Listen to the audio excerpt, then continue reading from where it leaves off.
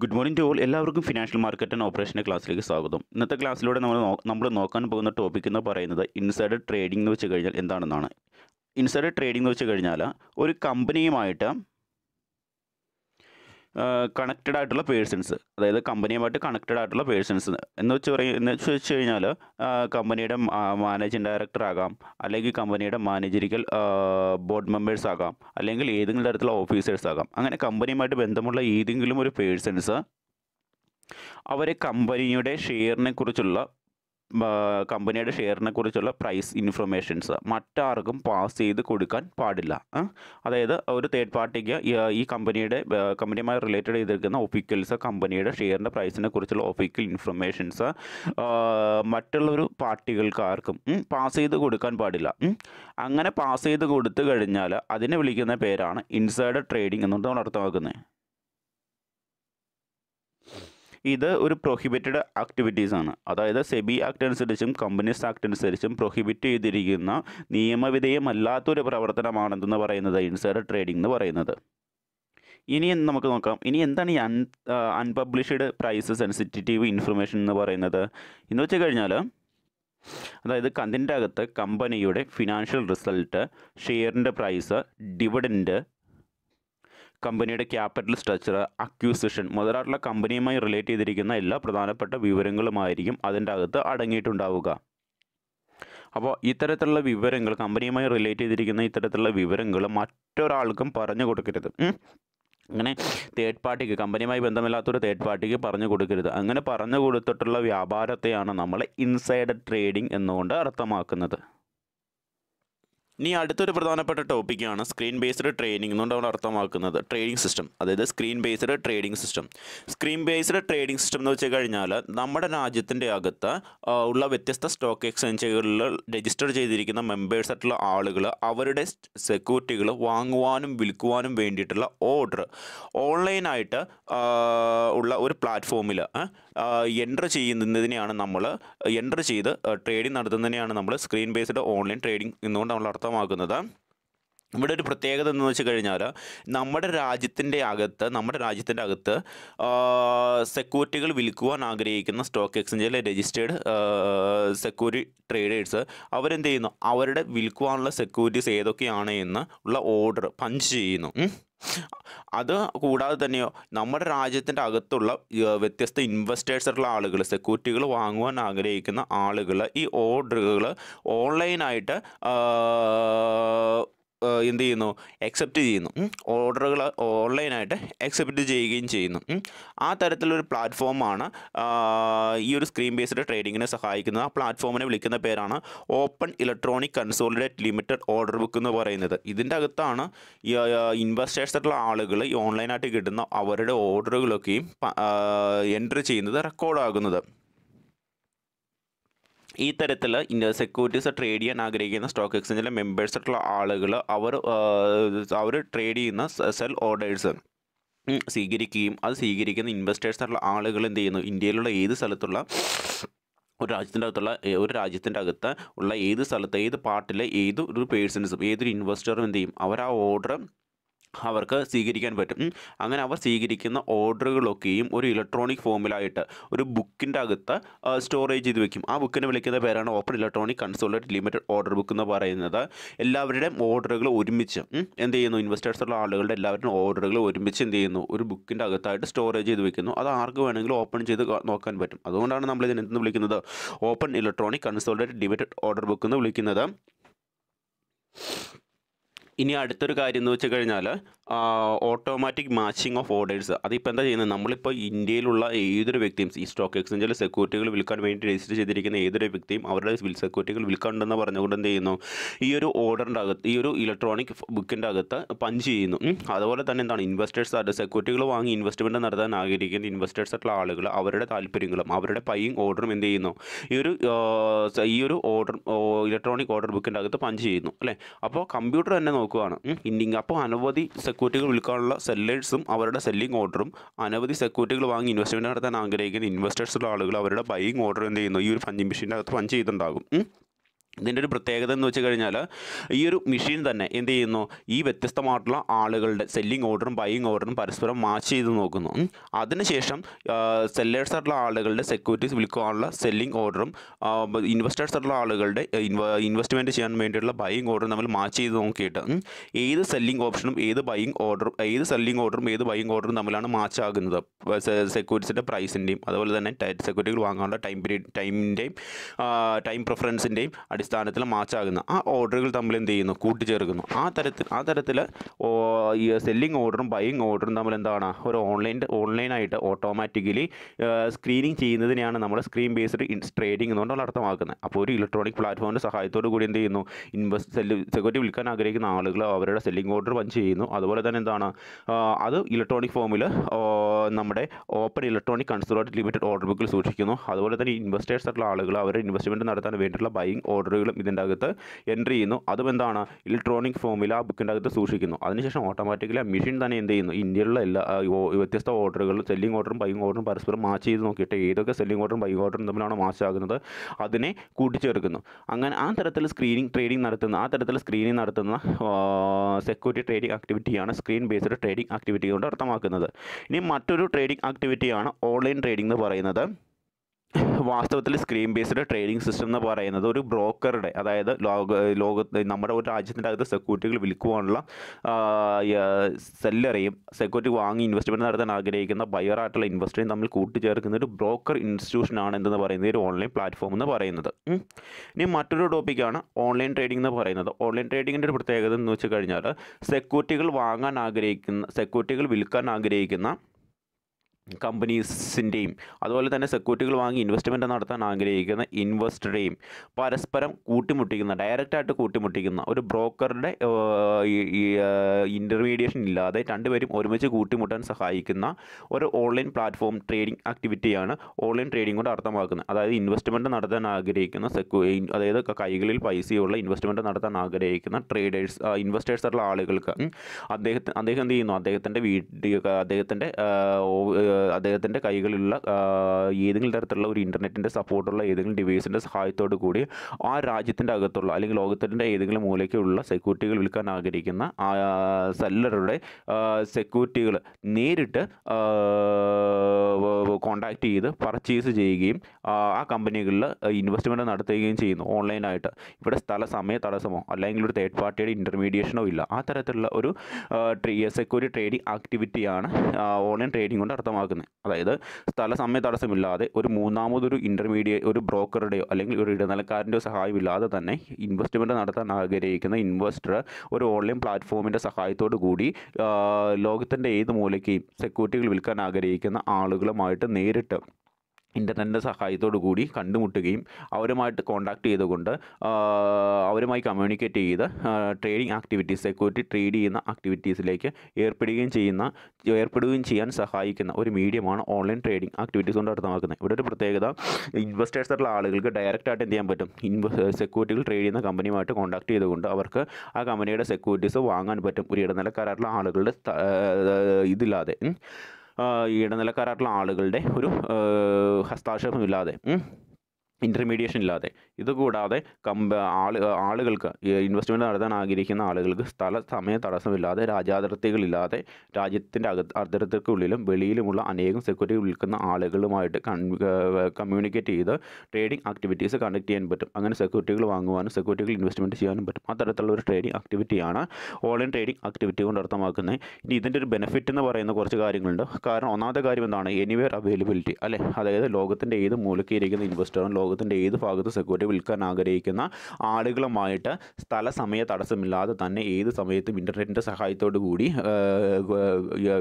Trading ആക്ടിവിറ്റീസിൽ ഏർപ്പെടുവാനും സെക്യൂരിറ്റികൾ വാങ്ങുവാനും ഓൺലൈനായിട്ട് സെക്യൂരിറ്റികൾ വാങ്ങുവാനും ഓൺലൈനായിട്ട് പണം ഇൻവെസ്റ്റ്മെൻറ്റ് ചെയ്യുവാനും സാധിക്കും. ആ തരത്തിൽ ലോകത്തിൻ്റെ ഏത് മൂലയ്ക്കുമുള്ള ഇൻവെസ്റ്ററിനും ലോകത്തിൻ്റെ ഏത് മൂലയ്ക്കുമുള്ള സെക്യൂരിറ്റി വിൽക്കാൻ ആഗ്രഹിക്കുന്ന ആളുകൾക്ക് ഏത് ഇൻവെസ്റ്ററിനും ഏത് സമയത്ത് എന്ത് ചെയ്യാൻ പറ്റും, സെക്യൂരിറ്റികൾ വാങ്ങുവാനും വിൽക്കുവാനും സാധിക്കും. അതുവഴി ക്യാപിറ്റൽ സെക്യൂരിറ്റി വിൽക്കുന്ന ആളുകൾക്ക് റേസ് ചെയ്തെടുക്കാൻ പറ്റും. സെക്യൂരിറ്റികൾ വാങ്ങാൻ ആഗ്രഹിക്കുന്ന ആളുകൾക്ക് ലോകത്തിൻ്റെ ഏത് മൂലയ്ക്ക് ഇരുന്നു കൊണ്ടും സമയ തടസ്സമില്ലാതെ സെക്യൂരിറ്റികൾ എന്ത് ചെയ്യാൻ പറ്റും, വാങ്ങുവാനും പറ്റും. ഒരു ഇടനിലക്കാരൻ്റെ ആവശ്യം അവിടെ ഇല്ല. ഇനി മറ്റൊരു കാര്യമാണ് ഓൺ ട്രേഡിംഗ്. അതായത് നമ്മൾ തന്നെയാണ് എന്ത് ചെയ്യുന്നത്, അതായത് ഇൻവെസ്റ്റ്മെൻറ്റ്, അതായത് ഈ ഓൺലൈൻ ട്രേഡിംഗ് സെക്യൂരിറ്റി പ്ലാറ്റ്ഫോമിൻ്റെ സഹായത്തോടു കൂടി സെക്യൂരിറ്റികൾ വിൽക്കാൻ ആഗ്രഹിക്കുന്ന ആളുകളും സെക്യൂരിറ്റികൾ വാങ്ങാൻ ആഗ്രഹിക്കുന്ന ഇൻവെസ്റ്ററും പരസ്പരം ഡയറക്റ്റ് കോൺട്രാക്റ്റാണ് ഉണ്ടാകുന്നത് അല്ലേ. രണ്ടുപേരും നേരിട്ടാണ് എന്ത് ചെയ്യുന്നത്, ബന്ധപ്പെടുന്നത്. ഇവിടെ ഒരു ബ്രോക്കറുടെയോ അല്ലെങ്കിൽ ഏതെങ്കിലും ഈ തരത്തിലുള്ള ഇടനിലക്കാരായിട്ടുള്ള ആളുകളുടെയോ ഇൻ്റർമീഡിയേഷൻ ഇല്ല. അതുകൊണ്ട് തന്നെ നമ്മുടെ ഇൻവെസ്റ്റ്മെൻറ്റ് നടത്താൻ ആഗ്രഹിക്കുന്ന ആളുകൾക്ക് സെക്യൂരിറ്റീസ് ന്യായമായ വിലയിൽ വാങ്ങുവാൻ പറ്റുന്നു, ന്യായമായ റേറ്റിൽ സബ്സ്ക്രൈബ് ചെയ്യാൻ പറ്റുന്നു, ബ്രോക്കറേജ് ഫീസും മറ്റ് എക്സ്പെൻസുകളും ഒക്കെ ഒഴിവാക്കാൻ പറ്റുന്നു. അതുകൂടാതെ സെക്യൂരിറ്റികൾ വിൽക്കാൻ ആഗ്രഹിക്കുന്ന ആളുകൾക്ക് ബ്രോക്കറുടെ സഹായം അല്ലെങ്കിൽ ഏതെങ്കിലും ഇൻ്റർമീഡിയറ്റ് സഹായം ആവശ്യമില്ല. അവർക്ക് ഡയറക്റ്റായിട്ട് ഇൻവെസ്റ്റേഴ്സുമായിട്ട് ഒരു കമ്മ്യൂണിക്കേഷൻ നിലനിർത്തുവാനും ബ്രോക്കറേജ് ഫീസ്, ബ്രോക്കറേജ് കമ്മീഷൻ, മറ്റ് എക്സ്പെൻസുകൾ എന്നിവ ഒഴിവാക്കാനും പറ്റും. പിന്നെ പറഞ്ഞിരിക്കുന്ന മറ്റൊരു കാര്യമാണ് ക്വിക്ക് ഡിസിഷൻസ് ആൻഡ് ആക്ഷൻസ്. അതായത് ഓൺലൈൻ ട്രേഡിങ്ങിൻ്റെ സഹായത്തോടു കൂടി ഇൻവെസ്റ്റ്മെൻറ്റ് നടത്താൻ ആഗ്രഹിക്കുന്ന ഇൻവെസ്റ്ററിന് ഡയറക്റ്റായിട്ട് സെക്യൂരിറ്റികൾ വിൽക്കാൻ ആഗ്രഹിക്കുന്ന വ്യക്തികളുമായിട്ട് സ്റ്റോക്ക് എക്സ്ചേഞ്ച് രജിസ്റ്റർ ചെയ്തേക്കുന്ന മെമ്പേഴ്സുമായിട്ട് കമ്മ്യൂണിക്കേറ്റ് ചെയ്യാൻ പറ്റും. അതുകൊണ്ട് തന്നെ സെക്യൂരിറ്റികൾ വാങ്ങണോ വേണ്ടിയോ എന്നുള്ള തീരുമാനം പെട്ടെന്ന് തന്നെ എന്ത് ചെയ്യാൻ പറ്റും, അവർക്ക് തന്നെ എടുക്കാൻ പറ്റും. അതുപോലെ തന്നെ ഇൻവെസ്റ്റ്മെൻറ്റ് നടത്തുന്ന സെക്യൂരിറ്റി വിൽക്കാൻ ആഗ്രഹിക്കുന്ന ആളുകൾക്കും പെട്ടെന്ന് തീരുമാനം എടുക്കാൻ പറ്റും. ഞങ്ങളുടെ സെക്യൂരിറ്റീസ് ഇന്ന ആൾക്ക് വിൽക്കണോ വേണ്ടോ എന്ന് തീരുമാനിക്കാനും പറ്റും. അങ്ങനെ കാരണം മറ്റൊരു കാര്യമാണെങ്കിൽ എന്താണ്, ഒരു തേർഡ് പാർട്ടിയുടെ ഒപ്പീനിയനോടെ ആരാഞ്ഞതിന് ശേഷം മാത്രമേ എന്ത് ചെയ്യാൻ പറ്റുള്ളൂ, സെക്യൂരിറ്റികൾ വാങ്ങാനും വിൽക്കാനും പറ്റുള്ളൂ. ഒരു ഇടനിലക്കാരൻ്റെ സഹായത്തോടു കൂടിയാണ് ഒരു ഇൻവെസ്റ്റർ സെക്യൂരിറ്റി വാങ്ങുന്നതെങ്കിൽ, അല്ലെങ്കിൽ ഒരു ഇടനിലക്കാരൻ്റെ സഹായത്തോടു കൂടിയാണ് മറ്റൊരാൾ ഈ സെക്യൂരിറ്റി വിൽക്കുന്നതെങ്കിൽ, ആ ഒരു ഇൻ്റർമീഡിയേഷൻ വരുമ്പോൾ തന്നെ സെക്യൂരിറ്റികൾ വാങ്ങുവാനുള്ള ഡിസിഷൻസ്, സെക്യൂരിറ്റികൾ വിൽക്കാനുള്ള ഡിസിഷൻസ് ഡിലേ വരും അല്ലേ. അപ്പോൾ എന്നാൽ അത് ഒഴിവാക്കിക്കൊണ്ട് ഇൻവെസ്റ്റേഴ്സുള്ള ആളുകൾക്ക് അവരുടെ കയ്യിൽ പണം ഉണ്ടെങ്കിൽ അവർ ആഗ്രഹിക്കുന്ന കമ്പനിയുടെ ആഗ്രഹിക്കുന്ന കമ്പനിയുമായിട്ട് നേരിട്ട് കമ്മ്യൂണിക്കേറ്റ് ചെയ്ത്, സെക്യൂരിറ്റി വിൽക്കാൻ ആഗ്രഹിക്കുന്ന ആളുകളുമായിട്ട് നേരിട്ട് കമ്മ്യൂണിക്കേറ്റ് ചെയ്ത് പെട്ടെന്ന് തന്നെ സെക്യൂരിറ്റി വാങ്ങുവാനും പെട്ടെന്ന് തന്നെ ആ ഡിസിഷൻസ് എടുത്ത് അത് ആക്ഷനിലേക്ക് നയിക്കുവാനും ഇത് കാരണമായി മാറും. പിന്നെ പറഞ്ഞേക്കുന്ന മറ്റൊരു കാര്യമാണ് ലോ ട്രാൻസാക്ഷൻ കോസ്റ്റ് ആണുള്ളത്. കാരണം എന്താണ്, ഈ ഒരു ഓൺലൈൻ ട്രേഡിംഗ് ഫെസിലിറ്റീസിൽ രണ്ട് വ്യക്തികളേ ഉള്ളൂ അല്ലേ. അതായത് സെക്യൂരിറ്റികൾ വാങ്ങാൻ ആഗ്രഹിക്കുന്ന സെക്യൂരിറ്റികൾ വാങ്ങി ഇൻവെസ്റ്റ്മെൻറ്റ് നടത്താൻ ആഗ്രഹിക്കുന്ന ഇൻവെസ്റ്ററും സെക്യൂരിറ്റി വിൽക്കാൻ ആഗ്രഹിക്കുന്ന സെക്യൂരിറ്റി സെല്ലറും അല്ലേ. അപ്പോൾ ഇവർ തമ്മിൽ പരസ്പരം പെട്ടെന്ന് തന്നെ സംസാരിച്ച് കമ്മ്യൂണിക്കേറ്റ് ചെയ്ത് ആ ഒരു ട്രേഡിംഗ് ആക്ടിവിറ്റി അവിടെ പൂർത്തീകരിക്കപ്പെടുകയാണ് ചെയ്യുന്നത്. അതുകൊണ്ട് തന്നെ അവിടെ ഒരു ഇൻ്റർമീഡിയറി ഇല്ല, ആരാണ് ബ്രോക്കറായിട്ടുള്ള ആളില്ല. അപ്പോൾ അവിടെ ആ ബ്രോക്കറുടെ ചാർജ് കൊടുക്കേണ്ട കാര്യമില്ല. അതുകൂടാതെ തന്നെ മറ്റ് ട്രാൻസാക്ഷൻ കോസ്റ്റുകളും ബാക്കിയുള്ള സെക്യൂരിറ്റി ട്രേഡിംഗ് ആക്ടിവിറ്റീസിനെ വെച്ച് നോക്കുമ്പോൾ വളരെയധികം കുറവാണ് ഓൺലൈൻ ട്രേഡിംഗ് ആക്ടിവിറ്റീസിൽ. ഇത്രയുമാണ് പ്രധാനമായിട്ടും ഇതിൽ പറയുന്നത്. ഇനി മറ്റൊരു ടോപ്പിക്കാണ് ഇത്രയുമാണ് ഓൺലൈൻ ട്രേഡിംഗ് ആക്ടിവിറ്റീസിലും അതുപോലെ തന്നെ സ്ക്രീൻ ബേസ്ഡ് ട്രേഡിംഗ് ആക്ടിവിറ്റീസിലും പറയുന്ന കാര്യങ്ങൾ. ഇനി മറ്റൊരു ടോപ്പിക്കാണ് process of trading in stock exchange. ഇനി അടുത്തൊരു കാര്യമാണ് process of trading in stock exchange. അതായത് ഒരു ഇൻവെസ്റ്റർ നമ്മുടെ ഈ ഒരു ട്രേഡിംഗ് ആക്ടിവിറ്റീസിൽ കൂടി കടന്നു പോകുമ്പോൾ ഏതൊക്കെ തരത്തിലുള്ള സ്റ്റെപ്പുകളാണ് ഫോളോ അപ്പ് ചെയ്യേണ്ടതെന്നാണ് പറഞ്ഞു വരുന്നത്. അതിനകത്ത് ഒന്നാമത്തെ സ്റ്റെപ്പാണ് സെലക്ഷൻ ഓഫ് എ ബ്രോക്കർ എന്ന് പറയുന്നത്. നമ്മുടെ സ്റ്റോക്ക് എക്സ്ചേഞ്ചിലെ ഇൻവെസ്റ്റേഴ്സുള്ള ആളുകൾക്ക് ട്രാൻസാക്ഷൻസ് കണ്ടക്ട് ചെയ്യണമെങ്കിൽ ഏതെങ്കിലും ഒരു ബ്രോക്കറുടെ സഹായം ആവശ്യമാണ്. അങ്ങനെയുള്ള ബ്രോക്കറുടെ എങ്ങനെ കണ്ടുപിടിക്കാമെന്നാണ് ഈ ഒരു സ്റ്റെപ്പിൽ കൂടി പറയുന്നത്. അതിൽ ഒന്നാമത്തെ മെത്തേഡ് എന്ന് വെച്ച് കഴിഞ്ഞാൽ ഇൻവെസ്റ്ററിന് വേണമെങ്കിൽ സ്വന്തമായിട്ടൊരു ബ്രോക്കറെ കണ്ടുപിടിക്കാം. അല്ല എങ്കിൽ ഇൻവെസ്റ്റർ തങ്ങളുടെ ബാങ്കുകാരുമായിട്ട് അപ്രോച്ച് ചെയ്യുക. അപ്പോൾ ബാങ്കുകാർ ഇങ്ങനെ ഈ തരത്തിലുള്ള എക്സ്ചേഞ്ച് ട്രാൻസാക്ഷൻസ് ഒക്കെ നടത്തുന്ന ബ്രോക്കറെ ഇൻവെസ്റ്റർക്ക് പരിചയപ്പെടുത്തി കൊടുക്കുകയും ചെയ്യും. അങ്ങനെ ബാങ്കുകാരുടെ സഹായത്തോടു കൂടിയാണ് ഇൻവെസ്റ്ററിന് ഒരു ബ്രോക്കറെ കിട്ടുന്നതെങ്കിൽ ബ്രോക്കറിന് തങ്ങളുടെ ക്ലയൻറ്റിൻ്റെ ക്രെഡിറ്റ് വർത്തിനെസ്സും ഫിനാൻഷ്യൽ കപ്പാസിറ്റിയും ഒക്കെ എളുപ്പത്തിൽ അണ്ടർസ്റ്റാൻഡ് ചെയ്യാൻ പറ്റും. ഓക്കെ, ഇനി അടുത്ത കാര്യം എന്ന് പറയുന്നത് ഇങ്ങനെ ഒരു ബ്രോക്കറുടെ സഹായത്തോടു കൂടിയാണ് ഇൻവെസ്റ്റർ തങ്ങളുടെ ഇൻവെസ്റ്റ്മെൻറ്റ് ട്രാൻസാക്ഷൻ കണ്ടിന്യൂ ചെയ്യാൻ ആഗ്രഹിക്കുന്നതെങ്കിൽ ബ്രോക്കറും അതുപോലെ തന്നെ ആ ക്ലയൻ്റ് ആയിട്ടുള്ള ഇൻവെസ്റ്ററും തമ്മിൽ എന്തുണ്ടായിരിക്കണം, ഒരു എഗ്രിമെൻ്റ് ഉണ്ടായിരിക്കണം. ആ ഒരു എഗ്രിമെൻറ്റിൽ മെമ്പർ ക്ലയൻറ്റ് എഗ്രിമെൻറ്റ് എന്ന് പറഞ്ഞുകൊണ്ടൊരു ഡോക്യുമെൻ്റ് ഉണ്ട്. അതിൻ്റെ അകത്ത് ഇരുവരും മെമ്പർ ക്ലയൻറ്റ് എന്ന് പറയുന്ന രീതിയിൽ സൈൻ ചെയ്തിട്ടുണ്ടാകണം. പിന്നീട് ഈ ഒരു എഗ്രിമെൻറ്റിൽ അടങ്ങിയിരിക്കുന്ന കാര്യം എന്തെന്ന് വെച്ച് കഴിഞ്ഞാൽ നമ്മുടെ ബ്രോക്കറും അതുപോലെ തന്നെ ക്ലയൻറ്റും തമ്മിലുള്ള കാര്യങ്ങൾ, അതായത് ക്ലയൻറ്റിൻ്റെയും അതുപോലെ തന്നെ ബ്രോക്കറിനും പ്രധാനപ്പെട്ട ഡ്യൂട്ടീസും റൈറ്റ്സും മുതലായിട്ടുള്ള കാര്യങ്ങളൊക്കെയാണ് പ്രതിപാദിച്ചിരിക്കുന്നത്.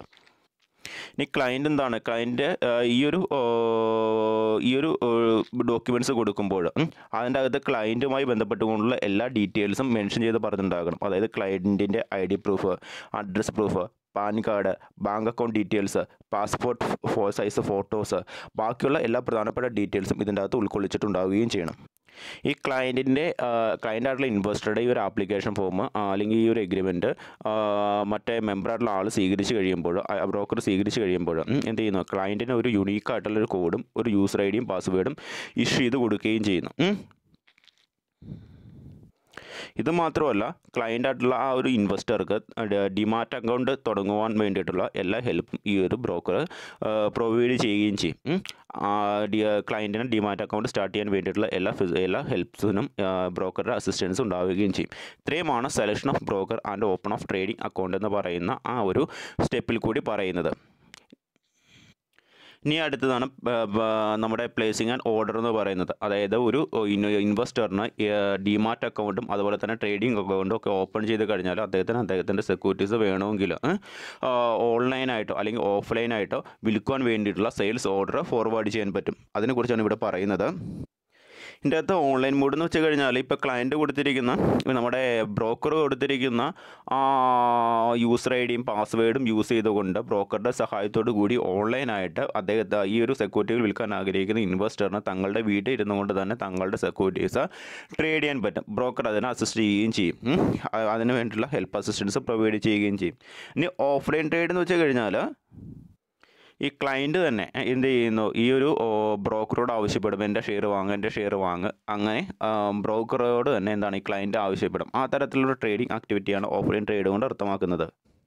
അപ്പോൾ ഈ രണ്ട് രീതിയിൽ നമുക്ക് എന്ത് ചെയ്യാൻ പറ്റും, ഇൻവെസ്റ്റേഴ്സുള്ള ആളുകൾക്ക് അവരുടെ സെക്യൂരിറ്റികൾ വിൽക്കാൻ വേണ്ടിയുള്ള ഓർഡർ പ്ലേസ് ചെയ്യാം. ഒന്നെങ്കിൽ അദ്ദേഹത്തിന് സ്വയം സെക്യൂരിറ്റീസ് ഓൺലൈനായിട്ട് വിൽക്കാം, അല്ല എങ്കിൽ ഒരു ബ്രോക്കറുടെ സഹായത്തോടു കൂടി അദ്ദേഹത്തിൻ്റെ സെക്യൂരിറ്റികൾ വിൽക്കാൻ വേണ്ടിയുള്ള ഓർഡർ പ്ലേസ് ചെയ്യാം. ഇതുകൂടാതെ നമുക്ക് വ്യത്യസ്തമായിട്ടുള്ള ഓർഡർ ടൈപ്പുകളെ കുറിച്ചും ജസ്റ്റ് ഒന്ന് നോക്കാം. ഒന്നാമത്തെ ഓർഡറാണ് അറ്റ് ദ ബെസ്റ്റ് ഓർഡർ എന്ന് പറയുന്നത്. ഇവിടെ ഇൻവെസ്റ്റേഴ്സുള്ള ആളുകൾ വിൽക്കാൻ പോകുന്ന സെക്യൂരിറ്റീസിനെ കുറിച്ചുള്ള പ്രൈസ് ഒരിക്കലും സ്പെസിഫൈ ചെയ്ത് പറയുന്നില്ല.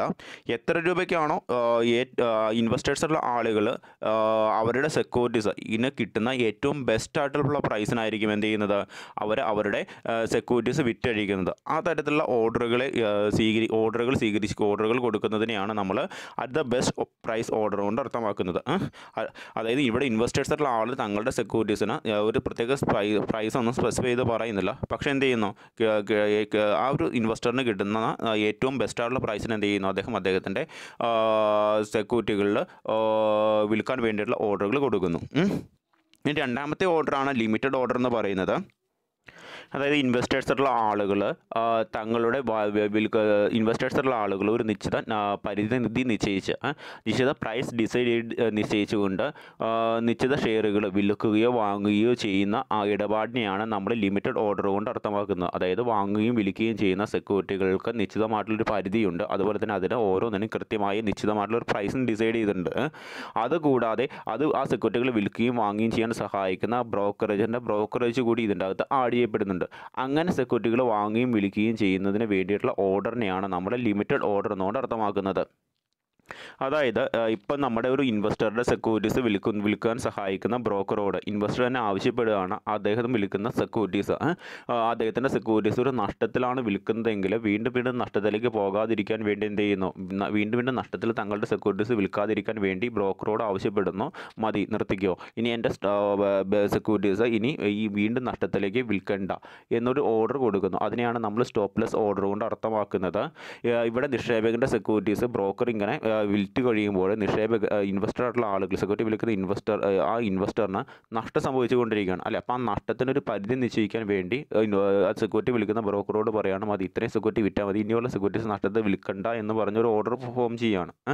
ഇങ്ങനെ ഓർഡർ കൊടുക്കുന്നതുകൊണ്ട് തന്നെ സെക്യൂരിറ്റി വിൽക്കുന്ന ആളുടെ നഷ്ടത്തെ ഒരു പരിധി വരെ സ്റ്റോപ്പ് ചെയ്ത് നിർത്താൻ നമുക്ക് സാധിക്കും. ഇനി മറ്റൊരു ഓർഡറാണ് ഇമ്മീഡിയറ്റ് ഓർ ക്യാൻസൽ ഓർഡർ എന്ന് പറയുന്നത്. അതായത് ഇമ്മീഡിയറ്റ് ഒരു ക്യാൻസൽ ഓർഡറിൽ കൂടി പറയുന്നത് ഒരു സെക്യൂരിറ്റീസ് വാങ്ങുവാൻ വേണ്ടിയിട്ട് ഇമ്മീഡിയറ്റ് ആയിട്ടുള്ള ആക്ഷൻസ് എടുക്കുകയോ അല്ലെങ്കിൽ ഇമ്മീഡിയറ്റ് ആയിട്ട് സെക്യൂരിറ്റീസ് വാങ്ങണ്ട എന്നുള്ളൊരു തീരുമാനം എടുക്കുകയോ ചെയ്യുന്നത് കൊണ്ട് നമ്മൾ ഓർഡർ പുറപ്പെടുവിക്കുന്നതിന് ഇമ്മീഡിയറ്റ് ഒരു ക്യാൻസൽ ഓർഡർ എന്ന് അർത്ഥമാക്കുന്നു. ഇനി മറ്റൊരു ഓർഡറാണ് ഡിസ്ക്രിയേഷണറി ഓർഡർ എന്ന് പറയുന്നത്. ഇവിടെ ഈ ഒരു ഓർഡർ എന്ന് വെച്ച് കഴിഞ്ഞാൽ ഇവിടെ ഇൻവെസ്റ്റർ ആയിട്ടുള്ള ആളുകൾ തങ്ങളുടെ സെക്യൂരിറ്റീസ് വിൽക്കാൻ സഹായിക്കുന്ന ബ്രോക്കറായിട്ടുള്ള ആളുകളോട് പറയുകയാണ് നിങ്ങളുടെ പേരിൽ തന്നെ ഞങ്ങളുടെ സെക്യൂരിറ്റീസ് വിറ്റഴിച്ചോളൂ എന്ന് പറഞ്ഞുകൊണ്ട് ബിസിനസ് ചെയ്യാൻ വേണ്ടി ബ്രോക്കർക്ക് ഓർഡർ കൊടുക്കുന്നതിനെയാണ് നമ്മൾ ഡിസ്ക്രിപ്ഷൻ ബോർഡർ കൊണ്ട് അർത്ഥമാക്കുന്നത്. ഇവിടെ ഇൻവെസ്റ്റർ ആയിട്ടുള്ള ആളുകൾക്ക് തങ്ങളുടെ സെക്യൂരിറ്റീസ് വിൽക്കാൻ സഹായിക്കുന്ന ബ്രോക്കറെ അത്രയധികം വിശ്വാസമായിരിക്കും. അതുകൊണ്ടാണ് അദ്ദേഹം എന്ത് ചെയ്യുന്നത്, തങ്ങളുടെ സെക്യൂരിറ്റീസ് ബ്രോക്കറോട് പറയുകയാണ് ബ്രോക്കറുടെ പേരിൽ തന്നെ മറ്റൊരാൾക്ക് വിറ്റുള്ളൂ എന്ന് പറയുന്നത്. ഇനി മറ്റൊരു ഓർഡറാണ് ഡേ ഓർഡർ എന്ന് പറയുന്നത്. അതായത് ഒരു നിശ്ചിത ദിവസത്തേക്ക് വേണ്ടി ഒരു ഇൻവെസ്റ്റർ ആയിട്ടുള്ള ആളുകളുടെ സെക്യൂരിറ്റികൾ വാങ്ങുവാനോ വിൽക്കുവാനോ വേണ്ടിയിട്ടുള്ള ഓർഡർ പാസ് ചെയ്യുന്നതിനെയാണ് നമ്മൾ ഡേ ഓർഡർ എന്നുകൊണ്ട് അർത്ഥമാക്കുന്നത്. ആ ഒരു ദിവസം അദ്ദേഹത്തിൻ്റെ സെക്യൂരിറ്റികൾ മറ്റുള്ള സെക്യൂരിറ്റികൾ വാങ്ങാൻ ആഗ്രഹിക്കുന്ന ആളുകൾക്ക് വാങ്ങുവാനോ അല്ലെങ്കിൽ അദ്ദേഹത്തിൻ്റെ സെക്യൂരിറ്റികൾ പബ്ലിക്കിന് ആ ഒരു ദിവസം വിൽക്കുവാനോ പറ്റും. ഓട്ടോമാറ്റിക്കലി ആ ഒരു ഡേ അവസാനിക്കുമ്പോൾ ആ ഓർഡർ ക്യാൻസലായി പോകും. ഇനി മറ്റൊരു ഓർഡറാണ് ഗുഡ് ടിൽ ക്യാൻസൽഡ് എന്ന് വെച്ച് കഴിഞ്ഞാൽ GTC ഓർഡറിൻ്റെ ഒരു പ്രത്യേകത എന്ന് വെച്ച് കഴിഞ്ഞാൽ ഓർഡർ നടത്തിയിരിക്കുന്ന ഇൻവെസ്റ്റേഴ്സ് ആയിട്ടുള്ള ആളുകൾ ഓൺലൈനായിട്ടായിരിക്കും തങ്ങളുടെ സെക്യൂരിറ്റികൾ വിൽക്കാൻ വേണ്ടിയിട്ടുള്ള ഓർഡറുകൾ കൊടുക്കുന്നത്. അദ്ദേഹം അത് ക്യാൻസൽ ചെയ്യുന്നതോടും വരെയും ആ ഒരു സിസ്റ്റത്തിൻ്റെ അകത്ത് അത് നിലനിൽക്കും. ഇനി അടുത്തതാണ് ഗുഡ് ടിൽ ഡേറ്റ്സ് എന്ന് പറയുന്ന ഒരു ഓർഡർ. അതിൻ്റെ ഒരു പ്രത്യേകത എന്ന് വെച്ച് കഴിഞ്ഞാൽ അത് ഇതിൻ്റെ തുടർച്ച തന്നെയാണ്. അതായത് നമ്മൾ പറഞ്ഞു GTC അതായത് ഗുഡ് ടിൽ ക്യാൻസൽഡ് ഓർഡർ അല്ലേ, അതിൻ്റെ റിമൈനിങ് പോർഷൻ തന്നെയാണ് ഈ പറയുന്നത്. ഇവിടെ ഒരു പ്രത്യേകത എന്ന് വെച്ച് കഴിഞ്ഞാൽ ഇൻവെസ്റ്റേഴ്സുള്ള ആളുകൾ തങ്ങളുടെ സെക്യൂരിറ്റികൾ വിൽക്കാൻ വേണ്ടിയിട്ടുള്ള ഓർഡർ ഓൺലൈനായിട്ട് എന്ത് ചെയ്യുന്നു, ഓൺലൈനായിട്ട് ഇങ്ങനെ ഓൺലൈനായിട്ട് പാസ് ചെയ്യുന്നു. തൽഫലമായിട്ട് ആ ഓൺലൈൻ സിസ്റ്റത്തിൻ്റെ അകത്ത് തങ്ങളുടെ സെക്യൂരിറ്റികൾ വിൽക്കുവാൻ വേണ്ടിയിട്ടുള്ള ഒരു ഓർഡർ എത്ര ദിവസം വരെ കാണണം, എത്ര ദിവസം കഴിയുമ്പോൾ ആ ഓർഡർ ക്യാൻസലായി പോകണം എന്നൊരു ഡേറ്റ് നിശ്ചയിക്കുന്നു. ആ തരത്തിൽ സെക്യൂരിറ്റികൾ വിൽക്കാൻ വേണ്ടി ഒരു പ്രീ ഡിറ്റർമിൻഡ് ഡേയ്സിലേക്ക് തങ്ങളുടെ സെക്യൂരിറ്റികൾ വാങ്ങാൻ വേണ്ടിയിട്ട് മറ്റുള്ളവർക്ക് ഒരു ഓഫർ കൊടുക്കുന്നു. ആ തരത്തിൽ ആ ഒരു പർട്ടിക്കുലർ ഡേറ്റ് വരെ തങ്ങളുടെ സെക്യൂരിറ്റികൾ ആർക്ക് വേണമെങ്കിലും വാങ്ങാം. പക്ഷേ ആ ഒരു പർട്ടിക്കുലർ ഡേറ്റ് കഴിയുമ്പോൾ ഓട്ടോമാറ്റിക്കലി ഓർഡർ ഉണ്ടാകും, ക്യാൻസലായി പോവുകയും ചെയ്യും. ആ തരത്തിലുള്ള ഓർഡറാണിത്. ഇനി നമുക്ക് പഠിക്കാൻ പോകുന്നത് process of trading of stock എക്സ്ചേഞ്ചിലെ മൂന്നാമത്തെ സ്റ്റെപ്പാണ് മേക്കിംഗ് ദി കോൺട്രാക്റ്റ് എന്ന് പറയുന്ന സ്റ്റെപ്പ്. ഇപ്പോൾ നമ്മുടെ സെക്കൻഡ് സ്റ്റെപ്പിലെ പ്ലേസിംഗ് ആൻഡ് ഓർഡറിൽ മറ്റേ ക്ലയൻ്റ് ആയിട്ടുള്ള ഇൻവെസ്റ്റർ അയാളുടെ സെക്യൂരിറ്റീസ് വിൽക്കാനും വാങ്ങാനും വേണ്ടിയിട്ടുള്ള ഓർഡർ പ്ലേസ് ചെയ്ത് കഴിഞ്ഞു. ഇനി മൂന്നാമത്തെ സ്റ്റെപ്പിലേക്ക് വരുമ്പോൾ ഈ ക്ലയൻ്റ് എന്താണ്, സെക്യൂരിറ്റീസ് വാങ്ങുകയും വിൽക്കുകയുമാണ് ചെയ്യുന്നത്. അതായത് ആ ഓർഡർ എക്സിക്യൂട്ട് ചെയ്യും. ഇപ്പോൾ അതൊരു ഉദാഹരണത്തിൽ ഇപ്പോൾ ഇവിടെ പറഞ്ഞുതരാം. ഇപ്പോൾ എ എന്ന് പറയുന്ന ഒരു കമ്പനിയുടെ ഷെയർ, എ എന്ന് പറയുന്ന കമ്പനിയാണ് ഇൻവെസ്റ്റർ ക്ലയൻറ്റ്. ആ ഒരു കമ്പനിയുടെ ഷെയർ വിൽക്കുവാൻ വേണ്ടിയിട്ടാണ് ബ്രോക്കറെ സമീപിച്ചേക്കുന്ന കരുതുക. ആ ഷെയറിൻ്റെ വില എന്ന് പറയുന്നത് 10 രൂപയാകുമ്പോൾ വിറ്റഴിക്കാൻ വേണ്ടിയിട്ടാണ് ബ്രോക്കറോട് പറഞ്ഞേക്കുന്നത്. അങ്ങനെയാണെങ്കിൽ ബ്രോക്കർ ആ ഒരു ഷെയറിൻ്റെ വില 10 രൂപ ആകുന്നോടം വരെ വെയിറ്റ് ചെയ്യും. 10 രൂപ വന്നു കഴിഞ്ഞാൽ ഈ ഒരു ഷെയർ എന്ത് ചെയ്യും, ബ്രോക്കർ വിറ്റ് ഇൻവെസ്റ്റർ തങ്ങളുടെ ക്ലയൻ്റായുള്ള ഇൻവെസ്റ്ററെ സഹായിക്കുകയും ചെയ്യും സെക്യൂരിറ്റീസ് വിറ്റുകൊണ്ട്. എന്നാൽ ഈ ഒരു സെക്യൂരിറ്റിയുടെ വില എന്ന് പറയുന്ന കമ്പനിയുടെ ഷെയറിൻ്റെ വില 10 രൂപ ആകുന്നതോടും വരെ എന്താണ്, ആ മാർക്കറ്റിൽ അത് വെയിറ്റ് ചെയ്തുകൊണ്ടേ ഇരിക്കണം. 10 രൂപ വന്നു കഴിഞ്ഞാൽ മാത്രമേ എന്ത് ചെയ്യാൻ പറ്റുള്ളൂ, അത് വിൽക്കാൻ പറ്റുള്ളൂ. അപ്പോൾ 10 രൂപ ആകുന്നതോടെ വരെ എന്ത് ചെയ്യണം, ക്ലയൻറ്റ് ഷെയർ മാർക്കറ്റിൽ വിൽക്കാനായിട്ട് വെയിറ്റ് ചെയ്ത് ഇടേണ്ടതായിട്ട് വരും. അതിനുശേഷവും ഈ ഒരു ക്ലയൻറ്റിൻ്റെ സെക്യൂരിറ്റീസ് 10 രൂപ ആയിട്ടില്ല, 10 രൂപ വന്നു കഴിഞ്ഞാൽ മാത്രമേ വിൽക്കാൻ പറ്റുള്ളൂ. 10 രൂപ ആയിട്ടും വന്നിട്ടില്ല എങ്കിൽ 10 രൂപ ആ ക്ലയൻറ്റ് ഷെയറിന് വന്നിട്ടില്ല എങ്കിൽ 10 രൂപ ആകുന്നോടം വരെയും വെയിറ്റ് ചെയ്തുകൊണ്ടിരിക്കും. അതിനുശേഷം പ്രൈസ് കം ടൈം പ്രയോറിറ്റി എന്ന നിലയിൽ അതിൻ്റെ ബേസിൽ എന്ത് ചെയ്യുന്നു, ആ ഷെയർ മാർക്കറ്റിൽ വിറ്റഴിക്കുകയും ചെയ്യുന്നു.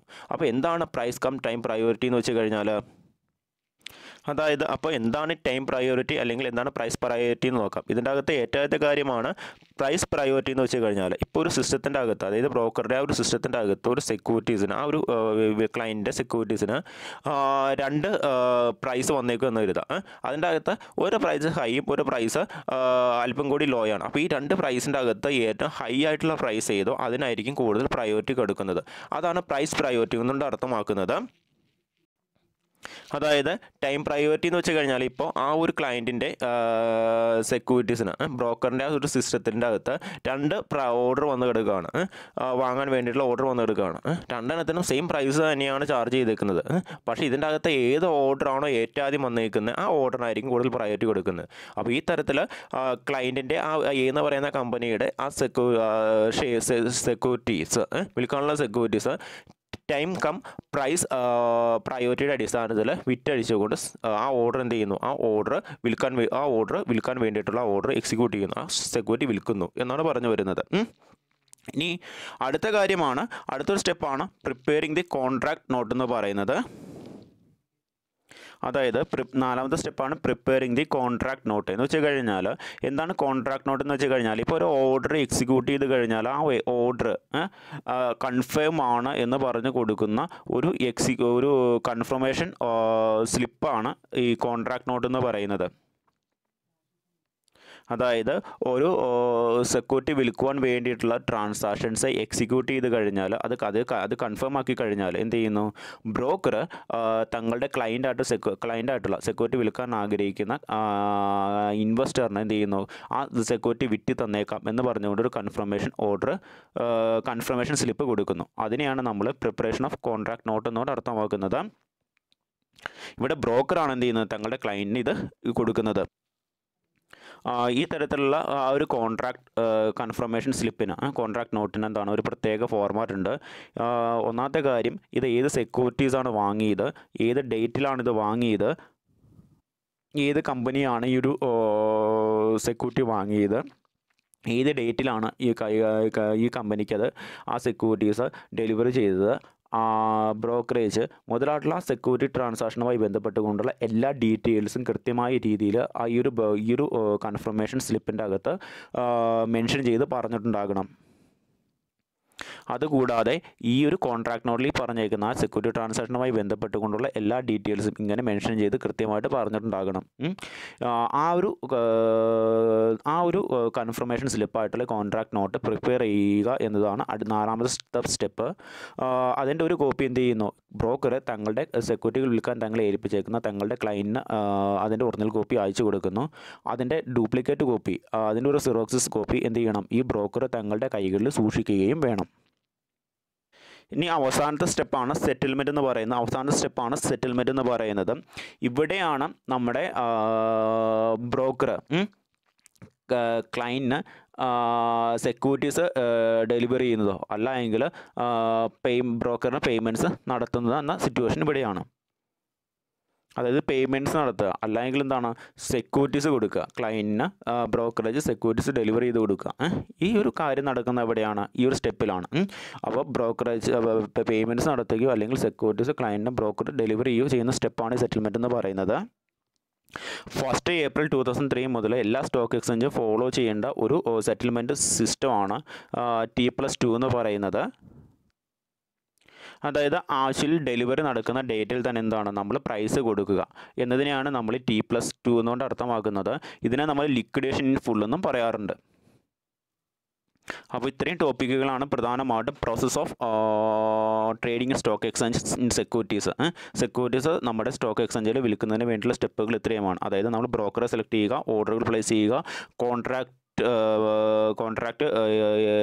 എക്സിക്യൂട്ട് ചെയ്യുക, കോൺട്രാക്ട് നോട്ട് പ്രിപ്പയർ ചെയ്യുക, സെറ്റിൽമെൻറ്റ് ഓഫ് ട്രാൻസാക്ഷൻ. ഇത്രയും സ്റ്റെപ്പുകളാണ് പ്രധാനമായിട്ടും ഇതിൻ്റെ അകത്ത് അടങ്ങിയിട്ടുള്ളത്. ഇനി അടുത്തൊരു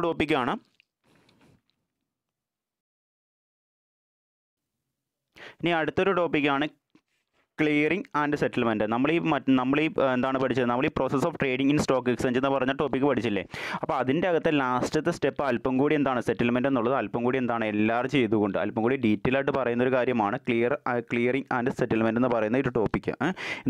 ഇത് ഒരു 50 മാർക്കിൻ്റെ essay ആയിട്ട് ചോദിക്കുന്ന ഒരു കാര്യമാണ്. അതെന്തെന്ന് നമുക്ക് ഡീറ്റെയിൽ ആയിട്ട് നോക്കാം. നമ്മൾ സെറ്റിൽമെൻറ്റിൻ്റെ കാര്യം പറഞ്ഞപ്പോൾ T+2 അതിൻ്റെ കാര്യം നമ്മൾ പറഞ്ഞില്ലേ. ആ ഒരു കാര്യമാണ് നമ്മൾ അവിടെ എന്താണ് നടക്കുന്നതെന്നാണ് വളരെയധികം ഡീറ്റെയിൽ ആയിട്ട് നമ്മൾ പഠിക്കാൻ പോകുന്നത്. ഇപ്പോൾ എല്ലാ ട്രാൻസാക്ഷൻസും സെക്യൂരിറ്റീസും ഒരു ഡീമെറ്റീരിയലൈസ്ഡ് ഫോമിലാണ് നടക്കുന്നത്. അതായത് ഡീമെറ്റീരിയലൈസ്ഡ് ഫോം എന്ന് വെച്ച് കഴിഞ്ഞാൽ ബുക്ക് ഓഫ് എൻട്രി എന്ന് വെച്ച് കഴിഞ്ഞാൽ എന്താണ്, നമ്മുടെ സെക്യൂരിറ്റീസും അതുപോലെ തന്നെ ബാക്കിയുള്ള എല്ലാ ട്രാൻസാക്ഷൻസും നടക്കുന്നത് ഒരു ഇലക്ട്രോണിക് ഡിവൈസിൻ്റെ സഹായത്തോടു കൂടിയായിരിക്കും, ഓൺലൈനായിട്ടായിരിക്കും നടക്കുന്നത്. അതാണ് ഡീമെറ്റീരിയലൈസ്ഡ് ഫോം കൊണ്ട് നമ്മൾ അർത്ഥമാക്കുന്നത്. അതായത് സ്റ്റോക്ക് എക്സ്ചേഞ്ചിലെ എല്ലാ സെക്യൂരിറ്റി ട്രാൻസാക്ഷൻസും നടക്കുന്നത് ഡിജിറ്റലൈസ്ഡ് രൂപത്തിലായിരിക്കും, അല്ലാതെ പേപ്പർ കറൻസി ആയിട്ട് അല്ലെങ്കിൽ കയ്യിൽ പിടിക്കാവുന്ന ഒരു ഫിസിക്കൽ ഫിസിക്കൽ എൻറ്റിറ്റി ആയിട്ടോ അല്ലെങ്കിൽ ഒരു ഫിസിക്കൽ ഒബ്ജക്റ്റ് ആയിട്ടോ നമുക്ക് എന്ത് നടക്കുന്നില്ല, സ്റ്റോക്ക് എക്സ്ചേഞ്ചിലെ സെക്യൂരിറ്റി ട്രാൻസാക്ഷൻസ് ഒന്നും നടക്കുന്നില്ല. അതെന്തായിരിക്കും? ഡീമെറ്റലൈസ്ഡ് ഫോമിൽ, അതായത് സെക്യൂരിറ്റി നമ്മുടെ സ്റ്റോക്ക് എക്സ്ചേഞ്ചിൽ എല്ലാ ട്രാൻസാക്ഷൻസും കണ്ടക്ട് ചെയ്യപ്പെടുന്നത് ഡിജിറ്റലൈസ്ഡ് ഫോമിലായിട്ടായിരിക്കും കണ്ടക്ട് ചെയ്യപ്പെടുന്നത്. അങ്ങനെ എല്ലാ കാര്യങ്ങളും കമ്പ്യൂട്ടറിൻ്റെ അകത്ത് ഒരു ഡിജിറ്റലൈസ്ഡ് ഫോമിലായിട്ടായിരിക്കും എന്ത് ചെയ്യുന്നത്, ഈ സ്റ്റോക്ക് എക്സ്ചേഞ്ചിലെ എല്ലാ സെക്യൂരിറ്റി ട്രാൻസാക്ഷൻസും നമ്മൾ കീപ്പ് ചെയ്യുന്നത്. ഇൻവെസ്റ്റേഴ്സ് ആയിട്ടുള്ള ആളുകളുടെ സെക്യൂരിറ്റീസൊക്കെ കീപ്പ് ചെയ്യുന്നത് കസ്റ്റോഡിയൻസ് ആണ്. അതായത് ഇൻവെസ്റ്റേഴ്സ് ആയിട്ടുള്ള ആളുകളുടെ സെക്യൂരിറ്റീസൊക്കെ കീപ്പ് ചെയ്യുന്നത് കസ്റ്റോഡിയൻസ് ആയിട്ടുള്ള ആളുകളായിരിക്കും. അതായത് ഇൻവെസ്റ്റേഴ്സ് ആയിട്ടുള്ള ആളുകളുടെ സെക്യൂരിറ്റീസൊക്കെയും സേഫായിട്ട് സൂക്ഷിക്കുന്നത് കസ്റ്റോഡിയൻ്റെ അണ്ടറിലായിട്ടായിരിക്കും സേഫായിട്ട് സൂക്ഷിച്ച് വെക്കുന്നത്, അല്ലാതെ ക്ലയൻറ്റിൻ്റെ അക്കൗണ്ടിൻ്റെ കീഴിലല്ല. അപ്പോൾ ഈ ഒരു ഇൻവെസ്റ്ററുടെ എല്ലാ സെക്യൂരിറ്റീസും കസ്റ്റോഡിയൻ അല്ലെങ്കിൽ ഡിപ്പോസിറ്ററി ആയിരിക്കും ഇലക്ട്രോണിക് ഫോമിൽ സൂക്ഷിക്കുന്നത്, അദ്ദേഹത്തിൻ്റെ അണ്ടറിലായിരിക്കും സേഫായിട്ട് സൂക്ഷിക്കുന്നത്. അപ്പോൾ ഈ ഒരു ഇൻവെസ്റ്ററിനെ ഏതെങ്കിലും രീതിയിൽ ഒരു സെക്യൂരിറ്റീസ് ട്രാൻസാക്ഷൻസ് കണ്ടക്ട് ചെയ്യണം, സെക്യൂരിറ്റി ട്രാൻസ്ഫർ ചെയ്യണം, അങ്ങനെ ഒരു കാര്യം, അല്ലെങ്കിൽ പണം ഇൻവെസ്റ്ററിന് പണം ആവശ്യമായിട്ട് വന്നപ്പോൾ ഇൻവെസ്റ്ററിന് ഈ ഇൻവെസ്റ്ററിൻ്റെ സെക്യൂരിറ്റി സൂക്ഷിച്ചേക്കുന്ന കസ്റ്റോഡിയൻ്റെ കൈകളിലുള്ള സെക്യൂരിറ്റീസ് മറ്റൊരു വ്യക്തിക്ക് ട്രാൻസ്ഫർ ചെയ്ത് കൊടുക്കണം, അല്ലേ? ആ കാര്യം, അങ്ങനെയുള്ള സെക്യൂരിറ്റീസ് ട്രാൻസ്ഫർ ചെയ്യേണ്ട കാര്യം ഇൻവെസ്റ്റർ ആരെ അറിയിച്ചുണ്ടാകണം? നമ്മുടെ കസ്റ്റോഡിയനെ അല്ലെങ്കിൽ ഈ ഇൻവെസ്റ്ററുടെ സെക്യൂരിറ്റി സൂക്ഷിച്ചേക്കുന്ന ഡിപ്പോസിറ്ററി അറിയിച്ചുണ്ടാകണം. അവിടെ ഒരു കമ്മ്യൂണിക്കേഷൻ നടത്തുന്നുണ്ടാകണം, വേണ്ടേ? അതുപോലെ തന്നെ ഈ ഒരു ഇൻവെസ്റ്റർ ആയിട്ടുള്ള ആളുകൾക്ക് ഈ മറ്റ് ഏതെങ്കിലും തരത്തിലുള്ള സെക്യൂരിറ്റീസ് വാങ്ങണമെങ്കിൽ ആ സെക്യൂരിറ്റീസ് വാങ്ങുന്നത് ഏത് തേർഡ് പാർട്ടിയുടെ കയ്യിൽ നിന്നാണ്, ആ തേർഡ് പാർട്ടിക്ക് ആ സെക്യൂരിറ്റി വാങ്ങുവാൻ വേണ്ടിയിട്ടുള്ള പൈസ ഇൻവെസ്റ്റർ കൊടുക്കുകയും വേണം. അത് ഈ ഒരു കസ്റ്റോഡിയൻ ആരുടെ അക്കൗണ്ടിൽ ഇട്ട് കൊടുക്കണം? ആ ഒരു തേർഡ് പാർട്ടിയുടെ അക്കൗണ്ടിൽ ഇട്ട് കൊടുക്കണം, അല്ലേ? ഇവിടെ ഒരു ട്രാൻസാക്ഷൻ സക്സസ്ഫുള്ളായി എന്ന് പറയാനുള്ള സക്സസ്ഫുള്ളായി എന്ന് പറയുന്നത് എങ്ങനെയെന്ന് വെച്ച് കഴിഞ്ഞാൽ, ഇവിടെ ഇൻവെസ്റ്റർ ആയിട്ടുള്ള ആൾ ട്രാൻസ്ഫർ ചെയ്യേണ്ട സെക്യൂരിറ്റീസ് ഏത് വ്യക്തിക്കാണോ ട്രാൻസ്ഫർ ചെയ്ത് കൊടുക്കേണ്ടത് അയാളുടെ കൈകളിലും എത്തിയിട്ടുണ്ടാകണം. ഇനി സെക്യൂരിറ്റീസ് വാങ്ങുന്ന കാര്യത്തിലാണെങ്കിൽ ഏത് തേർഡ് പാർട്ടിയുടെ കയ്യിൽ നിന്നാണോ ഇൻവെസ്റ്റർ സെക്യൂരിറ്റീസ് വാങ്ങുന്നത് ആ തേർഡ് പാർട്ടിയുടെ കയ്യിൽ നിന്ന് ഈ സെക്യൂരിറ്റീസ് വാങ്ങുകയും അയാളുടെ അക്കൗണ്ടിൽ പൈസ ഇട്ട് കൊടുക്കുകയും ചെയ്യണം. എങ്കിൽ മാത്രമേ ഇവിടെ buying or selling security transactions successful ആവുകയുള്ളൂ. അതിനെന്താണ്? ഒരു കമ്മ്യൂണിക്കേഷൻ, പ്രോപ്പറായിട്ടുള്ളൊരു കമ്മ്യൂണിക്കേഷൻ ആവശ്യമാണ്, അല്ലേ? അപ്പോൾ ഈ തരത്തിലുള്ള എല്ലാ കാര്യങ്ങളും പ്രോപ്പറായിട്ട് റൺ ചെയ്ത് കഴിഞ്ഞാൽ മാത്രമേ ഒരു ട്രാൻസാക്ഷൻ സെറ്റിലായി എന്ന് നമുക്ക് പറയാൻ പറ്റുള്ളൂ, അല്ലേ? ഇപ്പോൾ ഇവിടെ സ്റ്റോക്ക് എക്സ്ചേഞ്ചിൽ ഒരു കാര്യം എടുത്തു കഴിഞ്ഞാൽ സ്റ്റോക്ക് എക്സ്ചേഞ്ചിൽ ഒരിക്കലും ഒരു ക്ലയൻറ്റ് അല്ലെങ്കിൽ ആ ഇൻവെസ്റ്റർ ആയിട്ടുള്ള ആൾ ഒരിക്കലും നേരിട്ടല്ല എന്ത് ചെയ്യുന്നത്, സ്റ്റോക്ക് എക്സ്ചേഞ്ചിൽ ഓരോരോ ട്രാൻസാക്ഷൻസ് നടത്തുന്നത്. അതുകൂടാതെ ഇൻവെസ്റ്റർ ആയിട്ടുള്ള ആളുകളുടെ കൈകളിലുള്ള സെക്യൂരിറ്റി കീപ്പ് ചെയ്യുന്നതും ആ ഇൻവെസ്റ്റർ അല്ല, പിന്നെ ഒരു കസ്റ്റോഡിയൻ അല്ലെങ്കിൽ ഒരു ഡിപ്പോസിറ്ററി ആയിരിക്കും, അല്ലേ? അതുകൂടാതെ ട്രാൻസാക്ഷനുമായി ബന്ധപ്പെട്ടുകൊണ്ടുള്ള എല്ലാ കാര്യങ്ങളും വ്യത്യസ്തപരമായിട്ടുള്ള ഇടനിലക്കാരായിട്ടുള്ള ഇൻ്റർമീഡിയറ്റ്സിനെ ആയിരിക്കും ഏൽപ്പിച്ചിട്ടുണ്ടാവുക, അല്ലേ? അപ്പോൾ ഇവരുമായിട്ടൊരു പ്രോപ്പറായിട്ടുള്ള കമ്മ്യൂണിക്കേഷൻ ഉണ്ടെങ്കിൽ മാത്രമേ ഒരു സെക്യൂരിറ്റി ട്രാൻസാക്ഷൻസ് ശരിയായ രീതിയിൽ സെറ്റിൽ ചെയ്യാൻ പറ്റുള്ളൂ, അല്ലേ? അപ്പോൾ ഈ തരത്തിലുള്ള എല്ലാ ട്രാൻസാക്ഷൻസും അപ്പോൾ ഈ തരത്തിൽ ഒരു സെക്യൂരിറ്റി ട്രാൻസാക്ഷനുമായി ബന്ധപ്പെട്ടുകൊണ്ടുള്ള വ്യത്യസ്ത ആളുകളുമായിട്ടുള്ള കമ്മ്യൂണിക്കേഷൻ ശരിയായ രീതിയിൽ നിർവഹിക്കുന്നത് ഒരു ക്ലിയറിംഗ് സിസ്റ്റം ആയിരിക്കും. ഈ ഒരു ക്ലിയറിംഗ് സിസ്റ്റം മുഖേനയാണ് എല്ലാ ആളുകളുമായിട്ടുള്ള കമ്മ്യൂണിക്കേഷൻ സിസ്റ്റം പ്രോപ്പറായിട്ട് കണക്ട് ചെയ്യപ്പെടുന്നത്. ഈ ക്ലിയറിംഗ് സിസ്റ്റമാണ് എല്ലാ ആളുകളുമായിട്ട് ഈ ഒരു സെക്യൂരിറ്റി ട്രാൻസാക്ഷനുമായി ബന്ധപ്പെട്ടുകൊണ്ടുള്ള എല്ലാ വ്യത്യസ്ത ആളുകളുമായിട്ട് ഒരു കമ്മ്യൂണിക്കേഷൻ ലിങ്ക് ക്രിയേറ്റ് ചെയ്യുന്നത്. ഇപ്പോൾ ഇവിടെ ഒരു ഇൻവെസ്റ്റർ ആയിട്ടുള്ള ഒരാൾക്ക് പണത്തിന് ആവശ്യം വന്നു, ഇൻവെസ്റ്റർ ആയിട്ടുള്ള ആളുകൾ എന്ത് ചെയ്യും, അവരുടെ കയ്യിലുള്ള സെക്യൂരിറ്റീസ് മറ്റൊരു തേർഡ് പാർട്ടിക്ക് വിൽക്കും, അല്ലേ? അപ്പോൾ ഈ ഇൻവെസ്റ്ററുടെ സെക്യൂരിറ്റീസ് കീപ്പ് ചെയ്യുന്ന ഇൻവെസ്റ്റർ അല്ല, ക്ലയൻ്റ് അല്ലോ, അത് ഈ ഡിപ്പോസിറ്ററിയിൽ കീപ്പ് ചെയ്യുന്നത് കസ്റ്റോഡിയനാണ് കീപ്പ് ചെയ്യുന്നത്. അപ്പോൾ കസ്റ്റോഡിയനോട് ഇൻവെസ്റ്റർ പറയും, എനിക്ക് പണത്തിന് ആവശ്യമുണ്ട്, എൻ്റെ ഇത്ര നമ്പർ ഓഫ് സെക്യൂരിറ്റീസ് മറ്റൊരു പാർട്ടിക്ക് വിൽക്കണമെന്ന് പറയുമ്പോൾ ഈ ഒരു കമ്മ്യൂണിക്കേഷൻ കണക്ട് ചെയ്ത് കൊടുക്കുന്നത് നമ്മുടെ ക്ലിയറിംഗ് സിസ്റ്റം ആയിരിക്കും. അപ്പോൾ ക്ലിയറിംഗ് സിസ്റ്റം നമ്മുടെ ഇൻവെസ്റ്റർ ആയിട്ടുള്ള ആൾ ഇങ്ങനെ ഒരു ഇത്തരം സെക്യൂരിറ്റീസ് ട്രാൻസ്ഫർ ചെയ്യണമെന്ന് പറഞ്ഞിട്ടുണ്ടെന്ന് പറഞ്ഞ് ക്ലിയറിംഗ് സിസ്റ്റം എന്ത് ചെയ്യും, നമ്മുടെ ഇൻവെസ്റ്ററുടെ സെക്യൂരിറ്റി സൂക്ഷിച്ചേക്കുന്ന ഡിപ്പോസിറ്ററിയോട് പറയും. ഡിപ്പോസിറ്ററി എന്ത് ചെയ്യുന്നു വെച്ച് കഴിഞ്ഞാൽ ആ ഒരു ഇൻസ്ട്രക്ഷൻ കിട്ടിക്കഴിയുമ്പോൾ അത് ക്ലിയറിംഗ് സിസ്റ്റത്തിൻ്റെ അക്കൗണ്ടിലേക്ക്, അതായത് നമ്മുടെ ക്ലിയറിംഗ് സിസ്റ്റത്തിന് ഒരു പൂൾ ഓഫ് അക്കൗണ്ട് ഉണ്ടാകും. ആ പൂൾ ഓഫ് അക്കൗണ്ടിലേക്ക് ഈ ഇൻവെസ്റ്ററുടെ നിർദ്ദേശപ്രകാരമുള്ള സെക്യൂരിറ്റീസ് ട്രാൻസ്ഫർ ചെയ്യും. ആ ക്ലിയർ ഹൗസ് ആയിരിക്കും പിന്നെ എന്ത് ചെയ്യുന്നത്, അത് തേർഡ് പാർട്ടിക്ക് ട്രാൻസ്ഫർ ചെയ്ത് കൊടുത്തുകൊണ്ട് ആ ഒരു ട്രാൻസാക്ഷൻ സെറ്റിൽ ചെയ്യുന്നത്. ഇതുപോലെ തന്നെയാണ് ഈ ഒരു ഇൻവെസ്റ്റർ സെക്യൂരിറ്റീസ് പർച്ചേസ് ചെയ്യാൻ ആഗ്രഹിക്കുകയാണെങ്കിൽ ഇൻവെസ്റ്റർ സെക്യൂരിറ്റീസ് പർച്ചേസ് ചെയ്യുന്നതിന് വേണ്ടിയിട്ടുള്ള ഇൻഫർമേഷൻസ് ക്ലിയറിംഗ് സിസ്റ്റം ആയിരിക്കും അത് ആദ്യം സ്വീകരിക്കുന്നത് ഇൻവെസ്റ്ററുടെ കയ്യിൽ നിന്നും. അതിനുശേഷം അത് തേർഡ് പാർട്ടീനെ അറിയിക്കും. തേർഡ് പാർട്ടിക്ക് അതിന് ഇൻവെസ്റ്ററുടെ കൈകളിൽ നിന്ന് പണം കളക്ട് ചെയ്യുകയും അത് ക്ലിയറിംഗ് സിസ്റ്റത്തിൻ്റെ അക്കൗണ്ടിൽ വരികയും ക്ലിയറിംഗ് സിസ്റ്റമാണ് എന്ത് ചെയ്യുന്നത്, അത് തേർഡ് തേർഡ് പാർട്ടിക്ക് കൈമാറ്റം ചെയ്ത് കൊടുക്കുന്നത്. അങ്ങനെ തേർഡ് പാർട്ടിയുടെ സെക്യൂരിറ്റീസ് ക്ലിയറിംഗ് സിസ്റ്റം വാങ്ങുകയും അത് ഇൻവെസ്റ്ററുടെ സെക്യൂരിറ്റി സൂക്ഷിക്കുന്ന ഡെപ്പോസിറ്ററുടെ കൈകളിലേക്ക് എത്തിക്കുകയും ചെയ്യുന്നു. അങ്ങനെ ഒരു കമ്മ്യൂണിക്കേഷൻ ലിങ്ക് ക്രിയേറ്റ് ചെയ്യുകയും അതുപോലെ തന്നെ എന്താണ് സെക്യൂരിറ്റി ട്രാൻസാക്ഷൻ സെറ്റിൽ ചെയ്ത് കൊടുക്കുകയും ചെയ്യുന്നത് ക്ലിയറിംഗ് സിസ്റ്റം ആയിരിക്കും. ഇനി ഇന്ത്യയിൽ പ്രധാനപ്പെട്ട ക്ലിയറിംഗ് സിസ്റ്റംസ് ആണ്. ഇന്ത്യയിൽ ഈ ഒരു ക്ലിയറിംഗ് സിസ്റ്റമായിട്ട് ആക്ട് ചെയ്യുന്നത് NSCCL-ഉം ISCCL-ഉം ആണ്. NSCCL എന്ന് വെച്ച് കഴിഞ്ഞാൽ national securities of clearing corporation limited. ICSCCL എന്ന് വെച്ച് കഴിഞ്ഞാൽ അതായത് ഇന്ത്യൻ കോർപ്പറേഷൻ ക്ലിയറിംഗ് ലിമിറ്റഡും ഉണ്ട്. അപ്പോൾ ഇവരൊക്കെയാണ് എന്ത് ചെയ്യുന്നത്, ഇന്ത്യയിലെ സെക്യൂരിറ്റീസ് ട്രാൻസാക്ഷനുമായി ബന്ധപ്പെട്ടുള്ള കാര്യങ്ങൾ കമ്മ്യൂണിക്കേഷൻ സിസ്റ്റം ലിങ്കേജായിട്ട് പ്രവർത്തിക്കുന്നതും സെറ്റിൽമെൻറ്റ്സും ഒക്കെ നടത്തി കൊടുക്കുന്ന ക്ലിയറിംഗ് സിസ്റ്റംസ് എന്ന് പറയുന്നത്. ഇവരാണ് എത്ര സെക്യൂരിറ്റീസ് ആണ് വിൽക്കുന്നത്, എത്ര സെക്യൂരിറ്റീസ് ആണ് വാങ്ങാൻ പോകുന്നത്, എത്ര പണമാണ് റിസീവ് ചെയ്യേണ്ടത്, എത്ര പണമാണ് പേബിൾ ചെയ്യേണ്ടത്, ഇതുമായി ബന്ധപ്പെട്ടുകൊണ്ടുള്ള എല്ലാ കമ്മ്യൂണിക്കേഷൻ ലിങ്കും ഡിപ്പോസിറ്ററീസായിട്ടും അതുപോലെ തന്നെ ഇൻവെസ്റ്ററായിട്ടും അതുപോലെ തന്നെ സെക്യൂരിറ്റീസ് വിൽക്കുന്ന ബാങ്കുകളായിട്ട് ബാക്കിയുള്ള ഇൻ്റർമീഡിയറ്റ്സ് ആയിട്ടും തേർഡ് പാർട്ടി ആയിട്ട് സെക്യൂരിറ്റി വാങ്ങുകയും വിൽക്കുകയും ചെയ്യുന്ന തേർഡ് പാർട്ടീസൊക്കെ ആയിട്ട് കമ്മ്യൂണിക്കേറ്റ് ചെയ്യുന്നത്. അതും ആ തരത്തിലുള്ള കാര്യം കമ്മ്യൂണിക്കേഷൻ ലിങ്ക് പൂർത്തീകരിക്കുക, അതുപോലെ തന്നെ സെറ്റിൽമെൻറ്റ്സ് പൂർത്തീകരിക്കുക, ഇതൊക്കെയാണ് പ്രധാനമായിട്ടും ഈ ക്ലിയറിംഗ് സിസ്റ്റത്തിൻ്റെ പ്രധാനപ്പെട്ട ഫങ്ഷൻസ് എന്ന് പറയുന്നത്. ഓക്കെ, അപ്പോൾ ഈ തരത്തിൽ ഒരു സെക്യൂരിറ്റി ട്രാൻസാക്ഷൻ കംപ്ലീറ്റ് ആകാൻ വേണ്ടി കുറഞ്ഞത് ഒരു സെക്യൂരിറ്റി ട്രാൻസാക്ഷൻസ് കംപ്ലീറ്റ് ചെയ്ത് സെറ്റിൽമെൻറ്റ് ചെയ്യാനായിട്ട് ക്ലിയറിംഗ് സിസ്റ്റംസ് 2 ദിവസം എടുക്കും. ഒന്നാമത്തെ ദിവസം എന്തിനാണ് എടുക്കണമെന്ന് വെച്ച് കഴിഞ്ഞാൽ ഈ പറഞ്ഞിരിക്കുന്ന സെക്യൂരിറ്റി ട്രാൻസാക്ഷൻ വാങ്ങുകയോ വിൽക്കുകയോ അതുമായി ബന്ധപ്പെട്ടുകൊണ്ടുള്ള കാര്യങ്ങൾ എല്ലാവരുമായിട്ട് ഡിപ്പോസിറ്ററീസ്, കസ്റ്റോഡിയൻസ്, അതുപോലെ തന്നെ ഇൻ്റർമീഡിയറ്റ്സ്, തേർഡ് പാർട്ടീസ് മറ്റ് ആളുകളുമായിട്ട് കമ്മ്യൂണിക്കേറ്റ് ചെയ്യുവാനും അതുമായി ബന്ധപ്പെട്ടുകൊണ്ടുള്ള സെക്യൂരിറ്റീസ് അതാത് അക്കൗണ്ടുകളിൽ വരുവാനും അതിനുശേഷം എന്താണ് അതാത് അക്കൗണ്ടുകളിൽ വന്നിട്ട് പിറ്റേ ദിവസം അത് ശരിയായ രീതിയിൽ ഓരോരുത്തർക്ക് വേണ്ട പണവും അതുപോലെ തന്നെ സെക്യൂരിറ്റീസും കൊടുത്തും വാങ്ങിയും സെറ്റിൽ ചെയ്യുവാനും 2 ദിവസം എടുക്കും. അത്തരത്തിലുള്ള കാര്യങ്ങളാണ് ഇവിടെ പ്രധാനമായിട്ടും പറഞ്ഞു പോകുന്നത്. അതായത് ഒന്നാമത്തെ പോയിന്റിൽ കൂടി പറയുന്നതാണ് all the actively trade scripts are held trade settled in demat form അല്ലേ.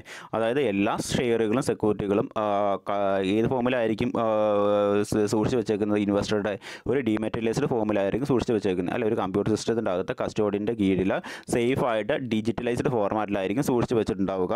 അതുകൂടാതെ അടുത്ത കാര്യം എന്താ പറഞ്ഞേക്കുന്നത്, അടുത്ത കാര്യം പറഞ്ഞേക്കാണ് obligations of the members are communicated custodian by the clearing agencies എന്ന് വെച്ച് കഴിഞ്ഞാൽ ഇതുകൂടാതെ മെമ്പേഴ്സായിട്ടുള്ള ആളുകളുടെ ഒബ്ലിഗേഷൻസ് ശരിയായ രീതിയിൽ കസ്റ്റോഡിയനോട് കമ്മ്യൂണിക്കേറ്റ് ചെയ്യുന്നതും ഈ ക്ലിയറിംഗ് ഏജൻസി ആയിരിക്കും. അതായത് എത്ര സെക്യൂരിറ്റീസാണ് പേ ഓഫ് ചെയ്യേണ്ടി വരിക, എത്ര രൂപയാണ് പേ ഓഫ് ചെയ്യേണ്ടി വരിക, ഈ തരത്തിലുള്ള എല്ലാ കാര്യങ്ങളും മെമ്പേഴ്സായിട്ടുള്ള ആളുകളോട് കമ്മ്യൂണിക്കേറ്റ് ചെയ്യുന്നത്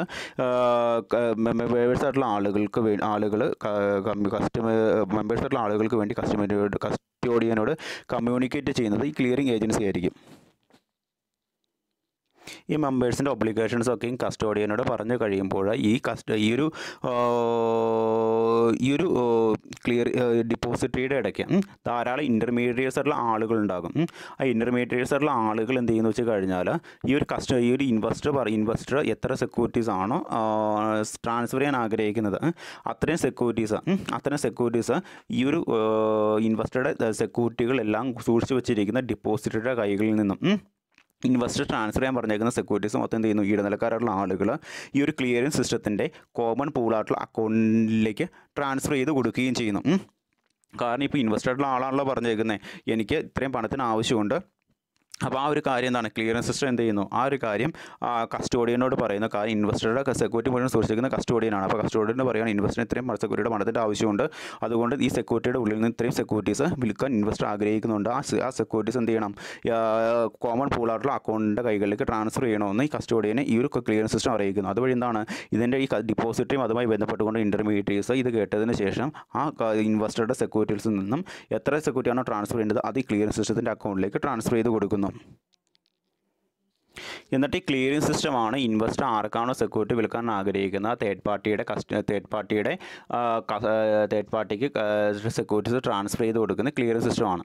ക്ലിയറിംഗ് സിസ്റ്റത്തിൻ്റെ അക്കൗണ്ടിൽ ഡിപ്പോസിറ്ററീസ് എന്ത് ചെയ്തു, ഇൻവെസ്റ്റർ വിൽക്കാൻ പറഞ്ഞേക്കുന്ന സെക്യൂരിറ്റീസ് ട്രാൻസ്ഫർ ചെയ്ത് കൊടുത്തു, അത് ക്ലിയറിംഗ് സിസ്റ്റത്തിൻ്റെ അക്കൗണ്ടിൽ വന്നു. ഇനി ക്ലിയറിംഗ് സിസ്റ്റം എന്ത് ചെയ്യും, ക്ലിയറിംഗ് സിസ്റ്റം ഈ ഇൻവെസ്റ്റർ ഏത് തേർഡ് പാർട്ടിക്കാണ് സെക്യൂരിറ്റി വിൽക്കുന്നത് അയാളുടെ സെക്യൂരിറ്റികൾ സൂക്ഷിക്കുന്ന തേർഡ് പാർട്ടിയുടെ സെക്യൂരിറ്റികൾ സൂക്ഷിക്കുന്ന ഡിപ്പോസിറ്ററിയും അതിൻ്റെ ഇടനിലക്കാരുമായിട്ടുള്ള ആളുകളുടെ അക്കൗണ്ടിൻ്റെ കൈകളിലേക്ക് എന്ത് ചെയ്യുന്നു, ഈ സെക്യൂരിറ്റീസ് കൈമാറ്റം ചെയ്ത് കൊടുക്കുന്നു.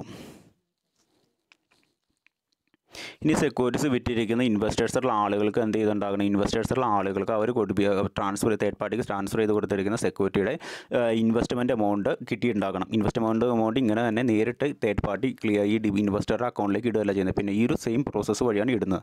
അപ്പോൾ എന്ത് ചെയ്യുന്നു? ക്ലിയറിംഗ് സിസ്റ്റം ആ ഒരു ഇൻവെസ്റ്ററുടെ കസ്റ്റോഡിയനുമായിട്ട് കമ്മ്യൂണിക്കേറ്റ് ചെയ്തിട്ട് ആ പണം ഏറ്റവും ആദ്യമേ ക്ലിയറിംഗ് സിസ്റ്റത്തിൻ്റെ അക്കൗണ്ടിലേക്ക്, കോമൺ പോളായിട്ടുള്ള അക്കൗണ്ടിലേക്ക് ഇടുന്നു. അതിനുശേഷം ക്ലിയറിംഗ് സിസ്റ്റം എന്ത് ചെയ്യുന്നു? അത് അവിടെ നിന്ന് ആ പണം സ്വീകരിച്ചതിന് ശേഷം ഈ ഒരു സെക്യൂരിറ്റി വിറ്റേക്കുന്ന സെല്ലറായിട്ടുള്ള ഇൻവെസ്റ്ററുടെ കസ്റ്റോഡിയൻ്റെ അക്കൗണ്ടിലേക്ക് ട്രാൻസ്ഫർ ചെയ്യുന്നു. അങ്ങനെയാണ് എന്ത് ചെയ്യുന്നത്? ഇൻവെസ്റ്റർക്ക് അതിനുശേഷം ആ ഡിപ്പോസിറ്ററിയാണ് എന്ത് ചെയ്യുന്നത്? ഇൻവെസ്റ്ററുടെ അക്കൗണ്ടിലേക്ക് ഈ ഒരു പണം ട്രാൻസ്ഫർ ചെയ്യുന്നത്. അതും ക്ലിയർ സിസ്റ്റത്തിൻ്റെ സഹായത്തോടു കൂടി തന്നെയാണ്. അപ്പോൾ ഈ തരത്തിലാണ് എന്ത് ചെയ്യുന്നത്?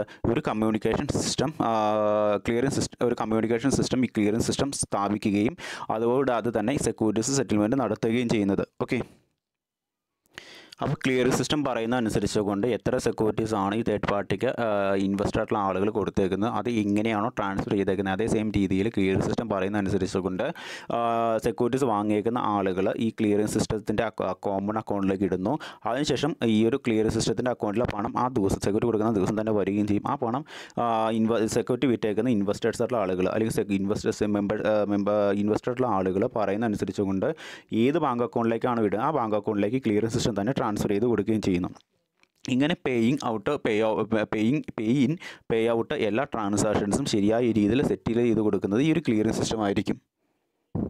ഇനി മറ്റൊരു പ്രധാനപ്പെട്ട കാര്യം എന്ന് വെച്ച് കഴിഞ്ഞാൽ നമ്മുടെ ക്ലിയറിംഗ് ഏജൻസി ഈ ഒരു സെക്യൂരിറ്റീസ് വിൽക്കുന്ന ഇൻവെസ്റ്റേഴ്സുള്ള ആളുകൾക്ക് ശരിയായ രീതിയിൽ ഫണ്ട് കിട്ടണമെങ്കിൽ ക്ലിയറിംഗ് സിസ്റ്റം പറയുന്ന ബാങ്ക് അക്കൗണ്ടിൽ ഈ ഒരു സെക്യൂരിറ്റീസ് വിൽക്കുന്ന ട്രേഡിംഗ് നടത്തുന്ന ആളുകൾക്ക് ബാങ്ക് അക്കൗണ്ട് ഉണ്ടായിട്ടുണ്ടാകണം. എങ്കിൽ മാത്രമേ എന്ത് ചെയ്യാൻ പറ്റുള്ളൂ? സെക്യൂരിറ്റീസ് ട്രാൻസ്ഫർ ചെയ്ത് കഴിയുമ്പോൾ സെക്യൂരിറ്റി വാങ്ങിയേക്കുന്ന ആൾ ഈ ഒരു ക്ലിയറിംഗ് സിസ്റ്റത്തിൻ്റെ ബാങ്ക് അക്കൗണ്ടിലേക്ക്, കോമൺ പോളായിട്ടുള്ള അക്കൗണ്ടിലേക്ക് പൈസ ട്രാൻസ്ഫർ ചെയ്യുമ്പോൾ ക്ലിയറിംഗ് സിസ്റ്റത്തിന് സെക്യൂരിറ്റി വിറ്റേക്കുന്ന ആളുടെ ബാങ്ക് അക്കൗണ്ടിലേക്ക് ഇലക്ട്രോണിക് ഫോമിൽ പണം ട്രാൻസ്ഫർ ചെയ്യാൻ പറ്റുകയുള്ളൂ എന്നാണ് പറഞ്ഞു വരുന്നത്.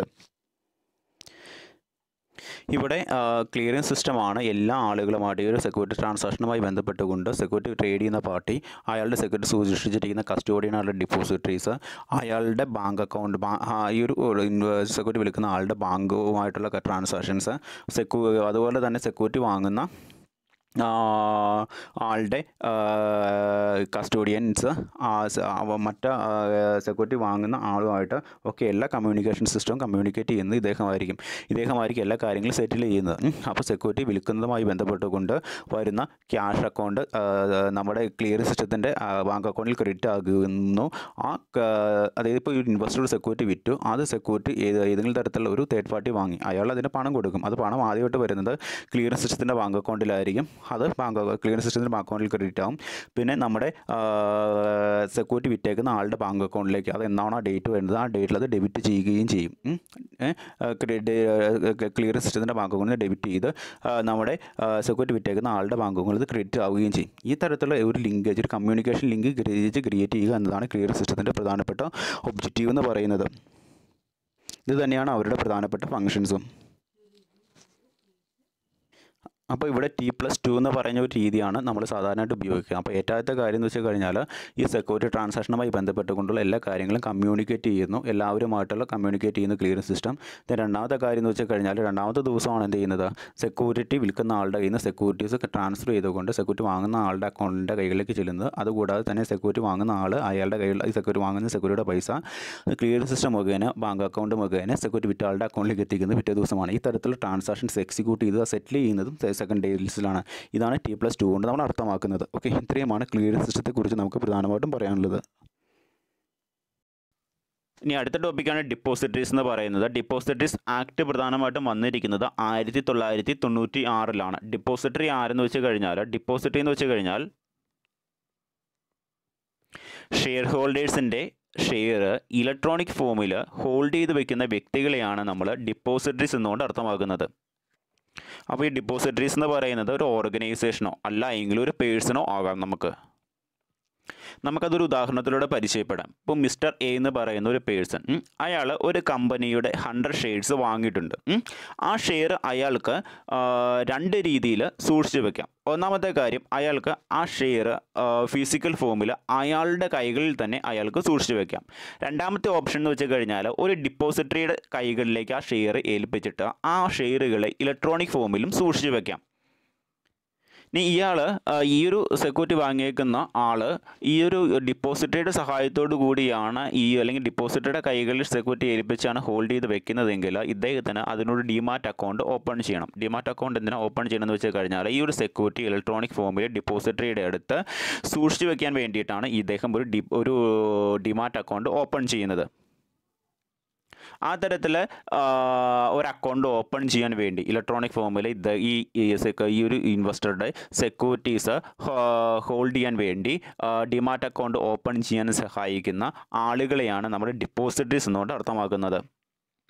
അപ്പോൾ ഇവിടെ ഈ ഒരു ഉദാഹരണത്തിൽ മിസ്റ്റർ എക്ക് എന്ന് പറയുന്ന ഇൻവെസ്റ്ററിന് ഒരു ഡിപ്പോസിറ്ററി പാർട്ടിസിപ്പേറ്റിൻ്റെ സഹായത്തോടു കൂടി ഡിമാറ്റ് അക്കൗണ്ട് ഓപ്പൺ ചെയ്ത് ഇലക്ട്രോണിക് ഫോമിൽ അദ്ദേഹത്തിൻ്റെ സെക്യൂരിറ്റീസ് ഡിപ്പോസിറ്ററിയുടെ അടുത്ത് സൂക്ഷിച്ചു വെക്കാം. ഈ ഡിപ്പോസിറ്ററിയുടെ ഇങ്ങനത്തെയുള്ള കാര്യത്തിൽ രണ്ട് രീതിയിലുള്ള ഓണർഷിപ്പാണ് പ്രധാനമായിട്ടും വരുന്നത്. ഒന്ന്, ഈ ഒരു ഇൻവെസ്റ്ററുടെ സെക്യൂരിറ്റീസ് ഇങ്ങനെ ഇലക്ട്രോണിക് ഫോമിൽ ഡിമാറ്റ് അക്കൗണ്ട് ഓപ്പൺ ചെയ്ത് ഹോൾഡ് ചെയ്ത് വെച്ചിരിക്കുന്ന ഡിപ്പോസിറ്ററിയുടെ ഓണർഷിപ്പിനെ വിളിക്കുന്ന പേരാണ് രജിസ്റ്റേർഡ് ഓണർഷിപ്പ് എന്ന് പറയുന്നത്. ഈ സെക്യൂരിറ്റിയുടെ ആക്ച്വൽ ഓണറെ വിളിക്കുന്ന പേരാണ്, ആക്ച്വൽ ഓണറായിട്ടുള്ള ഇൻവെസ്റ്ററുടെ ഓണർഷിപ്പിനെ വിളിക്കുന്ന പേരാണ് ബെനിഫിഷ്യറിയൽ ഓണർഷിപ്പ് എന്ന് പറയുന്നത്.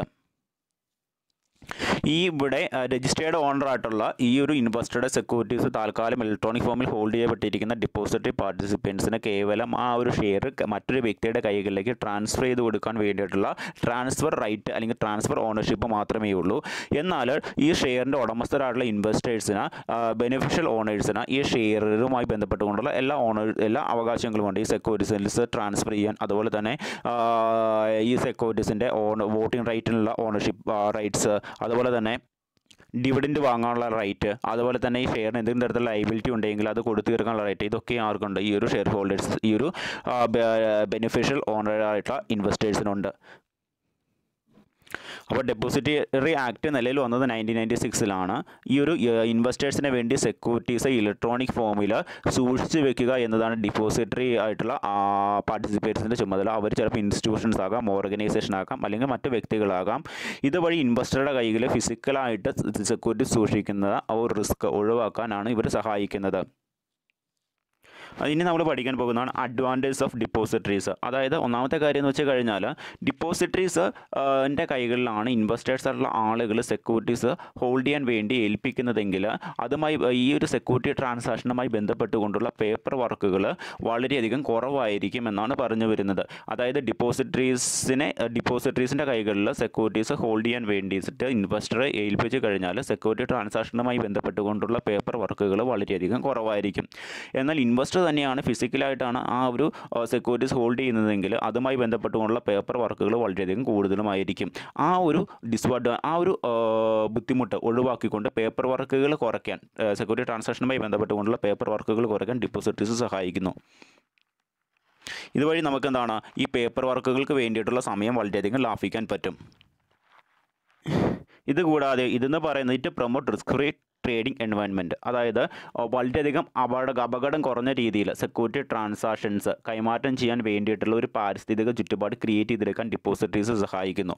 പിന്നെ മറ്റൊരു കാര്യമാണ് risk of bad delivery, loss of securities, forged share certificates മുതലായിട്ടുള്ള റിസ്കുകൾ ഒഴിവാക്കാൻ ഡിപ്പോസിറ്ററീസ് സഹായിക്കുന്നു. അതായത് risk of bad delivery, loss of securities, forged share certificates മുതലായിട്ടുള്ള കാര്യങ്ങൾ, ആ തരത്തിലുള്ള അപകടങ്ങൾ ഒഴിവാക്കാൻ എന്താണ് ഡിപ്പോസിറ്ററീസ് സഹായിക്കുന്നുണ്ട്. പിന്നെന്താണ്, സെറ്റിൽമെൻറ്റ് ടൈം റെഡ്യൂസ് ചെയ്യാൻ ഡിപ്പോസിറ്ററീസ് സഹായിക്കുന്നുണ്ട്. കാരണം ഷെയർ ട്രാൻസ്ഫറുമായി ബന്ധപ്പെട്ടുകൊണ്ടുള്ള പേയ്മെൻറ്റ്സ്, ആ തരത്തിലുള്ള കാര്യങ്ങളൊക്കെയും ഓൺലൈൻ പ്ലാറ്റ്ഫോമിൻ്റെ സഹായത്തോടു കൂടിയാണ് പെട്ടെന്ന് നടപ്പിലാക്കുന്നത്. അതുകൊണ്ട് തന്നെ എന്താണ്, സെറ്റിൽമെൻറ്റ് ടൈംസൊക്കെ എന്താണ് റെഡ്യൂസ് ചെയ്യാൻ, അതിന് വേണ്ടിയുള്ള സമയം എടുക്കുന്നത്, പേയ്മെൻറ്റ് നടത്താൻ വേണ്ടി സമയം എടുക്കുന്നതൊക്കെ എന്താണ് റെഡ്യൂസ് ചെയ്ത് കളയാൻ ഡിപ്പോസിറ്ററീസ് സഹായിക്കുന്നുണ്ട്. അതുകൂടാതെ അതുകൂടാതെ ഡിവിഡൻഡുകൾ എളുപ്പത്തിൽ വിതരണം ചെയ്യുവാനും അതുപോലെ തന്നെ ഇൻട്രസ്റ്റ് മുതലായ കാര്യങ്ങൾ എളുപ്പത്തിൽ സെക്യൂരിറ്റിയുമായി ബന്ധപ്പെട്ടുകൊണ്ടുള്ള ഇൻട്രസ്റ്റ് മുതലായ കാര്യങ്ങൾ എളുപ്പത്തിൽ വിതരണം ചെയ്യുവാനും ഡിപ്പോസിറ്ററീസ് സഹായിക്കുന്നു. അതായത് ഓണേഴ്സായിട്ടുള്ള ആളുകൾക്ക് അവരുടെ സെക്യൂരിറ്റിയുമായി ബന്ധപ്പെട്ടുകൊണ്ടുള്ള ഡിവിഡൻഡുകൾ, ഇൻട്രസ്റ്റ് എന്നിവ എളുപ്പത്തിൽ ലഭ്യമാക്കാൻ ഡിപ്പോസിറ്ററീസ് സഹായിക്കുന്നു. പിന്നെ പറഞ്ഞിരിക്കുന്ന മറ്റൊരു കാര്യമാണ് നമ്മുടെ സെക്യൂരിറ്റി ട്രാൻസാക്ഷൻ കോസ്റ്റ് റെഡ്യൂസ് ചെയ്യുവാനും അതുപോലെ തന്നെ സ്റ്റാമ്പ് ഡ്യൂട്ടിയിൽ നിന്നൊക്കെ രക്ഷപ്പെടുവാനും ഒക്കെ എന്താണ് ഡിപ്പോസിറ്ററീസ് സഹായിക്കുന്നുണ്ട്. ഇതുകൂടാതെ ഇതൊരു ഓൺലൈൻ പ്ലാറ്റ്ഫോമിൻ്റെ സഹായത്തോടു കൂടിയാണ് സെക്യൂരിറ്റി ട്രാൻസാക്ഷൻ ഈ ഡിപ്പോസിറ്ററിയിൽ നടക്കുന്നത് കൊണ്ട് തന്നെ ഇത് കൂടുതൽ ക്യാപിറ്റൽ മാർക്കറ്റ് എന്ന് പറയുന്നതും ക്യാപിറ്റൽ മാർക്കറ്റ് ആക്ടിവിറ്റീസും കൂടുതൽ ട്രാൻസ്പെറൻ്റ് ആണ്. മറ്റുള്ള ആളുകൾക്ക് എളുപ്പത്തിൽ എന്തൊക്കെയാണ് നടക്കുന്നതെന്ന് എളുപ്പത്തിൽ മനസ്സിലാക്കിയെടുക്കാൻ പറ്റും ഓൺലൈനായിട്ട് ഇതുകൊണ്ട് തന്നെ. പിന്നെ പറഞ്ഞിരിക്കുന്ന മറ്റൊരു കാര്യം എന്താണ്, ഇതൊരു ഓൺലൈൻ പ്ലാറ്റ്ഫോമിൻ്റെ സഹായത്തോടു കൂടിയാണ് ഡിപ്പോസിറ്ററിയിൽ സെക്യൂരിറ്റി ട്രാൻസാക്ഷൻ നടക്കുന്നത്. അതുകൊണ്ട് തന്നെ എന്താണ് ഇത് ബാക്കിയുള്ള ഓഫ്ലൈൻ ട്രാൻസാക്ഷനേക്കാൾ കൂടുതൽ വേഗതയിലും കൂടുതൽ എഫിഷ്യൻ്റായിട്ടും കൂടുതൽ ആക്യുറേറ്റ് ആയിട്ടും കൂടുതൽ കൃത്യതയോടും കൂടി പൂർത്തീകരിക്കാൻ പറ്റുന്നു. അതുകൊണ്ട് തന്നെ ഇതിന് കൂടുതൽ കാര്യക്ഷമതയുണ്ട്. മറ്റുള്ള ഓഫ്ലൈൻ സെക്യൂരിറ്റി ട്രാൻസാക്ഷനുമായി വെച്ച് നോക്കുമ്പോൾ കൂടുതൽ കാര്യക്ഷമതയുള്ള ഒന്നാണ് ഡിപ്പോസിറ്ററി സെക്യൂരിറ്റി ട്രാൻസാക്ഷൻ എന്ന് പറയുന്നത്. ഇതുകൂടാതെ വിദേശ രാജ്യത്തുള്ള ഇൻവെസ്റ്റേഴ്സുള്ള ആളുകളെയും സെക്യൂരിറ്റി ട്രാൻസാക്ഷനുമായി ബന്ധപ്പെട്ടുകൊണ്ടുള്ള മേഖലയിലേക്ക് കൂടുതൽ ആകർഷിക്കുവാനും കൂടുതൽ ഇൻവെസ്റ്റ്മെൻറ്റ് നടത്തുവാനും കൂടുതൽ സെക്യൂരിറ്റി വാങ്ങുവാനും ഡിപ്പോസിറ്ററീസ് സഹായിക്കുന്നുണ്ട്. ഡിപ്പോസിറ്ററീസ് ഫോറിൻ ഇൻവെസ്റ്റേഴ്സിനെ പോലും എന്താണ് സെക്യൂരിറ്റി ട്രാൻസാക്ഷനിലേക്ക് ആകർഷിക്കുവാൻ സഹായിക്കുന്നു. ഇത്രയുമാണ് ഇതിൻ്റെ പ്രധാനപ്പെട്ട അഡ്വാൻറ്റേജ് എന്ന് പറയുന്നത്. ഇനി നമ്മൾ പഠിക്കാൻ പോകുന്ന അടുത്ത കാര്യമാണ് role and functions of depository. ഡിപ്പോസിറ്ററിയുടെ പ്രധാനപ്പെട്ട ഫങ്ഷൻസ് എന്തൊക്കെയാണെന്ന് നമുക്ക് നോക്കാം. അതായത് ഫസ്റ്റ് ഫംഗ്ഷനാണ് ഡീമെറ്റീരിയലൈസേഷൻ എന്ന് പറയുന്നത്. ഡീമെറ്റീരിയലൈസേഷൻ കൊണ്ട് അർത്ഥമാക്കുന്നത് എന്താ, ഇവിടെ സെക്യൂരിറ്റീസ് ഇഷ്യൂ നടത്താൻ ആഗ്രഹിക്കുന്ന അല്ലെങ്കിൽ സെക്യൂരിറ്റീസ് വിൽക്കാൻ ആഗ്രഹിക്കുന്ന ഒരു ഇൻവെസ്റ്റർ എന്ത് ചെയ്യേണ്ട കാര്യമില്ല, അവരുടെ കയ്യിലുള്ള സെക്യൂരിറ്റീസ് ഫിസിക്കൽ ഫോമിൽ സൂക്ഷിച്ച് വെക്കേണ്ട കാര്യമില്ല. അതുകൊണ്ട് തന്നെ എന്താണ് നമുക്ക് ഇൻവെസ്റ്റേഴ്സുള്ള ആളുകൾക്ക് ഈ ഒരു ഫിസിക്കൽ ഫോമിൽ സൂക്ഷിക്കേണ്ടതുമായി ബന്ധപ്പെട്ടുകൊണ്ടുള്ള പേപ്പർ വർക്കുകൾ ആ തരത്തിലുള്ള പ്രവർത്തനങ്ങളൊന്നും ചെയ്യേണ്ടി വരില്ല അല്ലേ. അപ്പോൾ പേപ്പർ വർക്കുകൾ ചെയ്യേണ്ടി വരില്ല. ഈ കാര്യം എന്താണ്, ഈ കാര്യം ഒരു ഡീമെറ്റീരിയലൈസ്ഡ് ഫോമിലേക്ക്, അതായത് ഒരു ബുക്ക് എൻട്രി ഫോമിലേക്ക് മാറുകയാണ്. ഈ ബുക്ക് എൻട്രി ഫോമിലേക്ക് മാറുകയെന്ന് വെച്ച് കഴിഞ്ഞാൽ ഈ ഒരു ഡിപ്പോസിറ്ററിയുടെ കൈകളിൽ നമ്മൾ എന്ത് ചെയ്യുന്നു, ഇൻവെസ്റ്റർ ആയിട്ടുള്ള ആളുകൾ അവരുടെ സെക്യൂരിറ്റീസ് ഇലക്ട്രോണിക് ഫോമിൽ സൂക്ഷിക്കാൻ വേണ്ടിയിട്ട് കൊടുക്കുകയാണ്. അങ്ങനെ ഇലക്ട്രോണിക് ഫോമിലേക്ക് ആക്കുന്നതിനെയാണ് നമ്മൾ ബുക്ക് എൻട്രി ഫോർമാറ്റിലേക്ക് ആക്കുക എന്ന് പറയുന്നത് അല്ലേ. അപ്പോൾ ഇങ്ങനെ ഡിപ്പോസിറ്ററിയുടെ കൈകളിലേക്ക് നമ്മൾ എന്ത് ചെയ്യുന്നു, നമ്മുടെ ഇൻവെസ്റ്റേഴ്സുള്ള ആളുകൾ അവരുടെ സെക്യൂരിറ്റീസ് കൊടുക്കുന്നത് കൊണ്ട് തന്നെ അവർക്ക് ഫിസിക്കൽ ഫോമിൽ സെക്യൂരിറ്റീസ് സൂക്ഷിക്കേണ്ട കാര്യമില്ല. അവരുടെ സെക്യൂരിറ്റീസ് ഡീമെറ്റീരിയലൈസ്ഡ് ഫോമിൽ, അതായത് ബുക്ക് എൻട്രി ഫോമിൽ ഇലക്ട്രോണിക് ഡിവൈസിൻ്റെ ഉള്ളിൽ സൂക്ഷിക്കാൻ പറ്റും. അതുകൊണ്ട് തന്നെ പേപ്പർ വർക്കുകൾ കുറവായിരിക്കും. അതുകൂടാതെ തന്നെ എളുപ്പത്തിൽ നമുക്ക് എന്താണ് ട്രാൻസാക്ഷൻസ് കണ്ടക്ട് ചെയ്യാൻ പറ്റും. അപ്പോൾ ഈ തരത്തിൽ ഡിപ്പോസിറ്ററിയുടെ ഏറ്റവും ഫംഗ്ഷൻ എന്താണ്, ഈ ഫിസിക്കൽ ഫോമിലുള്ള ഇൻവെസ്റ്റേഴ്സിൻ്റെ കയ്യിലുള്ള സെക്യൂരിറ്റീസിൻ്റെ ഡീമെറ്റീരിയലൈസ്ഡ് ഫോമിലേക്ക് അല്ലെങ്കിൽ ബുക്ക് എൻട്രി ഫോമിലേക്ക് ആക്കുക എന്നതാണ്, ഡീമെറ്റീരിയലൈസേഷൻ ചെയ്യുക എന്നതാണ് നമ്മുടെ ഡിപ്പോസിറ്ററിയുടെ ഏറ്റവും റോൾ എന്ന് പറയുന്നത്. ഇനി രണ്ടാമത്തെ റോളാണ് അക്കൗണ്ട് ട്രാൻസ്ഫർ എന്ന് പറയുന്നത്. ഇവിടെ ഇപ്പോൾ അക്കൗണ്ട് ട്രാൻസ്ഫർ കൊണ്ട് ഉദ്ദേശിക്കുന്നതെന്ന് വെച്ച് കഴിഞ്ഞാൽ, ഇപ്പോൾ നേരത്തെ നമ്മളൊരു ഏഴ് ഉദാഹരണം പറഞ്ഞില്ലേ, ഈസ് ആൻ ഇൻവെസ്റ്റർ. ദേ എന്ന് പറയുന്ന ഒരു ഇൻവെസ്റ്ററാണ്. അയാൾ എന്ത് ചെയ്തു, അയാൾ വിൽക്കാൻ ആഗ്രഹിച്ചിരിക്കുന്ന സെക്യൂരിറ്റീസ് മൊത്തം ഇലക്ട്രോണിക് ഫോമിൽ സൂക്ഷിക്കാൻ വേണ്ടി ഒരു ഡിപ്പോസിറ്ററി ഏൽപ്പിച്ചു. അപ്പോൾ എന്ന് പറയുന്ന ആൾ സെക്യൂരിറ്റീസ് ഫിസിക്കൽ ഫോമിലല്ല സൂക്ഷിക്കുന്നത്, പിന്നെയോ ഇലക്ട്രോണിക് ഫോമിൽ സൂക്ഷിക്കാൻ വേണ്ടി ഡിപ്പോസിറ്ററിയുടെ കൈകളിൽ കൊടുത്തു. ഡിപ്പോസിറ്ററി ആണ് എന്ത് ചെയ്തേക്കുന്നത്, ഈ ഏഴ് സെക്യൂരിറ്റീസൊക്കെ ഇലക്ട്രോണിക് ഫോമിൽ ഡീമെറ്റീരിയൽസ് ഫോമിൽ സൂക്ഷിക്കുന്നത്, ബുക്ക് എൻട്രി ഫോർമാറ്റിൽ സൂക്ഷിക്കുന്നത്. ഇവിടെ എ എന്ന് പറയുന്ന ഇൻവെസ്റ്ററിന് ഏതെങ്കിലും സമയത്ത് പണത്തിൻ്റെ ആവശ്യം ഉണ്ടാകുന്നുണ്ടെങ്കിൽ എ എന്ന് പറയുന്ന ആൾ എന്ത് ചെയ്യും, ബി എന്ന് പറയുന്ന ആൾക്ക് അയാളുടെ ഈ ഡിപ്പോസിറ്ററുടെ കയ്യിൽ ഏൽപ്പിച്ചേക്കുന്ന സെക്യൂരിറ്റീസ് ട്രാൻസ്ഫർ ചെയ്ത് കൊടുക്കണം, വേണ്ടേ. അപ്പോൾ എ എന്ന് പറയുന്ന ആൾ ഫിസിക്കൽ ഫോമിലാണ് ഈ ഒരു സെക്യൂരിറ്റി സൂക്ഷിച്ചേക്കണമെങ്കിൽ എക്ക് പണത്തിന് ആവശ്യം വരുമ്പോൾ ഇദ്ദേഹം എന്ത് ചെയ്യും, നേരിട്ട് ബിക്ക് ആ സെക്യൂരിറ്റീസ് ട്രാൻസ്ഫർ ചെയ്യേണ്ടതായിട്ട് വരും. ഫിസിക്കൽ ഫോമിൽ സൂക്ഷിച്ചേക്കുന്നതിനാൽ അതിന് ധാരാളം പേപ്പർ വർക്കുകളും അക്കൗണ്ട് ട്രാൻസ്ഫറുമായി ബന്ധപ്പെട്ടുകൊണ്ടുള്ള അനേകം പേപ്പർ വർക്കുകളും ഡോക്യുമെൻറ്റ്സും പൂർത്തിയാക്കിയിരിക്കേണ്ടി വരും. എന്നാൽ ഇവിടെ എ എന്ന് പറയുന്ന ആൾ എന്താ ചെയ്തേക്കുന്നത്, എ എന്ന് പറയുന്ന ഇൻവെസ്റ്റർ ഒരു ഡിപ്പോസിറ്ററിയുടെ സഹായത്തോടു കൂടി ഈ ഒരു സെക്യൂരിറ്റീസ് ഫിസിക്കൽ ഫോമിലല്ല ഡീമെറ്റീരിയലൈസ്ഡ് ഫോമിലാണ് സൂക്ഷിച്ചേക്കുന്നത് അല്ലേ. അപ്പോൾ എക്ക് പെട്ടെന്ന് പണത്തിന് ആവശ്യമായിട്ട് വരുമ്പോൾ എ എന്ത് ചെയ്യും, ഈ ഒരു ഡിപ്പോസിറ്ററിക്ക് ഇൻസ്ട്രക്ഷൻ കൊടുക്കും, എനിക്ക് പണത്തിന് ആവശ്യമുണ്ട്, നിൻ്റെ കയ്യിൽ ഇലക്ട്രോണിക് ഫോമിൽ ഡീമെറ്റീരിയൽസ് ഫോമിൽ ബുക്ക് എൻട്രി ഫോർമാറ്റിൽ നിന്ന് സൂക്ഷിച്ചിരിക്കുന്ന ആ സെക്യൂരിറ്റി ബി എന്ന് പറയുന്ന ആളുടെ അക്കൗണ്ടിലേക്ക് ട്രാൻസ്ഫർ ചെയ്യാൻ പറയും അല്ലേ. അപ്പോൾ എയുടെ ഇൻസ്ട്രക്ഷൻ ഈ ഡിപ്പോസിറ്ററി കേൾക്കുമ്പോൾ ആ ഇൻസ്ട്രക്ഷൻ കേട്ടുകൊണ്ട് ഡിപ്പോസിറ്ററി എന്ത് ചെയ്യുന്നു, ആരുടെ കൈകളിലേക്കാണ് സെക്യൂരിറ്റി ട്രാൻസ്ഫർ ചെയ്യേണ്ടത്, അയാളുടെ അക്കൗണ്ടിലേക്ക്, അയാളുടെ കൈകളിലേക്ക് എന്ത് ചെയ്യുന്നു, ഈ ഒരു ഈ സെക്യൂരിറ്റീസ് ട്രാൻസ്ഫർ ചെയ്ത് കൊടുക്കും. അപ്പോൾ ട്രാൻസ്ഫർ ചെയ്ത് ഫിസിക്കലായിട്ട് ബിയുടെ കയ്യിലേക്ക് സെക്യൂരിറ്റി ട്രാൻസ്ഫർ ചെയ്യുന്നതിനേക്കാൾ ട്രാൻസ്ഫർ ചെയ്യണമെങ്കിൽ അനേകം പേപ്പർ വർക്കുകൾ ആവശ്യമായിട്ട് വരും അല്ലേ. അത് അക്കൗണ്ട്സ് ട്രാൻസ്ഫറുമായി ബന്ധപ്പെട്ടുള്ള അനേകം ഡോക്യുമെൻറ്റ്സും പൂർത്തീകരിക്കേണ്ടി വരും. എന്നാൽ ഇവിടെ എന്താണ് ഡിപ്പോസിറ്ററിയുടെ സഹായത്തോടു കൂടി ഡിമാറ്റീരിയലൈസ്ഡ് ഫോർമാറ്റിൽ സൂക്ഷിച്ചേക്കുന്നതുകൊണ്ട് തന്നെ എന്താണ് എക്ക് എളുപ്പത്തിൽ പേപ്പർ വർക്കുകളൊന്നുമില്ലാതെ എളുപ്പത്തിൽ എന്ത് ചെയ്യാൻ പറ്റും, ആ ഒരു ബി എന്ന് പറയുന്ന ആളുടെ കൈകളിലേക്ക് ഈ സെക്യൂരിറ്റീസ് ട്രാൻസ്ഫർ ചെയ്യാൻ പറ്റും അല്ലേ. അപ്പോൾ അങ്ങനെ അക്കൗണ്ട് ട്രാൻസ്ഫർ എന്ന് പറയുന്ന ഫംഗ്ഷൻസും നിർവഹിക്കുന്നത് ഇവിടെ ആരാണ്, ഈ എന്ന് പറയുന്ന ഇൻവെസ്റ്റർക്ക് വേണ്ടി സെക്യൂരിറ്റി ട്രാൻസാക്ഷനുമായി ബന്ധപ്പെട്ടുകൊണ്ടുള്ള അക്കൗണ്ട് ട്രാൻസ്ഫറും അതുമായി ബന്ധപ്പെട്ടുകൊണ്ടുള്ള എല്ലാ വർക്കുകളും നിർവഹിക്കുന്നതും ഈ ഡിപ്പോസിറ്ററി തന്നെയായിരിക്കും. സാധാരണ രീതിയിൽ ഈ അക്കൗണ്ട് ട്രാൻസ്ഫർ നിർവഹിക്കുന്നത് ഈ ഇൻവെസ്റ്റർ തന്നെയാണ് എങ്കിൽ മറ്റൊരാളുടെ കൈകളിലേക്ക് ഈ ഫിസിക്കൽ സ്പേസിൽ സൂക്ഷിച്ചേക്കുന്ന ഇൻവെസ്റ്ററുടെ സെക്യൂരിറ്റീസ് ട്രാൻസ്ഫർ ചെയ്യുമ്പോൾ ഇൻവെസ്റ്റർ ധാരാളം സ്റ്റാമ്പ് ഡ്യൂട്ടീസ്, പേപ്പർ വർക്കുകൾ, എൻഡോഴ്സ്മെൻറ്റ്, ലീഗൽ ഡോക്യുമെൻറ്റ്സ് മുതലായിട്ടുള്ള കാര്യങ്ങളൊക്കെ പൂരിപ്പിച്ച് കൊടുക്കേണ്ടി വരും. എന്നാൽ ഈ ഒരു ഇൻവെസ്റ്റർ ഡിപ്പോസിറ്ററിയുടെ സഹായത്തോടു കൂടി ഡിമാറ്റീരിയലൈസ്ഡ് അല്ലെങ്കിൽ ബുക്ക് എൻട്രി ഫോർമാറ്റിലാണ് ഈ സെക്യൂരിറ്റി സൂക്ഷിച്ചേക്കുന്നതെങ്കിൽ സ്റ്റാമ്പ് ഡ്യൂട്ടീസോ അല്ലെങ്കിൽ മറ്റ് എൻഡോഴ്സ്മെൻറ്റ്, ലീഗൽ ചാർജസോ ഒന്നും ഫെയിൽ ചെയ്യേണ്ടതായിട്ട് വരില്ല. എളുപ്പത്തിൽ എന്ത് ചെയ്യാൻ പറ്റും, ഏത് പറയുന്ന ഇൻവെസ്റ്റർക്ക് ഇപ്പോൾ നമ്മുടെ ഡിപ്പോസിറ്ററിയുടെ സഹായത്തോടു കൂടി വളരെയധികം എളുപ്പത്തിൽ സ്റ്റാമ്പ് ഡ്യൂട്ടീസോ മറ്റ് ലീഗൽ ഡോക്യുമെൻറ്റ്സ് പ്രിപ്പറേഷനൊന്നും ഇല്ലാതെ തന്നെ എളുപ്പത്തിൽ ബി എന്ന് പറയുന്ന വ്യക്തിയുടെ കൈകളിലേക്ക് സെക്യൂരിറ്റി ട്രാൻസ്ഫർ ചെയ്തുകൊണ്ട് അക്കൗണ്ട് ട്രാൻസ്ഫർ ചെയ്തുകൊണ്ട് പണം നേടിയെടുക്കാൻ പറ്റും. അത്രയും ജോബ് എളുപ്പമാണ്. ആ ജോലിയും ആരാണ് നിർവഹിക്കുന്നത്, ഡിപ്പോസിറ്ററി തന്നെയാണ് നിർവഹിക്കുന്നത്. അതുകൊണ്ടാണ് പറയുന്നത് ഈ ഡിപ്പോസിറ്ററിയുടെ അടുത്തൊരു ഫംഗ്ഷൻ കൂടിയാണ് ട്രാൻസ്ഫർ ആൻഡ് രജിസ്ട്രേഷൻ എന്ന് പറയുന്നത്. ഇവിടെ എന്താണ് എന്ന് പറയുന്ന ഒരു ഇൻവെസ്റ്റർക്ക് വേണ്ടി സെക്യൂരിറ്റീസ് ഡിമാറ്റീരിയലൈസ്ഡ് ഫോമിൽ ബുക്ക് എൻട്രി രൂപത്തിൽ ഡിപ്പോസിറ്ററിയാണ് സൂക്ഷിച്ച് വെച്ചിരിക്കുന്നത് അല്ലേ. അപ്പോൾ ആ ഇൻവെസ്റ്ററുടെ ഗൈഡ്ലൈൻസ് അനുസരിച്ചുകൊണ്ട് മറ്റൊരു വ്യക്തിക്ക് ആ സെക്യൂരിറ്റീസ് ട്രാൻസ്ഫർ ചെയ്യുകയും മറ്റൊരു വ്യക്തിയുടെ പേരിൽ എന്താണ് ഈ ഒരു സെക്യൂരിറ്റീസ് രജിസ്റ്റർ ചെയ്ത് കൊടുക്കുകയും ചെയ്യുന്ന എല്ലാ ഫംഗ്ഷൻസും നിർവഹിക്കുന്നത് ആരായിരിക്കും, ഈ ഡിപ്പോസിറ്ററി ആയിരിക്കും. ആർക്ക് വേണ്ടി, ഇൻവെസ്റ്ററിന് വേണ്ടി. അപ്പോൾ ഇൻവെസ്റ്ററിന് വേണ്ടി സെക്യൂരിറ്റീസ് ട്രാൻസ്ഫർ ചെയ്ത് കൊടുക്കുക, മറ്റൊരാൾക്ക് ആ ട്രാൻസ്ഫർ ചെയ്തിരിക്കുന്ന വ്യക്തിക്ക് ആ സെക്യൂരിറ്റീസിൻ്റെ രജിസ്ട്രേഷൻ പൂർത്തീകരിച്ച് കൊടുക്കുക. ഈ തരത്തിലുള്ള എല്ലാ കാര്യങ്ങളും ഈ ഇൻവെസ്റ്റർക്ക് വേണ്ടി ചെയ്യുന്നത് ഡിപ്പോസിറ്ററി ആയിരിക്കും. ഇനി മറ്റൊരു ഫംഗ്ഷനാണ്, ഇനി അടുത്ത റോളാണ് കോർപ്പറേറ്റീവ് ആക്ഷൻസ് എന്ന് പറയുന്നത്. കോർപ്പറേറ്റീവ് ആക്ഷൻസ് എന്ന് പറയുന്നത് ഡിപ്പോസിറ്ററി രണ്ട് രീതിയിലാണ് കൈകാര്യം ചെയ്യുന്നത്. ഒന്നാമത്തെ കാര്യം എന്ന് വെച്ച് കഴിഞ്ഞാൽ ഒരു കമ്പനിയിൽ നിന്നും ഒരു സെക്യൂരിറ്റീസ് ഇഷ്യൂ ചെയ്യുന്ന ഇഷ്യൂവറിന് എന്തൊക്കെ തരത്തിലുള്ള ബെനിഫിറ്റാണ് കിട്ടേണ്ടത് അതിനെക്കുറിച്ചുള്ള വിവരങ്ങൾ ഈ സെക്യൂരിറ്റി ഇഷ്യൂ ചെയ്യുന്ന ഇഷ്യൂവറിന് പാസ് ചെയ്യുക. രണ്ടാമത്തേതാണ് അതുകൂടാതെ തന്നെ ഈ ഒരു കമ്പനിയിൽ നിന്നും കസ്റ്റമേഴ്സ് ആയിട്ടുള്ള ആളുകൾക്ക് അല്ലെങ്കിൽ പൈസ ഇൻവെസ്റ്റ് ചെയ്യുന്ന ഇൻവെസ്റ്റേഴ്സ്, സെക്യൂരിറ്റീസ് വാങ്ങി പൈസ ഇൻവെസ്റ്റ് ചെയ്യുന്ന ഇൻവെസ്റ്റേഴ്സ് ആയിട്ടുള്ള ആളുകൾക്ക് എന്തൊക്കെ തരത്തിലുള്ള ബെനിഫിറ്റാണോ കിട്ടേണ്ടത് അത് നേടിക്കൊടുക്കേണ്ടതിൻ്റെ റെസ്പോൺസിബിലിറ്റിയും ഈ ഡിപ്പോസിറ്റ് തന്നെ എന്ത് ചെയ്യുന്നു, ഏറ്റെടുക്കുന്നു. ഈ തരത്തിൽ രണ്ട് ബെനിഫിറ്റുകളാണ് പ്രധാനമായിട്ടും നമ്മുടെ ഡിപ്പോസിറ്ററി ഇൻവെസ്റ്റർക്ക് വേണ്ടി മുടക്കുന്നത്. അല്ലെങ്കിൽ ഈ രണ്ട് റെസ്പോൺസിബിലിറ്റീസുമാണ് പ്രധാന. ഈ രണ്ട് കാര്യങ്ങളും ചെയ്തു കൊടുക്കുക, ആ ഇൻവെസ്റ്റർക്ക് വേണ്ടി അല്ലെങ്കിൽ ഇഷ്യൂവർക്ക് വേണ്ടി കസ്റ്റമർക്ക് വേണ്ടി ചെയ്തു കൊടുക്കുക എന്നത് ഈ ഡിപ്പോസിറ്ററിയുടെ പ്രധാനപ്പെട്ട റെസ്പോൺസിബിലിറ്റിയാണ്. ഇതും ഇദ്ദേഹത്തിൻ്റെ ഒരു ഫംഗ്ഷൻ തന്നെയാണ്.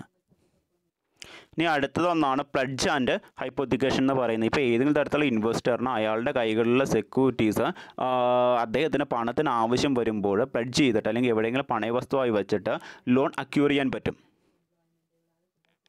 അതിന് വേണ്ടിയിട്ടുള്ള ഫെസിലിറ്റി ആര് പ്രൊവൈഡ് ചെയ്യുന്നുണ്ട്, ഈ ഡിപ്പോസിറ്ററീസ് പ്രൊവൈഡ് ചെയ്യുന്നുണ്ട്. അതായത് ഇൻവെസ്റ്റർ ആയിട്ടുള്ള ആളുകൾക്ക് അല്ലെങ്കിൽ സെക്യൂരിറ്റി ഇൻവെസ്റ്റർ ആയിട്ടുള്ള ആളുകൾക്ക് എന്തെങ്കിലും തരത്തിലുള്ള പണത്തിന് ആവശ്യം വരുമ്പോൾ ഈ സെക്യൂരിറ്റീസ് ഒരു പണയ വസ്തുവായിട്ട് വെച്ചുകൊണ്ട് ലോൺ പ്രൊവൈഡ് ചെയ്യാൻ വേണ്ടിയിട്ടുള്ള ഫെസിലിറ്റിയും ആര് പ്രൊവൈഡ് ചെയ്യുന്നുണ്ട്, ഈ ഡിപ്പോസിറ്ററീസും പ്രൊവൈഡ് ചെയ്യുന്നുണ്ട്. അതും ഇദ്ദേഹത്തിൻ്റെ ഒരു ഫംഗ്ഷനായിട്ടാണ് കരുതപ്പെടുന്നത്.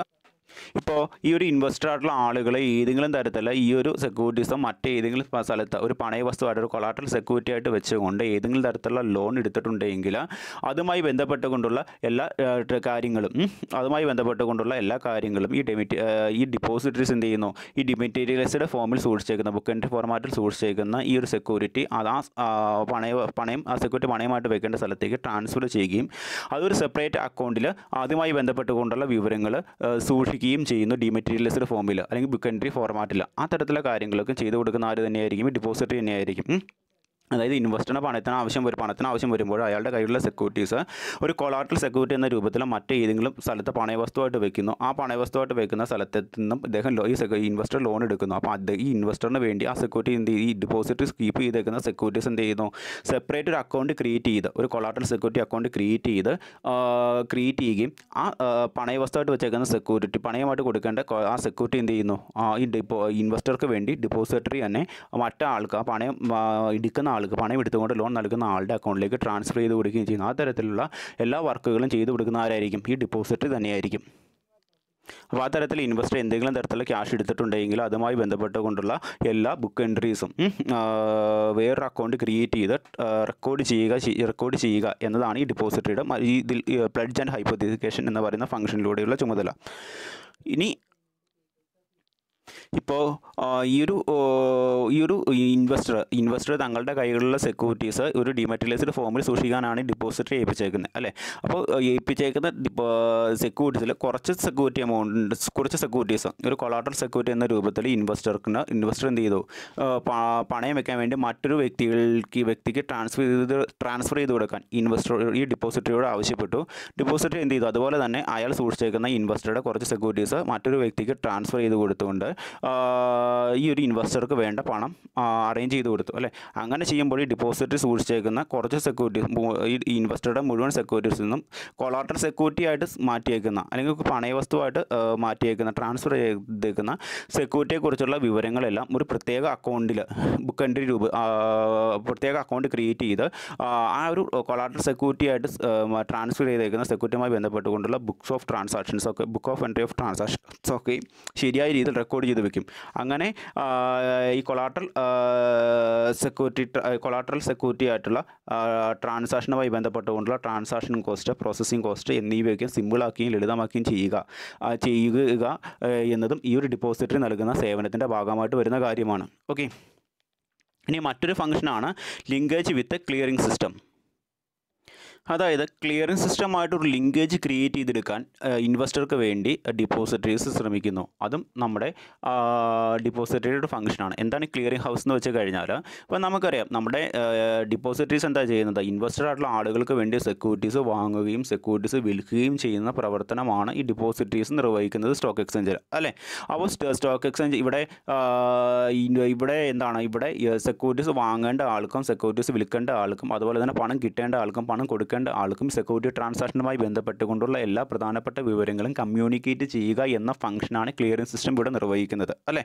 ആ തരത്തിൽ അപ്പോൾ ഈ തരത്തിലെ ഡിപ്പോസിറ്ററീസ് എന്ത് ചെയ്യുന്നു വെച്ച് കഴിഞ്ഞാൽ ഇൻവെസ്റ്റേഴ്സിന് വേണ്ടി ഈ ക്ലിയറിംഗ് സിസ്റ്റമായിട്ട് കമ്മ്യൂണിക്കേറ്റ് ചെയ്യും.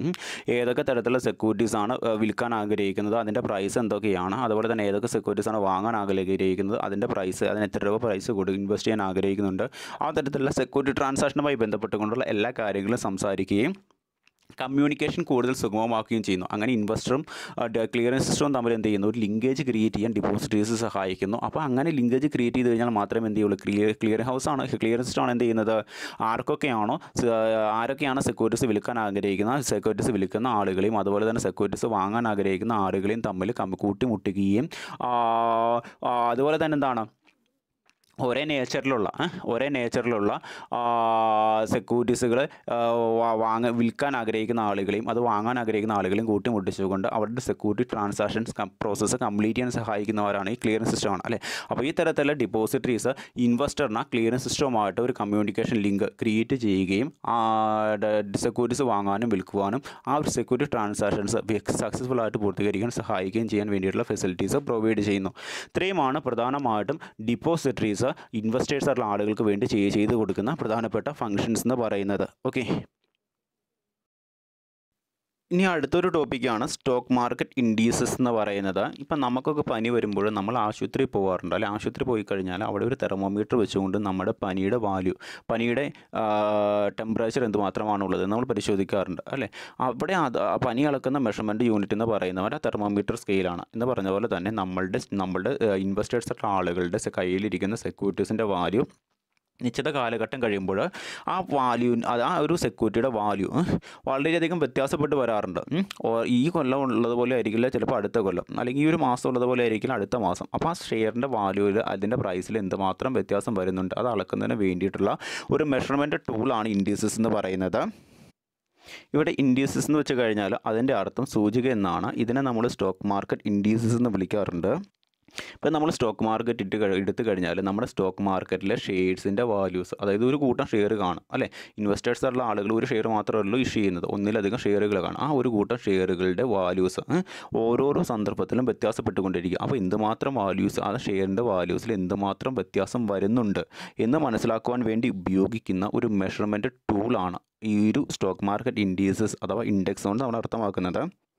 അതെങ്ങനെയാണ് അളക്കുന്നത് വെച്ച് കഴിഞ്ഞാൽ, ഇപ്പോൾ ഒരു ബേസ് ഇയർ ഉണ്ടാകും. ആ ഒരു ബേസ് ഇയറിൽ ആ ഒരു സെക്യൂരിറ്റീസിൻ്റെ ഒരു നിശ്ചിത വാല്യൂ ഉണ്ടാകും. ആ ഒരു ബേസ് ഇയറിനെ വെച്ചുകൊണ്ട് പിന്നീടുള്ള നിശ്ചിത ഓരോരോ പീരീഡുകളിലും ആ ഒരു സെക്യൂരിറ്റീസിൻ്റെ വാല്യൂവിൽ എന്തുമാത്രം വ്യത്യാസം ഉണ്ടായിട്ടുണ്ട്, എന്തുമാത്രം ചേഞ്ചസ് ഉണ്ടായിട്ടുണ്ട്, എന്തുമാത്രം വർധനവ്, എന്തുമാത്രം കുറവ് ഉണ്ടായിട്ടുണ്ട് എന്ന് നമ്മൾ എന്ത് ചെയ്യും, നമ്മൾ മെഷർ ചെയ്യും. ഇത് മെഷർ ചെയ്യാനാണ് നമ്മൾ സ്റ്റോക്ക് മാർക്കറ്റ് ഇൻഡീസസ് യൂസ് ചെയ്യുന്നത്. ഇതിൻ്റെ അകത്ത് നമ്മൾ എന്ത് ചെയ്യുന്നു വെച്ച് കഴിഞ്ഞാൽ, ഒരു pre defined group of shares നമ്മൾ സെലക്ട് ചെയ്യും. അതായത് നമ്മുടെ പ്രധാനപ്പെട്ട മേജറായിട്ടുള്ള ഇൻഡസ്ട്രീസിൻ്റെ ഒക്കെ ഷെയറുകളൊക്കെ ഉൾപ്പെടുത്തിക്കൊണ്ടുള്ള ഒരു ലിസ്റ്റ് ആയിരിക്കും ഇവിടെ ഉണ്ടാവുക. അതിൻ്റെ വാല്യൂ ആയിരിക്കും നമ്മൾ എന്ത് ചെയ്യുന്നത്, ഇൻഡെക്സിലൂടെ നമ്മൾ റെപ്രസെൻറ്റ് ചെയ്യുന്നത്. കൂടാതെ ഇതെന്ന് പറയുന്നത് ഒരു റിലേറ്റീവ് വാല്യൂ കൂടിയായിരിക്കും. കാരണം എന്തെന്ന് വെച്ച് കഴിഞ്ഞാൽ, ബേസ് ഇയറിലെ വെയ്റ്റഡ് ആവറേജ് പ്രൈസിനോട് റിലേറ്റീവ് ചെയ്താണ് ഇത് നമ്മൾ പ്രതിപാദിക്കുന്നത്. അതായത് നമ്മൾ ഈ സെക്യൂരിറ്റീസിൻ്റെ വാല്യൂ ഡിറ്റർമൈൻ ചെയ്യാനായിട്ട് നമ്മൾ എന്ത് ചെയ്യുന്നു, ഒരു ബേസ് പീരീഡ് എടുക്കുന്നു. അതായത് വലിയ രീതിയിൽ പ്രൈസിനും സെക്യൂരിറ്റീസിൻ്റെ പ്രൈസിനൊന്നും ഫ്ലക്ച്വേഷൻ ഇല്ലാത്ത ഒരു ഇയറിനെ നമ്മൾ ബേസ് ഇയർ ആയിട്ട് എടുത്തുകൊണ്ട് പിന്നീട് ഉണ്ടാകുന്ന പീരീഡ്സിൽ ആ സെക്യൂരിറ്റീസിൻ്റെ വാല്യൂവിൽ എന്തുമാത്രം വ്യത്യാസം ഉണ്ടാകുന്നുണ്ട് ആ ബേസ് ഇയറിനെ വെച്ചുകൊണ്ട് അത് മെഷർമെൻറ്റ് ചെയ്യുന്നു.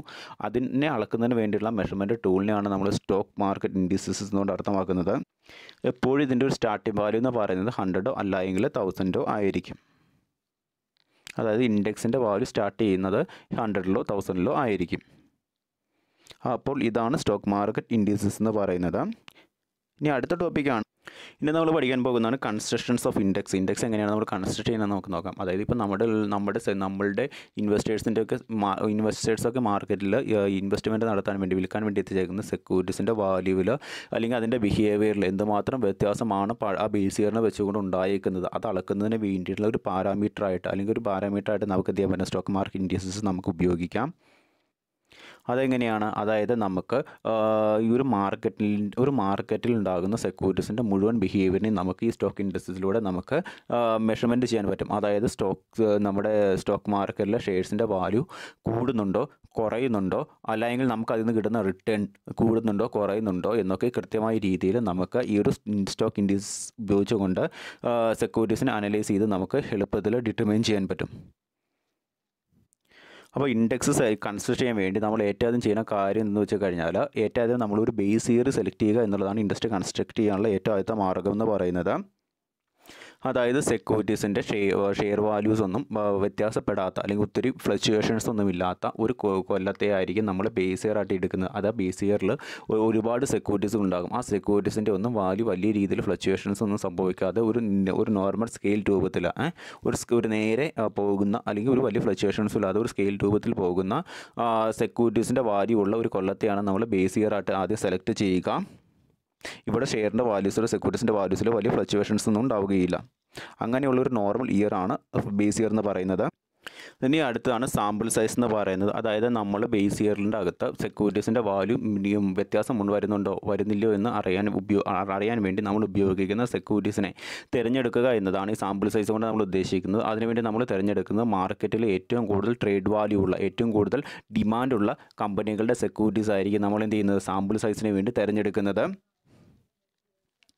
ആ തരത്തിലുള്ള സെക്യൂരിറ്റീസ് നമ്മൾ തിരഞ്ഞെടുക്കുന്ന മാർക്കറ്റ് ക്യാപിറ്റലൈസേഷൻ്റെ അടിസ്ഥാനത്തിലായിരിക്കും. എന്ന് വെച്ച് കഴിഞ്ഞാൽ ഒരു മാർക്കറ്റിൽ പല കമ്പനികളും പലതരത്തിലുള്ള സെക്യൂരിറ്റീസും ഇഷ്യൂ ചെയ്തിട്ടുണ്ടാകും. അപ്പോൾ അതിൻ്റെ അകത്ത് കുറച്ച് ഷെയറുകൾ ഇഷ്യൂ ചെയ്തേക്കുന്ന കമ്പനികളുടെയൊക്കെ സെക്യൂരിറ്റികൾ വെച്ച് നോക്കുമ്പോൾ ഇഷ്യൂ ചെയ്തേക്കുന്ന ഏറ്റവും കൂടുതൽ ഇഷ്യൂ ചെയ്തേക്കുന്നതും അതുപോലെ തന്നെ ഏറ്റവും കൂടുതൽ പ്രൈസും വെച്ച് നോക്കുമ്പോൾ ഏറ്റവും കൂടുതൽ ഇഷ്യൂ ചെയ്ത് ഏറ്റവും കൂടുതൽ ക്യാപിറ്റൽ റേസ് ചെയ്തേക്കുന്നത് ഏതൊക്കെ കമ്പനികളുടെ സെക്യൂരിറ്റീസ് ആണോ ഉള്ളത്, അങ്ങനെ ഏറ്റവും കൂടുതൽ മാർക്കറ്റ് ക്യാപിറ്റലൈസേഷൻ ഉള്ള സെക്യൂരിറ്റികളായിരിക്കും എന്ത് ചെയ്യുന്നത്, നമ്മൾ സാമ്പിൾ സൈസായിട്ട് എടുക്കുന്നത്.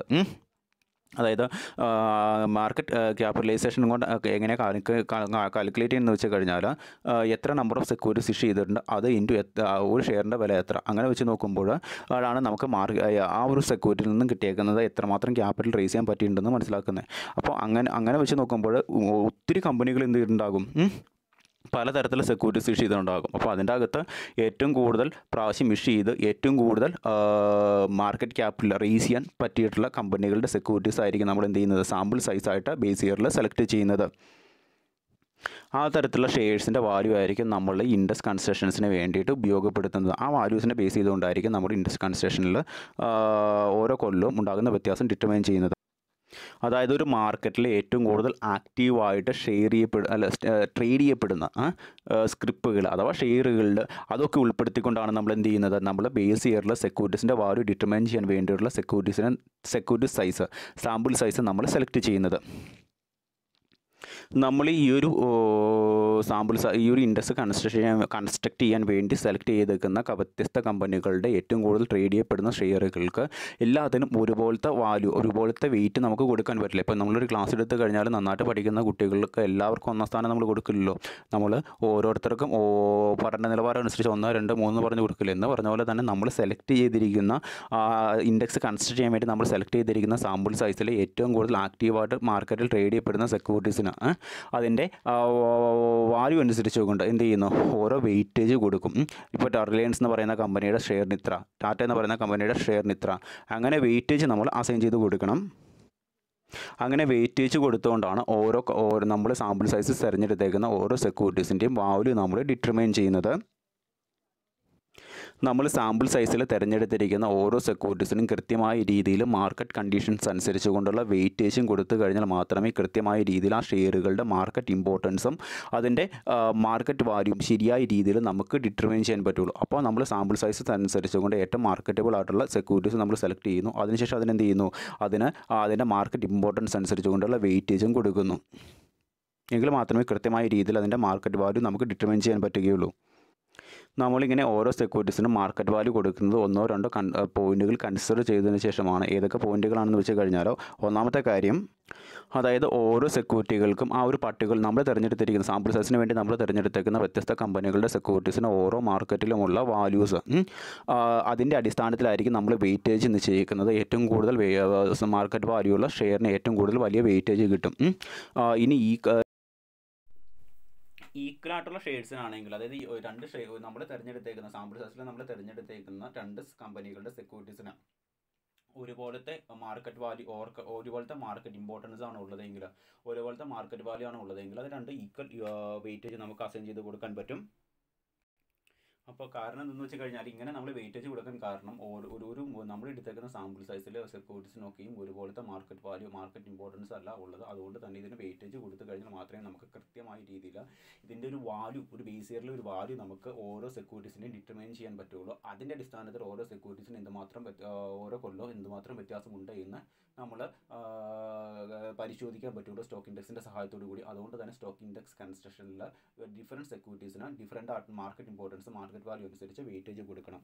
ഇത് കൂടാതെ അതർ അഡ്ജസ്റ്റ്മെൻറ്റ്സോടെ ചെയ്തതിന് ശേഷമാണ് നമ്മൾ സ്റ്റോക്ക് ഷെയർസിൻ്റെ വാല്യൂ ഡിറ്റർമൈൻ ചെയ്യാനുള്ള സ്റ്റോക്ക് ഇൻഡെക്സ് കൺസിഡർ ചെയ്യുന്നത്. അത് അഡ്ജസ്റ്റ്മെൻറ്റ് കൊണ്ട് അർത്ഥമാക്കുന്നത്, അതിനകത്ത് പറയുന്നത് റൈറ്റ് ഇഷ്യൂ അതുപോലെ തന്നെ ബോണസ് ഇഷ്യൂ ഓഫ് സെക്യൂരിറ്റീസ് ആണ്. ഈ രണ്ട് കാര്യങ്ങളാണ് നമ്മൾ പ്രധാനമായിട്ടും പഠിക്കുന്നത്. അതായത് റൈറ്റ് ഇഷ്യൂ ബോണസ് ഇഷ്യൂ എന്ന് പറയുന്നത് കമ്പനി ഈ എക്സിസ്റ്റിംഗ് ഷെയർ ഹോൾഡേഴ്സിന് ഇഷ്യൂ ചെയ്ത് കൊടുക്കുന്ന ഒന്നാണ് ഈ ഒരു റൈറ്റ് ഇഷ്യൂ ബോണസ് ഇഷ്യൂ എന്ന് പറയുന്നത്. അതായത് ബോണസ് ഇഷ്യൂ എന്ന് പറയുന്നത് കമ്പനിയുടെ പ്രോഫിറ്റിൽ നിന്നും എക്സിസ്റ്റിംഗ് ഷെയർ ഹോൾഡേഴ്സിന് കൊടുക്കുന്ന ഒരു ഷെയറാണ് ഈ ഒരു ബോണസ് ഇഷ്യൂ എന്ന് പറയുന്നത്. അപ്പോൾ നമ്മൾ ഒരു കമ്പനിയുടെ ഷെയർസിൻ്റെ വാല്യൂ ഡിറ്റർമൈൻ ചെയ്യുന്ന സമയത്ത് നമ്മൾ ബോണസ് ഇഷ്യൂ ഓഫ് ഷെയർസും അതുപോലെ തന്നെ റൈറ്റ് ഇഷ്യൂ ഓഫ് ഷെയർസും കൂടി കൺസിഡർ ചെയ്തതിന് ശേഷം വേണം നമ്മൾ എന്ത് ചെയ്യാൻ, സ്റ്റോക്ക് ഇൻഡെക്സിന് വേണ്ടിയിട്ടുള്ള ഷെയറിൻ്റെ വാല്യൂസിന് സ്റ്റോക്ക് ഇൻഡെക്സ് കൺസിഡർ ചെയ്യാൻ വേണ്ടിയിട്ട് നമ്മൾ സെലക്ട് ചെയ്തിരിക്കുന്ന ഷെയർസിൻ്റെ വാല്യൂസിന് നമ്മൾ എന്ത് ചെയ്യാൻ, വെയിറ്റേജ് നിശ്ചയിക്കുവാൻ. ഇങ്ങനെ നമ്മൾ ബോണസ് ഇഷ്യൂ ഒക്കെ നടത്തുമ്പോൾ കേവലം നമ്മൾ ഒരു കമ്പനി ഇഷ്യൂ ചെയ്യുന്ന സെക്യൂരിറ്റീസിൻ്റെ എണ്ണം കൂടുകയുള്ളൂ. അല്ലാണ്ട് ആ കമ്പനീസ് ഷെയർസ് ഇഷ്യൂ ചെയ്തുകൊണ്ട് നേടുന്ന മാർക്കറ്റ് ക്യാപിറ്റലൈസേഷനോ അല്ല എങ്കിൽ ഷെയർസിൻ്റെ പ്രൈസിനോ വ്യത്യാസം ഉണ്ടാവുകയില്ല. കേവലം ഇഷ്യൂ ചെയ്യുന്ന സെക്യൂരിറ്റീസിൻ്റെ നമ്പർ കൂടുകയുള്ളൂ. അപ്പോൾ ഇതൊക്കെ പരിശോധിച്ചതിന് ശേഷം വേണം നമ്മൾ എന്ത് ചെയ്യാൻ, ഈ തരത്തിലുള്ള റൈറ്റ് ഇഷ്യൂയും ബോണസ് ഇഷ്യൂ ഒക്കെ പരിശോധിച്ചതിന് ശേഷം വേണം ഒരു കമ്പനിയുടെ കമ്പനിയുടെ സെക്യൂരിറ്റീസിന് നമ്മൾ വെയിറ്റേജ് നിശ്ചയിക്കാൻ. നമ്മൾ സാമ്പിൾ സൈസിന് വേണ്ടി സെലക്ട് ചെയ്തിട്ടുണ്ടെങ്കിൽ അതൊക്കെ മുൻകൂട്ടി കണ്ടുപിടിച്ചതിന് അതൊക്കെ മുൻകൂട്ടി പരിശോധിച്ചതിന് ശേഷം ഇത്തരത്തിലുള്ള അഡ്ജസ്റ്റ്മെൻ്റ് ഒക്കെ ചെയ്തതിന് ശേഷം വേണം എന്ത് ചെയ്യാൻ, നമ്മൾ ഓരോ സെക്യൂരിറ്റീസിൻ്റെ വെയിറ്റേജ് നിശ്ചയിക്കാൻ. അതിനുശേഷം വേണം നമ്മൾ അതിനുശേഷം വേണം നമ്മൾ എന്ത് ചെയ്യാൻ, അതിൽ കൂടി അങ്ങനെയാണ് നമ്മൾ എന്ത് ചെയ്തത്, സ്റ്റോക്ക് ഇൻഡെക്സ് നമ്മൾ കൺസിഡർ ചെയ്തിരിക്കുന്നത്. അപ്പോൾ ഈ തരത്തിൽ നമ്മൾ എന്തൊക്കെ കാര്യങ്ങൾ ചെയ്യേണ്ടതാണ്? നമ്മളൊരു ബേസ് ഇയർ കാൽക്കുലേറ്റ് ചെയ്യണം, അതായത് ഫ്ലക്ച്വേഷൻസ് ഒന്നും ഇല്ലാതെ സെക്യൂരിറ്റീസിൻ്റെ ബേസ് ഇയർ കാൽക്കുലേറ്റ് ചെയ്യണം.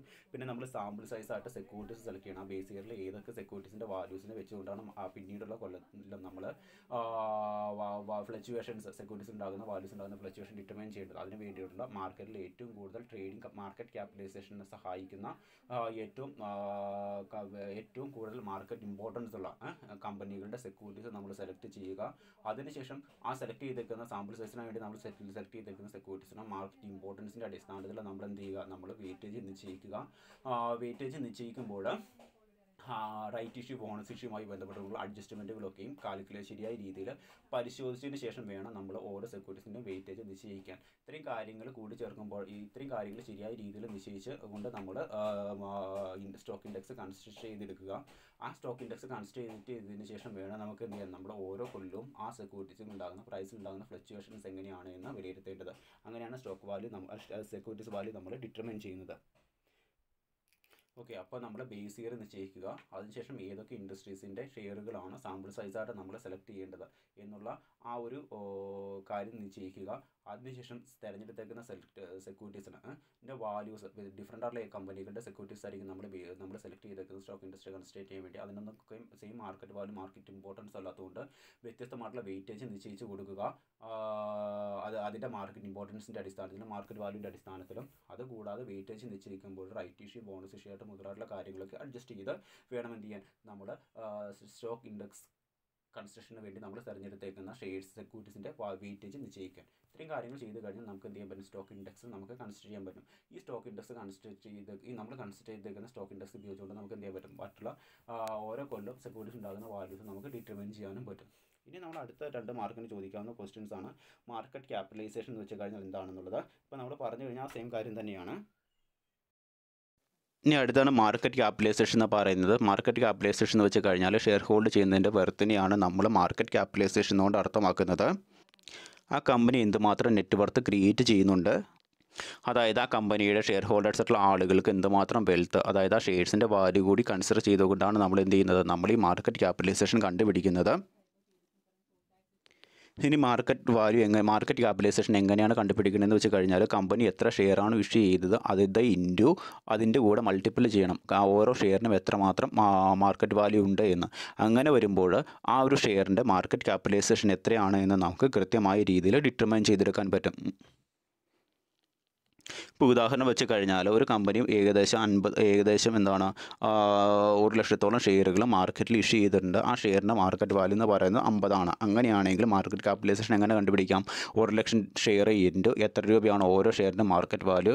50 റുപ്പീസ്. അപ്പോൾ 1,00,000 ഇൻറ്റു 50 റുപ്പീസ് ഈസിക്കൽ ടു 50 ലക്ഷം രൂപയാണ് എന്തെന്ന് പറയുന്നത് ആ ഒരു ഷെയർ ഇഷ്യൂ ചെയ്യുന്നത് വഴി ആ കമ്പനിക്ക് കിട്ടിയേക്കുന്ന നെറ്റ്വർത്ത് അല്ലെങ്കിൽ മാർക്കറ്റ് ക്യാപിറ്റലൈസേഷൻ എന്ന് പറയുന്നത്. ഇപ്പോൾ നമ്മൾ ഇൻഡെക്സ് കൺസ്ട്രക്ഷൻ ചെയ്യുന്ന സമയത്ത് നമ്മൾ പറഞ്ഞൊരു കാര്യം തന്നെയാണ്. എങ്ങനെയാണ് നമ്മൾ ഒരു ഷെയറിൻ്റെ വാല്യൂ നമ്മൾ ഡിറ്റർമൈൻ ചെയ്യുന്നത് എങ്ങനെയാണോ? ഒന്നെങ്കിൽ അതിൻ്റെ മാർക്കറ്റ് ക്യാപിറ്റലൈസേഷൻ നോക്കിയിട്ടോ അല്ലെങ്കിൽ അതിൻ്റെ പ്രൈസ് നോക്കിയിട്ടോ ആണ് നമ്മൾ എന്ത് ചെയ്യുന്നത്? ഓരോ ഷെയറിനും നമ്മൾ വെയിറ്റേജ് കൊടുക്കുന്നത്. അതായത് നമ്മൾ വ്യത്യസ്തമായിട്ടുള്ള കമ്പനികളുടെ ഷെയറുകൾ ഇൻഡസ്ട്രി കൺസ്ട്രക്ഷനായിട്ട് സാമ്പിൾ സൈസായിട്ട് തിരഞ്ഞെടുക്കുമ്പോൾ ഓരോ ഷെയറുകളുടെ വാല്യൂ ഡിഫറൻ്റ് ആയതുകൊണ്ട് തന്നെ ഓരോ ഷെയറിൻ്റെയും വെയിറ്റേജ് നമ്മൾ കൊടുക്കും അല്ലേ? ആ ഷെയറിൻ്റെ വെയിറ്റേജ് നിശ്ചയിക്കുന്നത് എങ്ങനെയാണ്? ആ ഷെയറിൻ്റെ മാർക്കറ്റ് ക്യാപിറ്റലൈസേഷൻ നോക്കിയിട്ടോ ഷെയറിൻ്റെ പ്രൈസ് നോക്കിയിട്ടോ ആണ് നമ്മൾ ആ ഷെയറിൻ്റെ വെയിറ്റേജ് നിശ്ചയിക്കുന്നത് ഇൻഡസ്ട്രി കൺസ്ട്രക്ഷൻ ചെയ്യുന്ന സമയത്ത്. നമുക്ക് പ്രധാനമായിട്ട് മാർക്കറ്റ് ക്യാപിറ്റലൈസേഷന് വേണ്ടിയിട്ട് അതായത് നമ്മൾ തിരഞ്ഞെടുത്ത ഇൻഡസ്ട്രി കൺസ്ട്രക്ഷന് വേണ്ടി നമ്മൾ തിരഞ്ഞെടുത്തേക്കുന്ന ഷെയർസിന് നമുക്ക് 2 രീതിയിൽ വെയിറ്റേജ് കൊടുക്കാം.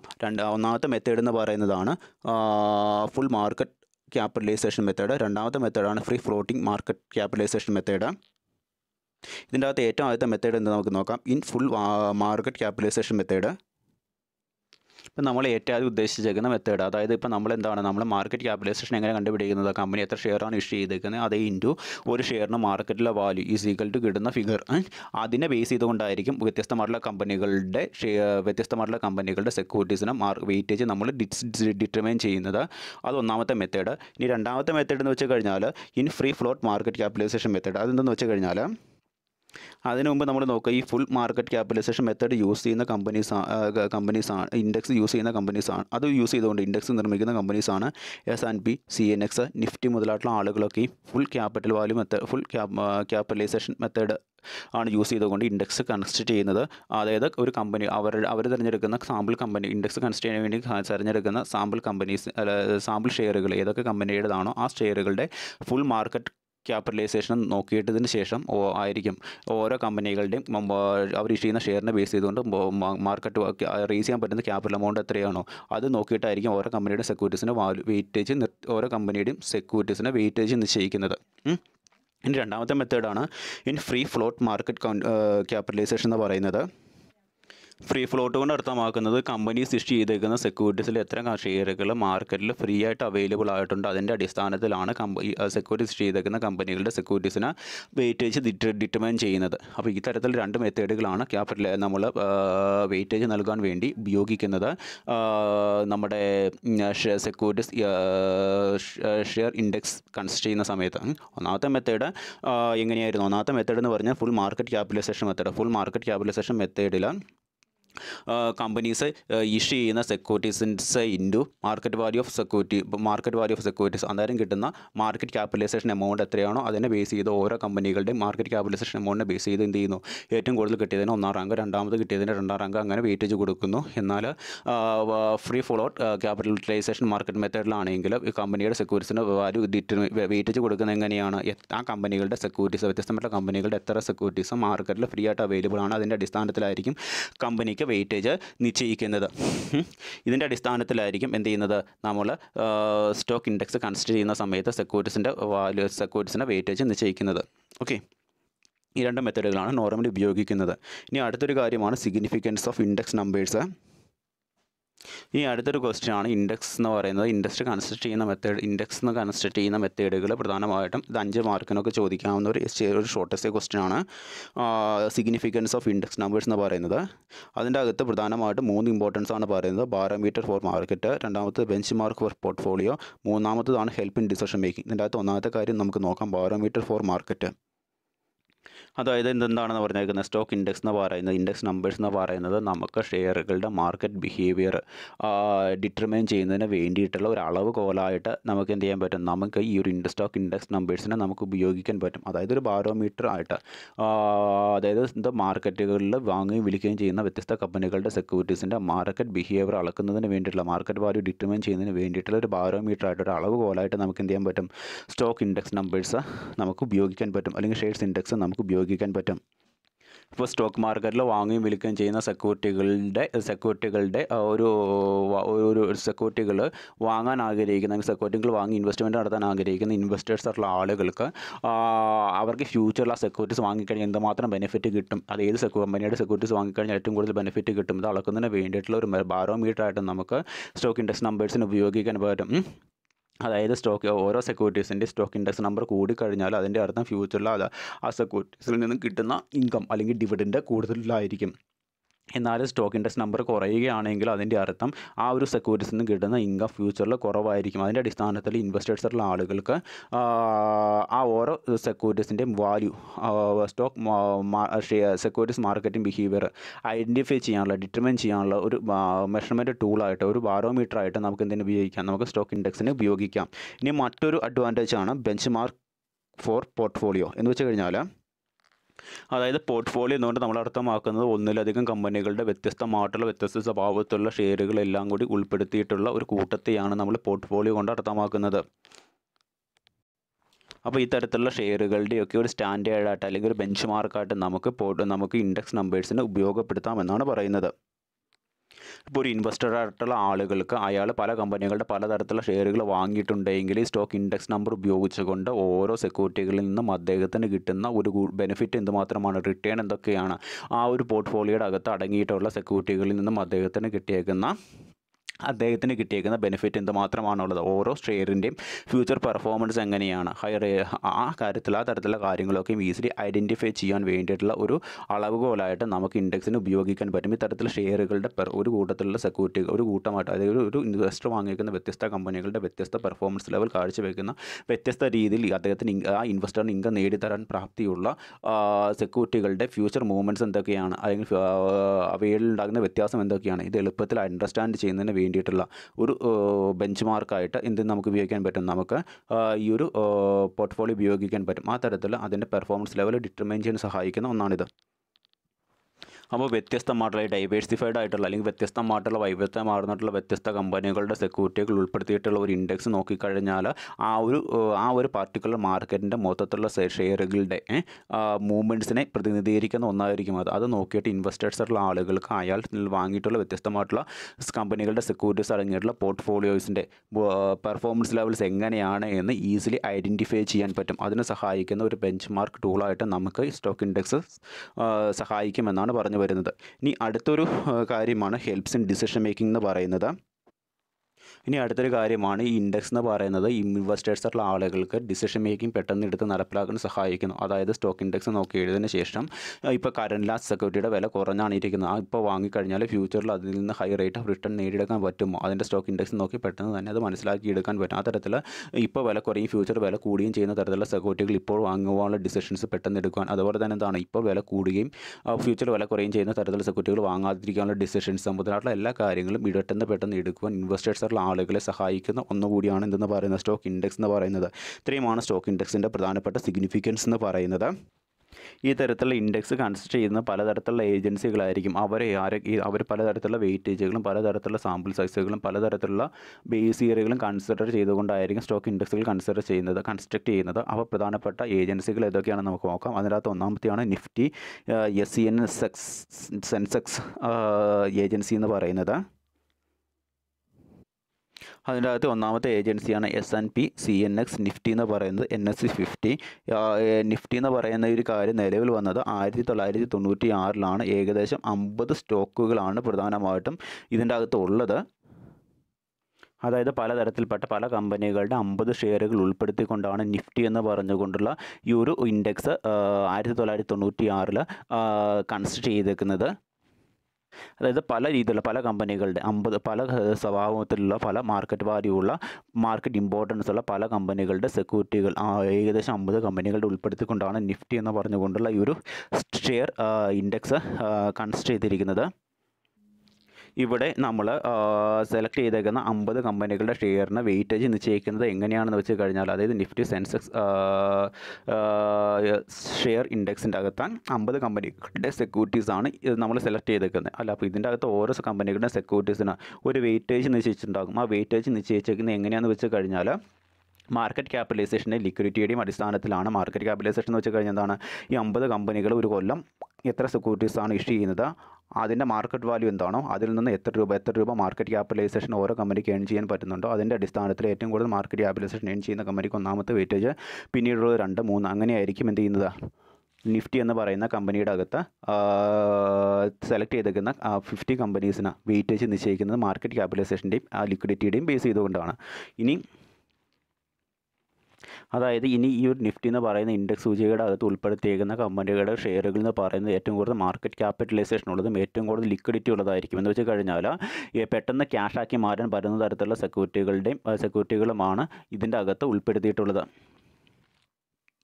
ഈ നിഫ്റ്റിയുടെ അകത്ത് ഉൾപ്പെടുത്തിയേക്കുന്ന 50 കമ്പനികളുടെ വ്യത്യസ്ത ഷെയറുകൾ 50 കമ്പനീസ് ഉണ്ടെന്ന് പറഞ്ഞില്ലേ, അപ്പോൾ 50 കമ്പനികളുടെ വ്യത്യസ്ത ഷെയറുകളാണ് ഉൾപ്പെടുത്തിയേക്കുന്നത് അല്ലേ. അപ്പോൾ ഇതിൻ്റെ ഒക്കെ മാർക്കറ്റ് ക്യാപിറ്റലൈസേഷൻ എന്ന് പറയുന്നത് പെർ ഇയറിൽ 500 കോടി രൂപയ്ക്ക് മുകളിലായിരിക്കും മാർക്കറ്റ് ക്യാപിറ്റലൈസേഷൻ ഉണ്ടാവുക ഈ കമ്പനിയുടെ ഷെയറുകൾക്കെല്ലാം.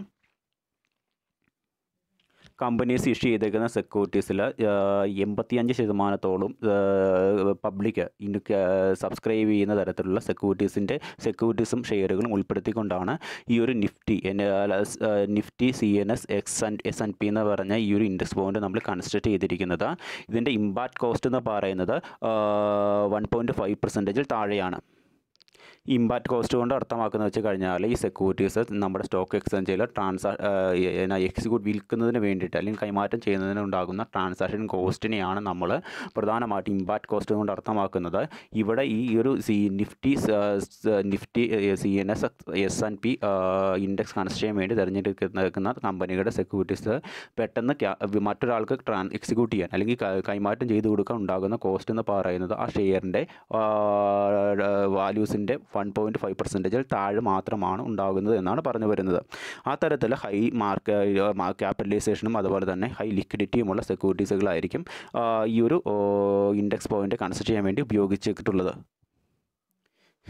ഇതിങ്ങനെ ട്രാൻസാക്ഷൻ കോസ്റ്റ് കുറയാനുള്ള കാരണം എന്ന് വെച്ച് കഴിഞ്ഞപ്പോൾ ഇപ്പം നമുക്കറിയാമല്ലോ ഏതൊരു സെക്യൂരിറ്റീസും ട്രാൻസ്ഫർ ചെയ്യുന്നത് ഓൺലൈനായിട്ടാണല്ലോ. അപ്പോൾ ഓൺലൈനായിട്ട് വരുന്നതുകൊണ്ട് തന്നെ സ്റ്റാമ്പ് ഡ്യൂട്ടീസ്, എൻഡോഴ്സ്മെൻറ്റ്സിൻ്റെ ഡ്യൂട്ടീസ്, മറ്റ് ലീഗൽ ചാർജസ് മുതലായിട്ടുള്ള കാര്യങ്ങളൊക്കെ വളരെയധികം കുറവായിരിക്കും. ഇനി മറ്റൊരു കാര്യം എന്ന് വെച്ച് കഴിഞ്ഞാൽ നമ്മൾ പറഞ്ഞു ഏതൊരു ഇൻഡെക്സ് നമ്മൾ കൺസിഡർ ചെയ്യുമ്പോൾ അതിനെന്തൊക്കെ ഉണ്ടായിരിക്കും, 4 രീതിയിലുള്ള കാര്യങ്ങളുണ്ടായിരിക്കും അല്ലെ. ഏറ്റവും ബേസ് ഇയർ, പിന്നെ സാമ്പിൾ സൈസ്, വെയിറ്റേജ് കൊടുക്കുന്നു, അതർ അഡ്ജസ്റ്റ്മെൻറ്റ്സ് നമ്മൾ കൊടുക്കുന്നു അല്ലേ. ഇതിൻ്റെ അകത്ത് നിഫ്റ്റി എന്ന് പറഞ്ഞ ഇൻഡെക്സ് കൺസിഡർ ചെയ്യാൻ വേണ്ടി നമ്മൾ ബേസ് ഇയർ ആയിട്ട് തിരഞ്ഞെടുത്തേക്കുന്നത് 1995 നവംബർ 3 എന്ന് പറയുന്ന ഇയറാണ്. ആ ഒരു കൊല്ലമാണ് ബേസ് ഇയർ ആയിട്ട് നിഫ്റ്റി എന്ന് പറയുന്ന ഇൻഡെക്സിൻ്റെ അകത്ത് നമ്മൾ ബേസ് ഇയർ ആയിട്ട് തിരഞ്ഞെടുത്തേക്കുന്നത്. അതുകൂടാതെ തന്നെ ബേസ് വാല്യൂ ആയിട്ട് എടുത്തിരിക്കുന്നത് 1000 ആണ്. ആ ഒരു ഡേയ്സ് തൊട്ട് ഓരോ ദിവസവും ആ സെക്യൂരിറ്റിയുടെ വാല്യൂ ഉണ്ടായിരിക്കുന്ന വ്യത്യാസം എന്താണ് എന്ന് ഈ ഒരു ഇൻഡെക്സ് റേറ്റ് ഉപയോഗിച്ചുകൊണ്ട് നമ്മൾ പരിശോധിക്കുന്നു. അതിൻ്റെ അടിസ്ഥാനത്തിലാണ് നമ്മൾ എന്ത് നിശ്ചയിക്കുന്നത്, ആ ഷെയറിൻ്റെ മാർക്കറ്റ് വാല്യൂ എന്തുമാത്രം കൂടിയിട്ടുണ്ട്, എന്തുമാത്രം കുറഞ്ഞിട്ടുണ്ട് എന്ന് നിശ്ചയിക്കുന്നത്. ഇനി മറ്റൊരു ഷെയർ ഇൻഡെക്സ് ആണ് BSE SENSEX എന്ന് പറയുന്നത്. BSE സെൻസെക്സ് എന്ന് പറയുന്നത് Bombay stock exchange sensitivity index എന്ന് പറയുന്നത്. ഇത് ഇന്ത്യയിലുള്ള ഒരു stock exchange share market index ആണ്.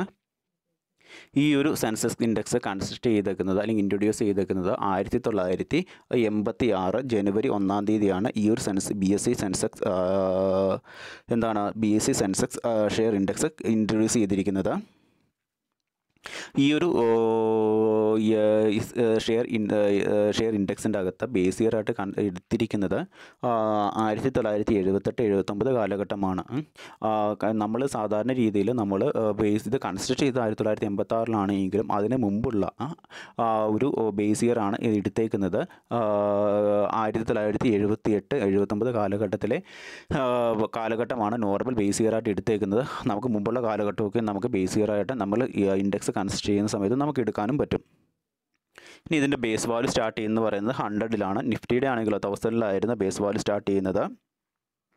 ഇവിടെ നമ്മൾ സാമ്പിൾ സൈസായിട്ട് എടുത്തേക്കുന്നത് ഏകദേശം മാർക്കറ്റിലുള്ള ഏറ്റവും കൂടുതൽ അന്നത്തെ കാലഘട്ടങ്ങളിൽ ഏറ്റവും കൂടുതൽ മാർക്കറ്റ് വാല്യൂ ഉള്ള 30 കമ്പനികളുടെ ഷെയറുകളായിരുന്നു. ഏറ്റവും കൂടുതൽ മാർക്കറ്റ് ക്യാപിറ്റലൈസേഷൻ, മാർക്കറ്റ് ഇമ്പോർട്ടൻസ് ഉള്ള, മാർക്കറ്റ് വാല്യൂ ഉള്ള 30 കമ്പനികളുടെ സെക്യൂരിറ്റീസാണ് പ്രധാനമായിട്ടും സാമ്പിൾ സൈസിന് വേണ്ടി നമ്മൾ സെലക്ട് ചെയ്തേക്കുന്നത്. ഇവിടെ നമ്മൾ സാമ്പിൾ സൈസായിട്ട് സെക്യൂരിറ്റീസ് തിരഞ്ഞെടുക്കുമ്പോൾ സെക്യൂരിറ്റീസിന് തിരഞ്ഞെടുക്കുന്ന കമ്പനികളുടെ സെക്യൂരിറ്റീസിന് വെയിറ്റേജ് കൊടുക്കുന്നത് മാർക്കറ്റ് ക്യാപിറ്റലൈസേഷൻ്റെ അടിസ്ഥാനത്തിലാണ്. ഏത് കമ്പനീസാണ് ഏറ്റവും കൂടുതൽ ഷെയർസ് ഇഷ്യൂ ചെയ്തുകൊണ്ട് ഏറ്റവും കൂടുതൽ മാർക്കറ്റ് ക്യാപിറ്റലൈസേഷൻ എമൗണ്ട് റേസ് ചെയ്തേക്കുന്നത്, ആ കമ്പനികളുടെ സെക്യൂരിറ്റീസിനായിരിക്കും ഒന്നാമത്തെ വെയിറ്റേജ് കിട്ടുന്നത്. പിന്നീട് തുടർന്ന് പുറകിലേക്ക് വെയിറ്റേജ് കൊടുത്തുകൊണ്ടിരിക്കും. അതിൻ്റെ അടിസ്ഥാനത്തിലാണ് സാമ്പിൾ സൈസായിട്ട് തിരഞ്ഞെടുത്തേക്കുന്ന സെക്യൂരിറ്റീസിൻ്റെ വെയിറ്റേജ് നമ്മൾ ഇവിടെ തീരുമാനിച്ചേക്കുന്നത്. മാർക്കറ്റ് ക്യാപിറ്റലൈസേഷൻ തന്നെയാണ് ഇവിടെ ഷെയറുകളുടെ ഷെയറുകൾക്ക് നൽകുന്ന വെയിറ്റേജ് ഫാക്ടറായിട്ട് എടുക്കുവാനുള്ള മാനദണ്ഡം എന്ന് പറയുന്നത്. ഇനി എങ്ങനെയാണ് വെയിറ്റേജ് വാല്യൂ എങ്ങനെയാണ് കാൽക്കുലേറ്റ് ചെയ്യുന്നത് വെച്ച് കഴിഞ്ഞാൽ, ഇൻഡെക്സ് വാല്യൂ എങ്ങനെയാണ് കാൽക്കുലേറ്റ് ചെയ്യുന്നത് വെച്ച് കഴിഞ്ഞാൽ, ബേസ് ഇയറിലുള്ള എല്ലാ ഷെയറുകളുടെയും ഒരു ആവറേജ് വാല്യൂ നമ്മൾ കാൽക്കുലേറ്റ് ചെയ്യും.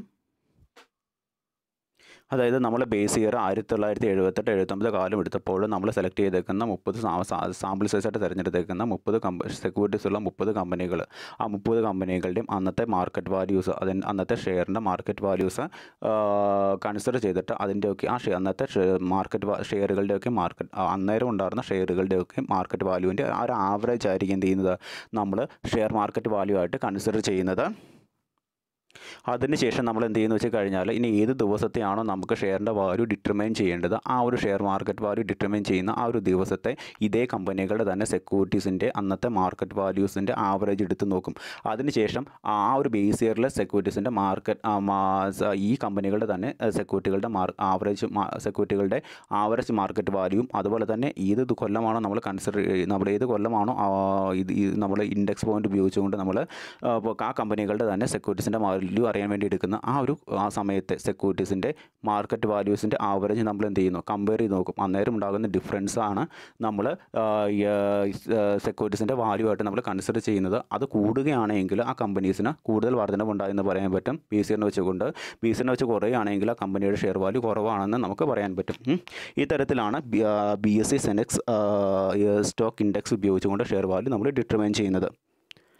ഇനി മറ്റൊരു 2 മാർക്കിൻ്റെ എസ്സേ ക്വസ്റ്റ്യൻ ആണ്. സ്റ്റോക്ക് സ്പ്ലിറ്റ് എന്താണ്, റിവേഴ്സ് സ്പ്ലിറ്റ് എന്താണെന്ന് നമുക്ക് നോക്കാം. സ്റ്റോക്ക് സ്പ്ലിറ്റ് എന്ന് വെച്ച് കഴിഞ്ഞാൽ നമുക്കറിയാം സ്റ്റോക്കുകളെ, ഇപ്പോൾ സ്റ്റോക്ക് എന്ന് വെച്ച് കഴിഞ്ഞാൽ നമുക്കറിയാം അത് ഷെയറിനെ ഉദ്ദേശിക്കുന്നത് അല്ലേ. ഇനി സ്പ്ലിറ്റ് എന്ന് വെച്ച് കഴിഞ്ഞാൽ നമ്മൾ എന്തിനാണ് ഉദ്ദേശിക്കുന്നത്, സ്പ്ലിറ്റ് എന്ന് വെച്ച് കഴിഞ്ഞാൽ രണ്ടാക്കുക എന്നാണ് നമ്മൾ ഉദ്ദേശിക്കുന്നത് അല്ലേ. അപ്പോൾ നമ്മൾ ഈ ഷെയർ നമ്മുടെ ഈ ഒരു സ്റ്റോക്ക് സ്പ്ലിറ്റിംഗ് കൊണ്ട് നമ്മൾ അർത്ഥമാക്കുന്നത് എന്തെന്ന് വെച്ച് കഴിഞ്ഞാൽ നമ്മുടെ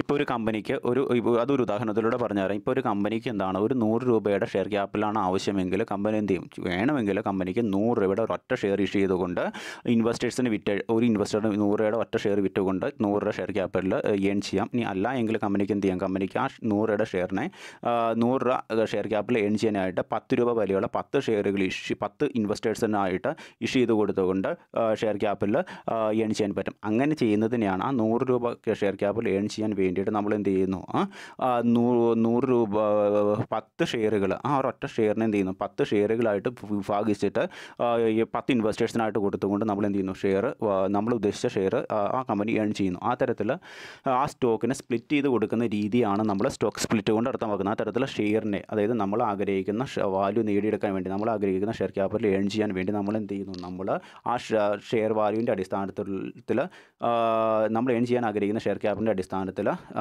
നമ്മൾ എന്ത് ചെയ്യുന്നു, ഷെയറുകളെ വ്യത്യസ്ത പ്രൈസ് ഡിസൈഡ് ചെയ്തുകൊണ്ട് സ്പ്ലിറ്റ് ചെയ്യുന്നു. അതിനുശേഷം ഇൻവെസ്റ്റേഴ്സുള്ള ആളുകൾക്ക് കൊടുക്കുകയും നമ്മൾ ആഗ്രഹിക്കുന്ന ഷെയർ ക്യാപിറ്റൽ എമൗണ്ട് ആ കമ്പനി റേസ് ചെയ്യുകയും ചെയ്യുന്നു. അതിനെയാണ് നമ്മൾ സ്റ്റോക്ക് സ്പ്ലിറ്റ് എന്നുകൊണ്ട് അർത്ഥമാക്കുന്നത്. അതായത് ഇപ്പം നമ്മൾ ഈ സ്റ്റോക്ക് സ്പ്ലിറ്റ് കൊണ്ട് അർത്ഥമാക്കുന്നതെന്ന് വെച്ച് കഴിഞ്ഞാൽ നമ്മൾ എന്ത് ചെയ്യുന്നു, നമ്മൾ ഇവിടെ ഇപ്പോൾ ഒരു 100 രൂപയുടെ സാധനം 100 രൂപ ഷെയർ ക്യാപിറ്റൽ ഏൺ ചെയ്യാൻ വേണ്ടി നമ്മൾ എന്ത് ചെയ്യുന്നു, ആ 100 രൂപ വിലയുള്ള ഷെയറിനെ എന്താണ് 10 ഷെയറുകളായിട്ട് വർദ്ധിപ്പിക്കുന്നു. അതിനുശേഷം ആ ഷെയറിൻ്റെ വാല്യൂസ് എന്താണ് റിഡ്യൂസ് ചെയ്യുന്നു അല്ലേ. എന്ന് പറഞ്ഞ പോലെ തന്നെ ഇവിടെ ഷെയറുകളുടെ എണ്ണം കൂട്ടിക്കൊണ്ട് ഷെയർ പ്രൈസിൻ്റെ വില കുറയ്ക്കുന്നതിനെയാണ് നമ്മൾ സ്റ്റോക്ക് സ്പ്ലിറ്റ് എന്നുകൊണ്ട് അർത്ഥമാക്കുന്നത്. ഇപ്പോൾ കമ്പനികൾക്ക് ഇപ്പോൾ നമ്മൾ ഇതിങ്ങനെ ചെയ്യുന്നതുകൊണ്ടുള്ള ഗുണം എന്തെന്ന് വെച്ച് കഴിഞ്ഞാൽ ഇപ്പോൾ ഒരു കമ്പനിക്ക് 100 രൂപ ഷെയർ ക്യാപിറ്റൽ അറ്റൻഡ് ചെയ്യാൻ വേണ്ടിയിട്ട് അല്ലെങ്കിൽ ഏൺ ചെയ്യാൻ വേണ്ടിയിട്ട് 100 രൂപ വിലയുള്ള ഒരൊറ്റ ഷെയർ ഇഷ്യൂ ചെയ്ത് കഴിഞ്ഞാൽ അത് ഒത്തിരി ആളുകൾ ഒരാൾ വാങ്ങണമെന്നില്ല.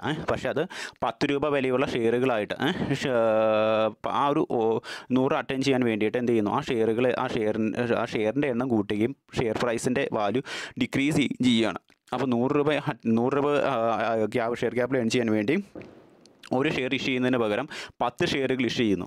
അതിനുശേഷം 100 രൂപ വിലയുള്ള ഷെയറിൻ്റെ വാല്യൂ ഒരു ഷെയറിന് 10 രൂപ വെച്ച് അങ്ങനെ 10 ഷെയർ ഇഷ്യൂ ചെയ്യുമ്പോൾ കമ്പനി ആഗ്രഹിച്ച ഷെയർ ക്യാപിറ്റൽ ഏൺ ചെയ്യുവാനും ധാരാളം കുറച്ച് എമൗണ്ട് മുടക്കിക്കൊണ്ട് ഷെയർ വാങ്ങാൻ ആഗ്രഹിക്കുന്ന ആളുകളുടെ കൈകളിലേക്ക് ഷെയർ വിറ്റുകൊണ്ട് കമ്പനി ആഗ്രഹിക്കുന്ന ഷെയർ ക്യാപിറ്റൽ ഏൺ ചെയ്യാനും പറ്റും.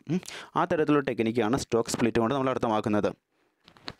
ഇനി മറ്റൊരു കാര്യമാണ് റിവേഴ്സ് സ്പ്ലിറ്റ് എന്നുകൊണ്ട് അർത്ഥമാകുന്നത്. റിവേഴ്സ് സ്പ്ലിറ്റ് എന്ന് വെച്ച് കഴിഞ്ഞാൽ എന്താണ്, നമ്മൾ സ്റ്റോക്ക് സ്പ്ലിറ്റിൽ എന്താ ചെയ്തേക്കുന്നത്, സ്റ്റോക്കിനെ പല നമ്മൾ ആഗ്രഹിച്ചേക്കുന്ന ഷെയർ ക്യാപിറ്റൽ ഏൺ ചെയ്യാൻ വേണ്ടി സ്റ്റോക്കുകളുടെ എണ്ണത്തെ കൂട്ടി അതിനുശേഷം സ്റ്റോക്കിൻ്റെ പ്രൈസ് നമ്മൾ റെഡ്യൂസ് ചെയ്തു.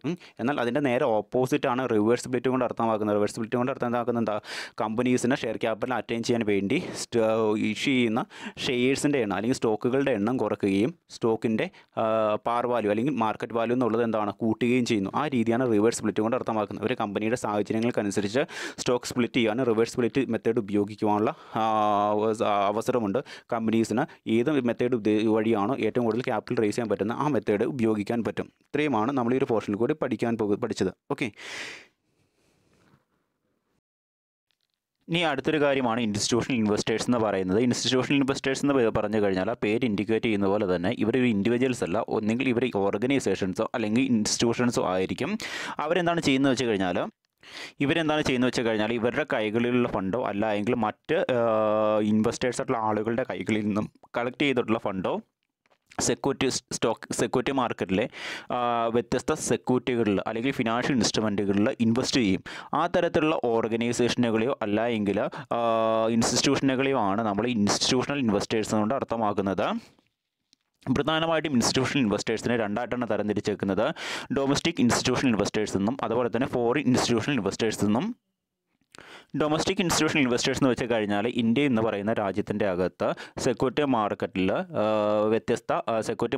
വ്യത്യസ്ത സെക്യൂരിറ്റികളിലോ ഫിനാൻഷ്യൽ ഇൻസ്ട്രുമെൻറ്റുകളിലോ പണം ഇൻവെസ്റ്റ് ചെയ്യുന്ന പ്രൈവറ്റ് ഓർ പബ്ലിക് ഫിനാൻഷ്യൽ ഇൻസ്റ്റിറ്റ്യൂഷൻസിനെ ഓർഗനൈസേഷനെയാണ് നമ്മൾ ഡൊമസ്റ്റിക് ഇൻസ്റ്റിറ്റ്യൂഷണൽ ഇൻവെസ്റ്റേഴ്സ് കൊണ്ട് അർത്ഥമാക്കുന്നത്.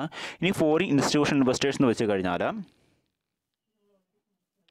അത് സെബി എന്ന് പറയുന്ന സെബിയുടെ അകത്ത് ഫോറിൻ ഇൻസ്റ്റിറ്റ്യൂഷണൽ ഇൻവെസ്റ്റേഴ്സ് എന്ന നിലയിലും അതുപോലെ തന്നെ ഇന്ത്യ എന്ന് പറയുന്ന രാജ്യത്തിൻ്റെ വെളിയിൽ ഇൻകോർപ്പറേറ്റ് ചെയ്തിട്ടുള്ള ഓർഗനൈസേഷനുകൾ ഇൻസ്റ്റിറ്റ്യൂഷൻസുമാണ് ഫോറിൻ ഇൻസ്റ്റിറ്റ്യൂഷണൽ ഇൻവെസ്റ്റേഴ്സ് കൊണ്ട് അർത്ഥമാക്കുന്നത്. അവർ ഇന്ത്യയിൽ വന്ന് ഇന്ത്യൻ സെക്യൂരിറ്റി മാർക്കറ്റിലെ സെക്യൂരിറ്റികളിലും ഫിനാൻഷ്യൽ ഇൻസ്ട്രുമെൻറ്റുകളിലും പണം ഇൻവെസ്റ്റ് ചെയ്യാൻ ആഗ്രഹിക്കുന്നു. ആ തരത്തിൽ ഈ സെബിയിൽ രജിസ്ട്രേഷൻ എടുത്തിട്ടുള്ളതും അതുപോലെ തന്നെ ഇന്ത്യക്ക് വെളിയിൽ ഉള്ള ഇൻകോർപ്പറേറ്റ് ചെയ്തിട്ടുള്ളതുമായിട്ടുള്ള ഓർഗനൈസേഷനുകൾ ഇൻസ്റ്റിറ്റ്യൂഷൻസിനെയാണ് ഫോറിൻ ഇൻസ്റ്റിറ്റ്യൂഷണൽ ഇൻവെസ്റ്റേഴ്സ് കൊണ്ട് നമ്മൾ അർത്ഥമാക്കുന്നത്.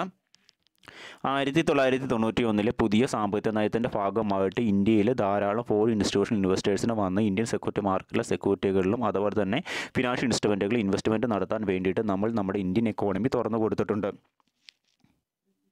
ഫോറിൻ ഇൻസ്റ്റിറ്റ്യൂഷണൽ ഇൻവെസ്റ്റേഴ്സിന് ഉദാഹരണങ്ങളാണ് pension fund, mutual fund, investment trust, assistant management companies, institutional portfolio managers, banks, foreign central banks, foreign government insurance companies, international agencies മുതലായിട്ടുള്ള ആളുകൾക്ക് ഇന്ത്യയിൽ വന്നിട്ട് ഇന്ത്യയിലെ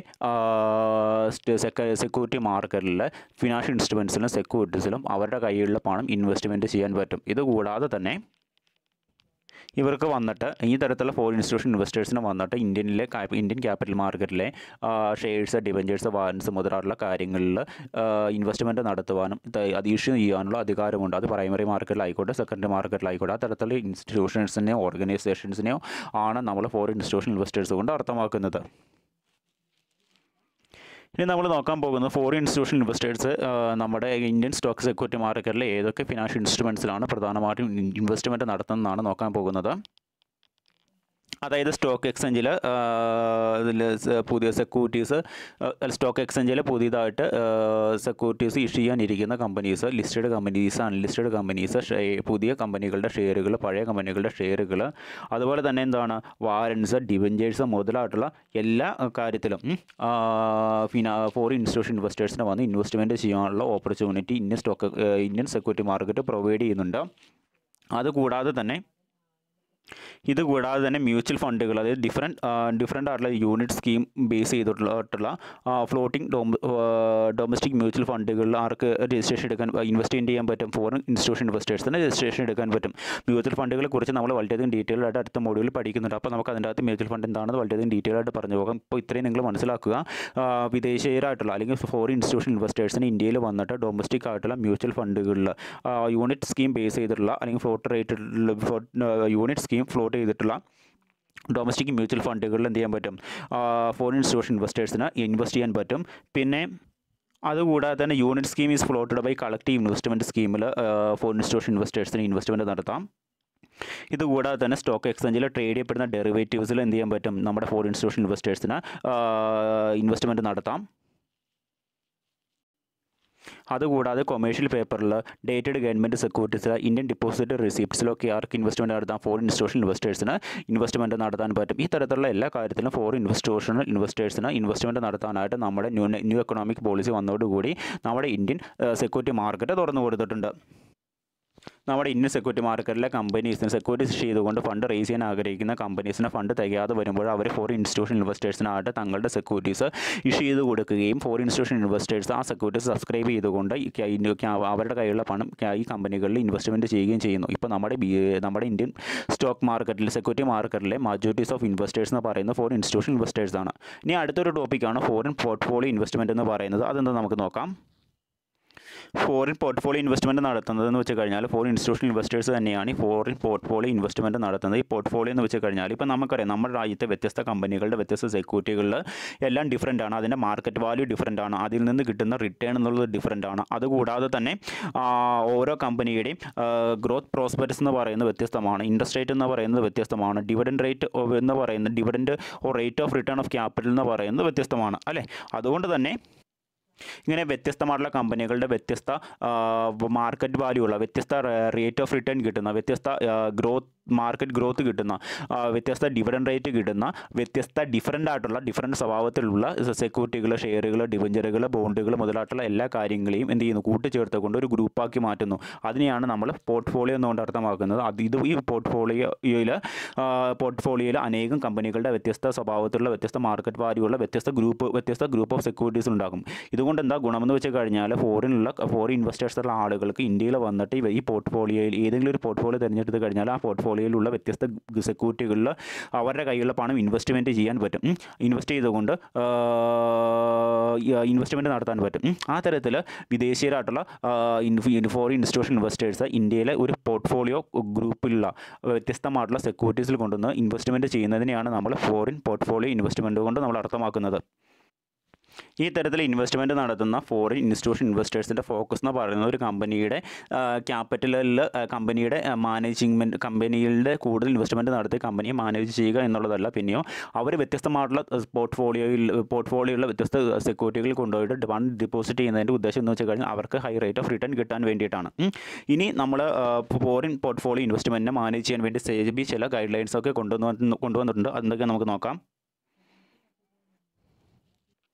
ഒന്നാമത്തെ ഗൈഡ് ലൈൻസ് എന്ന് വെച്ച് കഴിഞ്ഞാൽ, ഒന്നാമത്തെ റൂൾ ക്രൈറ്റീരിയ എന്ന് വെച്ച് കഴിഞ്ഞാൽ, ഏതെങ്കിലും ഒരു ഫോറിൻ ഇൻസ്റ്റിറ്റ്യൂഷണൽ ഇൻവെസ്റ്റേഴ്സ് ഏതെങ്കിലും ഒരു കമ്പനിയുടെ ടോട്ടൽ ഷെയർ ക്യാപിറ്റലിൻ്റെ 10% താഴെ ഇൻവെസ്റ്റ്മെൻറ്റ് നടത്തി കഴിഞ്ഞാൽ അതൊരു ഫോറിൻ പോർട്ട്ഫോളിയോ ഇൻവെസ്റ്റ്മെൻ്റ് ആയിട്ടാണ് നമ്മൾ കരുതപ്പെടുന്നത്.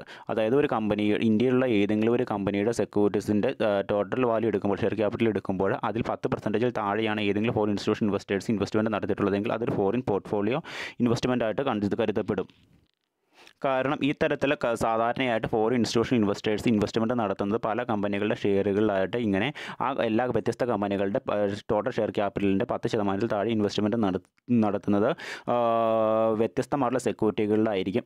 വ്യത്യസ്തമായിട്ടുള്ള സെക്യൂരിറ്റികളിലായിട്ടായിരിക്കും എന്ത് ചെയ്യുന്നത്, ഫോറിൻ ഇൻസ്റ്റിറ്റ്യൂഷണൽ ഇൻവെസ്റ്റേഴ്സ് അവരുടെ കൈകളിലുള്ള പണം ഇൻവെസ്റ്റ്മെൻറ്റ് നടത്തുന്നത്. അതുകൊണ്ട് തന്നെയാണ് ഇങ്ങനെ 10% താഴെ ഏതെങ്കിലും കമ്പനിയുടെ share capital foreign institution investors investment നടത്തി കഴിഞ്ഞാൽ അതിനെ നമ്മൾ ഫോറിൻ പോർട്ട്ഫോളിയോ ഇൻവെസ്റ്റ്മെൻ്റ് ആയിട്ട് കരുതപ്പെടുന്നത്. ഇപ്പോൾ ഇന്ത്യ എന്ന് പറയുന്ന രാജ്യത്താണെങ്കിൽ പണ്ടുണ്ടായിരുന്ന പല ഫോറിൻ ഇൻസ്റ്റിറ്റ്യൂഷണൽ ഇൻവെസ്റ്റേഴ്സും ക്വാളിഫൈഡ് ഫോറിൻ ഇൻസ്റ്റിറ്റ്യൂഷണൽ ഇൻവെസ്റ്റേഴ്സും സബ് അക്കൗണ്ട് ഫോറിൻ ഇൻസ്റ്റിറ്റ്യൂഷണൽ ഇൻവെസ്റ്റേഴ്സും എല്ലാം കൂടി മെർജ് ചെയ്ത് ഒരൊറ്റ പേരിലാണ് ഇപ്പോൾ അറിയപ്പെടുന്നത്. ഫോറിൻ പോർട്ട്ഫോളിയോ ഇൻവെസ്റ്റേഴ്സ് എന്ന് പറയുന്ന പേരിലായിട്ടാണ് ഇപ്പോൾ ഈ ഫോറിൻ ഇൻസ്റ്റിറ്റ്യൂഷൻ ഇൻവെസ്റ്റേഴ്സ് എല്ലാം അറിയപ്പെടുന്നത്. ഇനി മറ്റൊരു ടോപ്പിക്കാണ് പ്രൈവറ്റ് ഇക്വിറ്റി എന്ന് പറയുന്നത്. അതായത് ഇത് ഇനി അടുത്ത് തന്നെ പ്രൈവറ്റ് ഇക്വിറ്റി എന്ന് പറയുന്നത്. ഈ പ്രൈവറ്റ് ഇക്വിറ്റി എന്ന് വെച്ച് കഴിഞ്ഞാൽ സ്റ്റോക്ക് എക്സ്ചേഞ്ചിലെ സെക്യൂരിറ്റികൾ ഇൻവെസ്റ്റ്മെൻറ്റ് ചെയ്യുന്ന ഒരു രീതിയല്ല. പിന്നെയോ സ്റ്റോക്ക് എക്സ്ചേഞ്ചിന് വെളിയിൽ അൺലിസ്റ്റഡ് ആയിട്ടുള്ള കമ്പനീസ്, പുതിയതായിട്ടുള്ള സ്റ്റാർട്ടപ്പ് ചെയ്യുന്ന കമ്പനീസ്. അപ്പോൾ പുതിയതായിട്ട് ഇങ്ങനെ സ്റ്റാർട്ടപ്പ് ചെയ്യുന്ന കമ്പനീസിന് നല്ല രീതിയിലുള്ളൊരു പുതിയതായിട്ട് സ്റ്റാർട്ടപ്പ് ചെയ്യുന്ന ഒരു ബിസിനസ് ഓർഗനൈസേഷന് നല്ല രീതിയിലുള്ള ഒരു ബിസിനസ് ചെയ്യാൻ സാധ്യതയുള്ള ഒരു ബിസിനസ് ഓർഗനൈസേഷനാണത്. ആ ഒരു ബിസിനസ് ഓർഗനൈസേഷനിൽ ഇൻവെസ്റ്റ് ചെയ്ത് കഴിഞ്ഞാൽ ഫ്യൂച്ചറിൽ ഹൈ റേറ്റ് ഓഫ് റിട്ടേൺ കിട്ടാനുള്ള സാധ്യതയുണ്ട്. നല്ല രീതിയിലുള്ള ഒരു ബിസിനസ് ചെയ്യുവാൻ ആവശ്യമായിട്ടുള്ള, ബിസിനസ് ചെയ്യാൻ സ്കോപ്പുള്ള ഒരു ബിസിനസ് ഓർഗനൈസേഷനാണ് ആ പുതിയൊരു ബിസിനസ് ഓർഗനൈസേഷൻ എന്ന് പറയുന്നത്. പക്ഷേ ആ ഒരു ബിസിനസ് ഓർഗനൈസേഷന് അടിസ്ഥാന സൗകര്യങ്ങൾ അല്ല എങ്കിൽ നല്ലൊരു ബിൽഡിങ്ങോ അല്ലെങ്കിൽ നല്ലൊരു രീതിയിലുള്ള ബിസിനസ് ആക്ടിവിറ്റീസോ ചെയ്യുവാനുള്ള ഫണ്ട്, സഫിഷ്യൻ്റ് ആയിട്ടുള്ള ഫണ്ട് ഇല്ല. അപ്പോൾ സഫിഷ്യൻ്റ് ആയിട്ടുള്ള ഫണ്ട് ഉണ്ടെങ്കിൽ നല്ല രീതിയിൽ ഭാവിയിൽ നല്ല രീതിയിൽ വളർച്ച കൈവരിക്കുന്ന തരത്തിലുള്ള ബിസിനസ് നിർവഹിക്കാൻ പ്രാപ്തിയുള്ളൊരു ബിസിനസ് ഓർഗനൈസേഷനാണത്. അങ്ങനെയുള്ള ഒരു ബിസിനസ് ഓർഗനൈസേഷനിൽ ഫിനാൻഷ്യലി സൗണ്ട് ആയിട്ടുള്ള അല്ലെങ്കിൽ നല്ല പണമുള്ള ഇൻവെസ്റ്റേഴ്സുള്ള ആളുകൾ, റിസ്ക് ഏറ്റെടുക്കാൻ താല്പര്യമുള്ള ആളുകളോ ഇൻസ്റ്റിറ്റ്യൂഷൻസോ ഏതെങ്കിലും തരത്തിലുള്ള പണമുള്ള ഇൻസ്റ്റിറ്റ്യൂഷൻസോ എന്ത് ചെയ്യുന്നു, മുൻകൈ എടുത്തുകൊണ്ട് ആ ഒരു ഫിനാൻഷ്യൽ ഇൻസ്റ്റിറ്റ്യൂഷൻസിന് വേണ്ട, ആ ഒരു പുതിയ ബിസിനസ് ഓർഗനൈസേഷന് വേണ്ട ഫണ്ട് ആ ബിസിനസ് ഓർഗനൈസേഷൻ്റെ സെക്യൂരിറ്റികൾ വാങ്ങിയ ബിസിനസ് ഓർഗനൈസേഷനിൽ സ്പെൻഡ് ചെയ്യുകയാണെങ്കിൽ ആ ഫണ്ട് യൂസ് ചെയ്തുകൊണ്ട് ഈ ബിസിനസ് ഓർഗനൈസേഷനെ നല്ല രീതിയിൽ ആ ഇൻസ്റ്റിറ്റ്യൂഷണൽ ഇൻവെസ്റ്റേഴ്സിൻ്റെ കൈകളിൽ നിന്നും ഇൻഡിവിജ്വൽസിൻ്റെ കൈകളിൽ നിന്നും എന്താണ് പണം വാങ്ങിക്കൊണ്ട് ഈ പുതിയ ബിസിനസ് ഓർഗനൈസേഷന് തങ്ങളുടെ ബിസിനസ് ഓർഗനൈസേഷനെ റൺ ചെയ്യാൻ ആവശ്യമായ ഇൻഫ്രാസ്ട്രക്ചർ ഫെസിലിറ്റി ഡെവലപ്പ് ചെയ്യാനും നല്ല രീതിയിൽ ബിസിനസ് ഓർഗനൈസേഷൻ ബിസിനസ് സ്റ്റാർട്ട് ചെയ്തുകൊണ്ട് മുന്നോട്ട് പോകുവാനും ഭാവിയിൽ ഇൻവെസ്റ്റ്മെൻറ്റ് ചെയ്തേക്കുന്ന ആളുകൾക്ക് ഹൈ റേറ്റ് ഓഫ് റിട്ടേൺ നേടിക്കൊടുക്കാനും സാധിക്കും. ആ തരത്തിലുള്ള പുതിയ സ്റ്റാർട്ടപ്പുകളായിട്ടുള്ള സ്റ്റോക്ക് എക്സ്ചേഞ്ചിൽ സെക്യൂരിറ്റികൾ വിൽക്കാൻ അധികാരമില്ലാത്ത അൺലിസ്റ്റഡ് ആയിട്ടുള്ള കമ്പനീസ്, വളരെയധികം റിസ്ക്കുള്ള പുതിയ റിസ്ക്കുള്ള കമ്പനീസാണിത്. ഈ റിസ്ക്കുള്ള കമ്പനികൾ ഇൻവെസ്റ്റ്മെൻറ്റ് നടത്തുന്ന ഇൻസ്റ്റിറ്റ്യൂഷണൽ ഇൻവെസ്റ്റേഴ്സിനെയും അതുപോലെ തന്നെ ഇൻഡിവിജ്വൽസും അവർ നടത്തുന്ന ഇൻവെസ്റ്റ്മെൻറ്റിനെയാണ് നമ്മൾ പ്രൈവറ്റ് ഇക്വിറ്റി കൊണ്ട് അർത്ഥമാക്കുന്നത്. കാരണം എന്താണ്, ഇതൊരു പുതിയ സ്റ്റാർട്ടപ്പ് കമ്പനിയാണ്. ഈ കമ്പനിക്ക് ഭാവിയിൽ വിജയിക്കാൻ നല്ല സ്കോപ്പുണ്ട്, പക്ഷേ പണം ആവശ്യത്തിനില്ല കൈകളിൽ. പക്ഷേ എന്താണ്, ഇതിൻ്റെ സെക്യൂരിറ്റി അത് ബിസിനസ് ചെയ്യാനുള്ള അടിസ്ഥാന സൗകര്യങ്ങൾ ഡെവലപ്പ് ചെയ്യാനുള്ള പണവും ഈ ബിസിനസ് ഓർഗനൈസേഷനില്ല. പക്ഷേ ആ ബിസിനസ്സിൻ്റെ പദ്ധതികളും പ്ലാനുകളും എന്താണ്, ഫ്യൂച്ചറിൽ പണം ഉണ്ടെങ്കിൽ നല്ല രീതിയിൽ ബിസിനസ് ചെയ്തുകൊണ്ട് ഭാവിയിൽ ഹൈ റേറ്റ് ഓഫ് റിട്ടേൺ ഈ ഇൻവെസ്റ്റ് ചെയ്യുന്ന ആളുകൾക്ക് തിരികെ കൊടുക്കാൻ പ്രാപ്തിയുള്ള ഒരു ബിസിനസ് ഐഡിയ ആണിത്. ആ തരത്തിലുള്ള ബിസിനസ്സുകൾക്ക് ധാരാളം റിസ്ക് ഉണ്ടാകും. ആ തരത്തിലുള്ള റിസ്ക്കുകളും ആ തരത്തിലുള്ള എല്ലാ കാര്യങ്ങളും ഏറ്റെടുത്തുകൊണ്ട് ഫിനാൻഷ്യലി സൗണ്ട് ആയിട്ടുള്ള ഇൻഡിവിജ്വൽസോ ഇൻസ്റ്റിറ്റ്യൂഷൻസോ എന്ത് ചെയ്യുന്നു, ഈ ബിസിനസ് ഓർഗനൈസേഷൻ്റെ സെക്യൂരിറ്റികൾ വാങ്ങി ആ ബിസിനസ് ഓർഗനൈസേഷനിൽ ഇൻവെസ്റ്റ്മെൻറ്റ് ചെയ്യുകയാണെങ്കിൽ ആ തരത്തിലുള്ള ഇൻവെസ്റ്റ്മെൻറ്റിനെയാണ് നമ്മൾ പ്രൈവറ്റ് ഇക്വിറ്റി കൊണ്ട് അർത്ഥമാക്കുന്നത്. അത് യൂസ് ചെയ്തുകൊണ്ട് ഈ ബിസിനസ് ഓർഗനൈസേഷൻ എന്ത് ചെയ്യുന്നു, ഈ ബിസിനസ് റൺ ചെയ്യാൻ ആവശ്യമുള്ള അടിസ്ഥാന സൗകര്യങ്ങൾ ഡെവലപ്പ് ചെയ്യുന്നു. ബിസിനസ് ഓർഗനൈസേഷൻ നല്ല രീതിയിൽ ബിസിനസ് ആക്ടിവിറ്റീസുമായിട്ട് മുന്നോട്ട് പോകുന്നു. അങ്ങനെ ഭാവിയിൽ വിജയിച്ച് വരുമ്പോൾ ഇൻവെസ്റ്റ് ചെയ്തേക്കുന്ന ആളുകൾക്ക് ഹൈ റേറ്റ് ഓഫ് റിട്ടേൺ കിട്ടും. ആ തരത്തിലുള്ള ഇൻവെസ്റ്റ്മെൻറ്റിനെയാണ് നമ്മൾ പ്രൈവറ്റ് ഇക്വിറ്റി കൊണ്ട് അർത്ഥമാക്കുന്നത്. ഇത് സ്റ്റോക്ക് എക്സ്ചേഞ്ചിന് വെളിയുള്ള അൺലിസ്റ്റഡ് ആയിട്ടുള്ള പുതിയ സ്റ്റാർട്ടപ്പ് കമ്പനികളിൽ ഈ തരത്തിലുള്ള ഇൻഡിവിജ്വൽസ് പണമുള്ള ഇൻസ്റ്റിറ്റ്യൂഷണൽ ഇൻവെസ്റ്റേഴ്സ് നടത്തുന്ന ഇൻവെസ്റ്റ്മെൻ്റ് ആണിത്. ഓക്കെ, ഇതിന് ധാരാളം റിസ്ക്കും ഉണ്ടാകും. ആ തരത്തിലുള്ള ഒരു ഇൻവെസ്റ്റ്മെൻറ്റിനെയാണ് നമ്മൾ പ്രൈവറ്റ് ഇക്വിറ്റി കൊണ്ട് അർത്ഥമാക്കുന്നത്. ഈ തരത്തിൽ ഉള്ള പുതിയ സ്റ്റാർട്ടപ്പുകളായിട്ടുള്ള കമ്പനികളിൽ ഇൻവെസ്റ്റ്മെൻറ്റ് ചെയ്യുന്ന ആളുകൾ എന്ന് പറയുന്നത് വളരെയധികം ഫിനാൻഷ്യലി സൗണ്ട് ആയിട്ടുള്ള ഇൻഡിവിജ്വൽസോ ഇൻസ്റ്റിറ്റ്യൂഷൻസോ ആയിരിക്കും.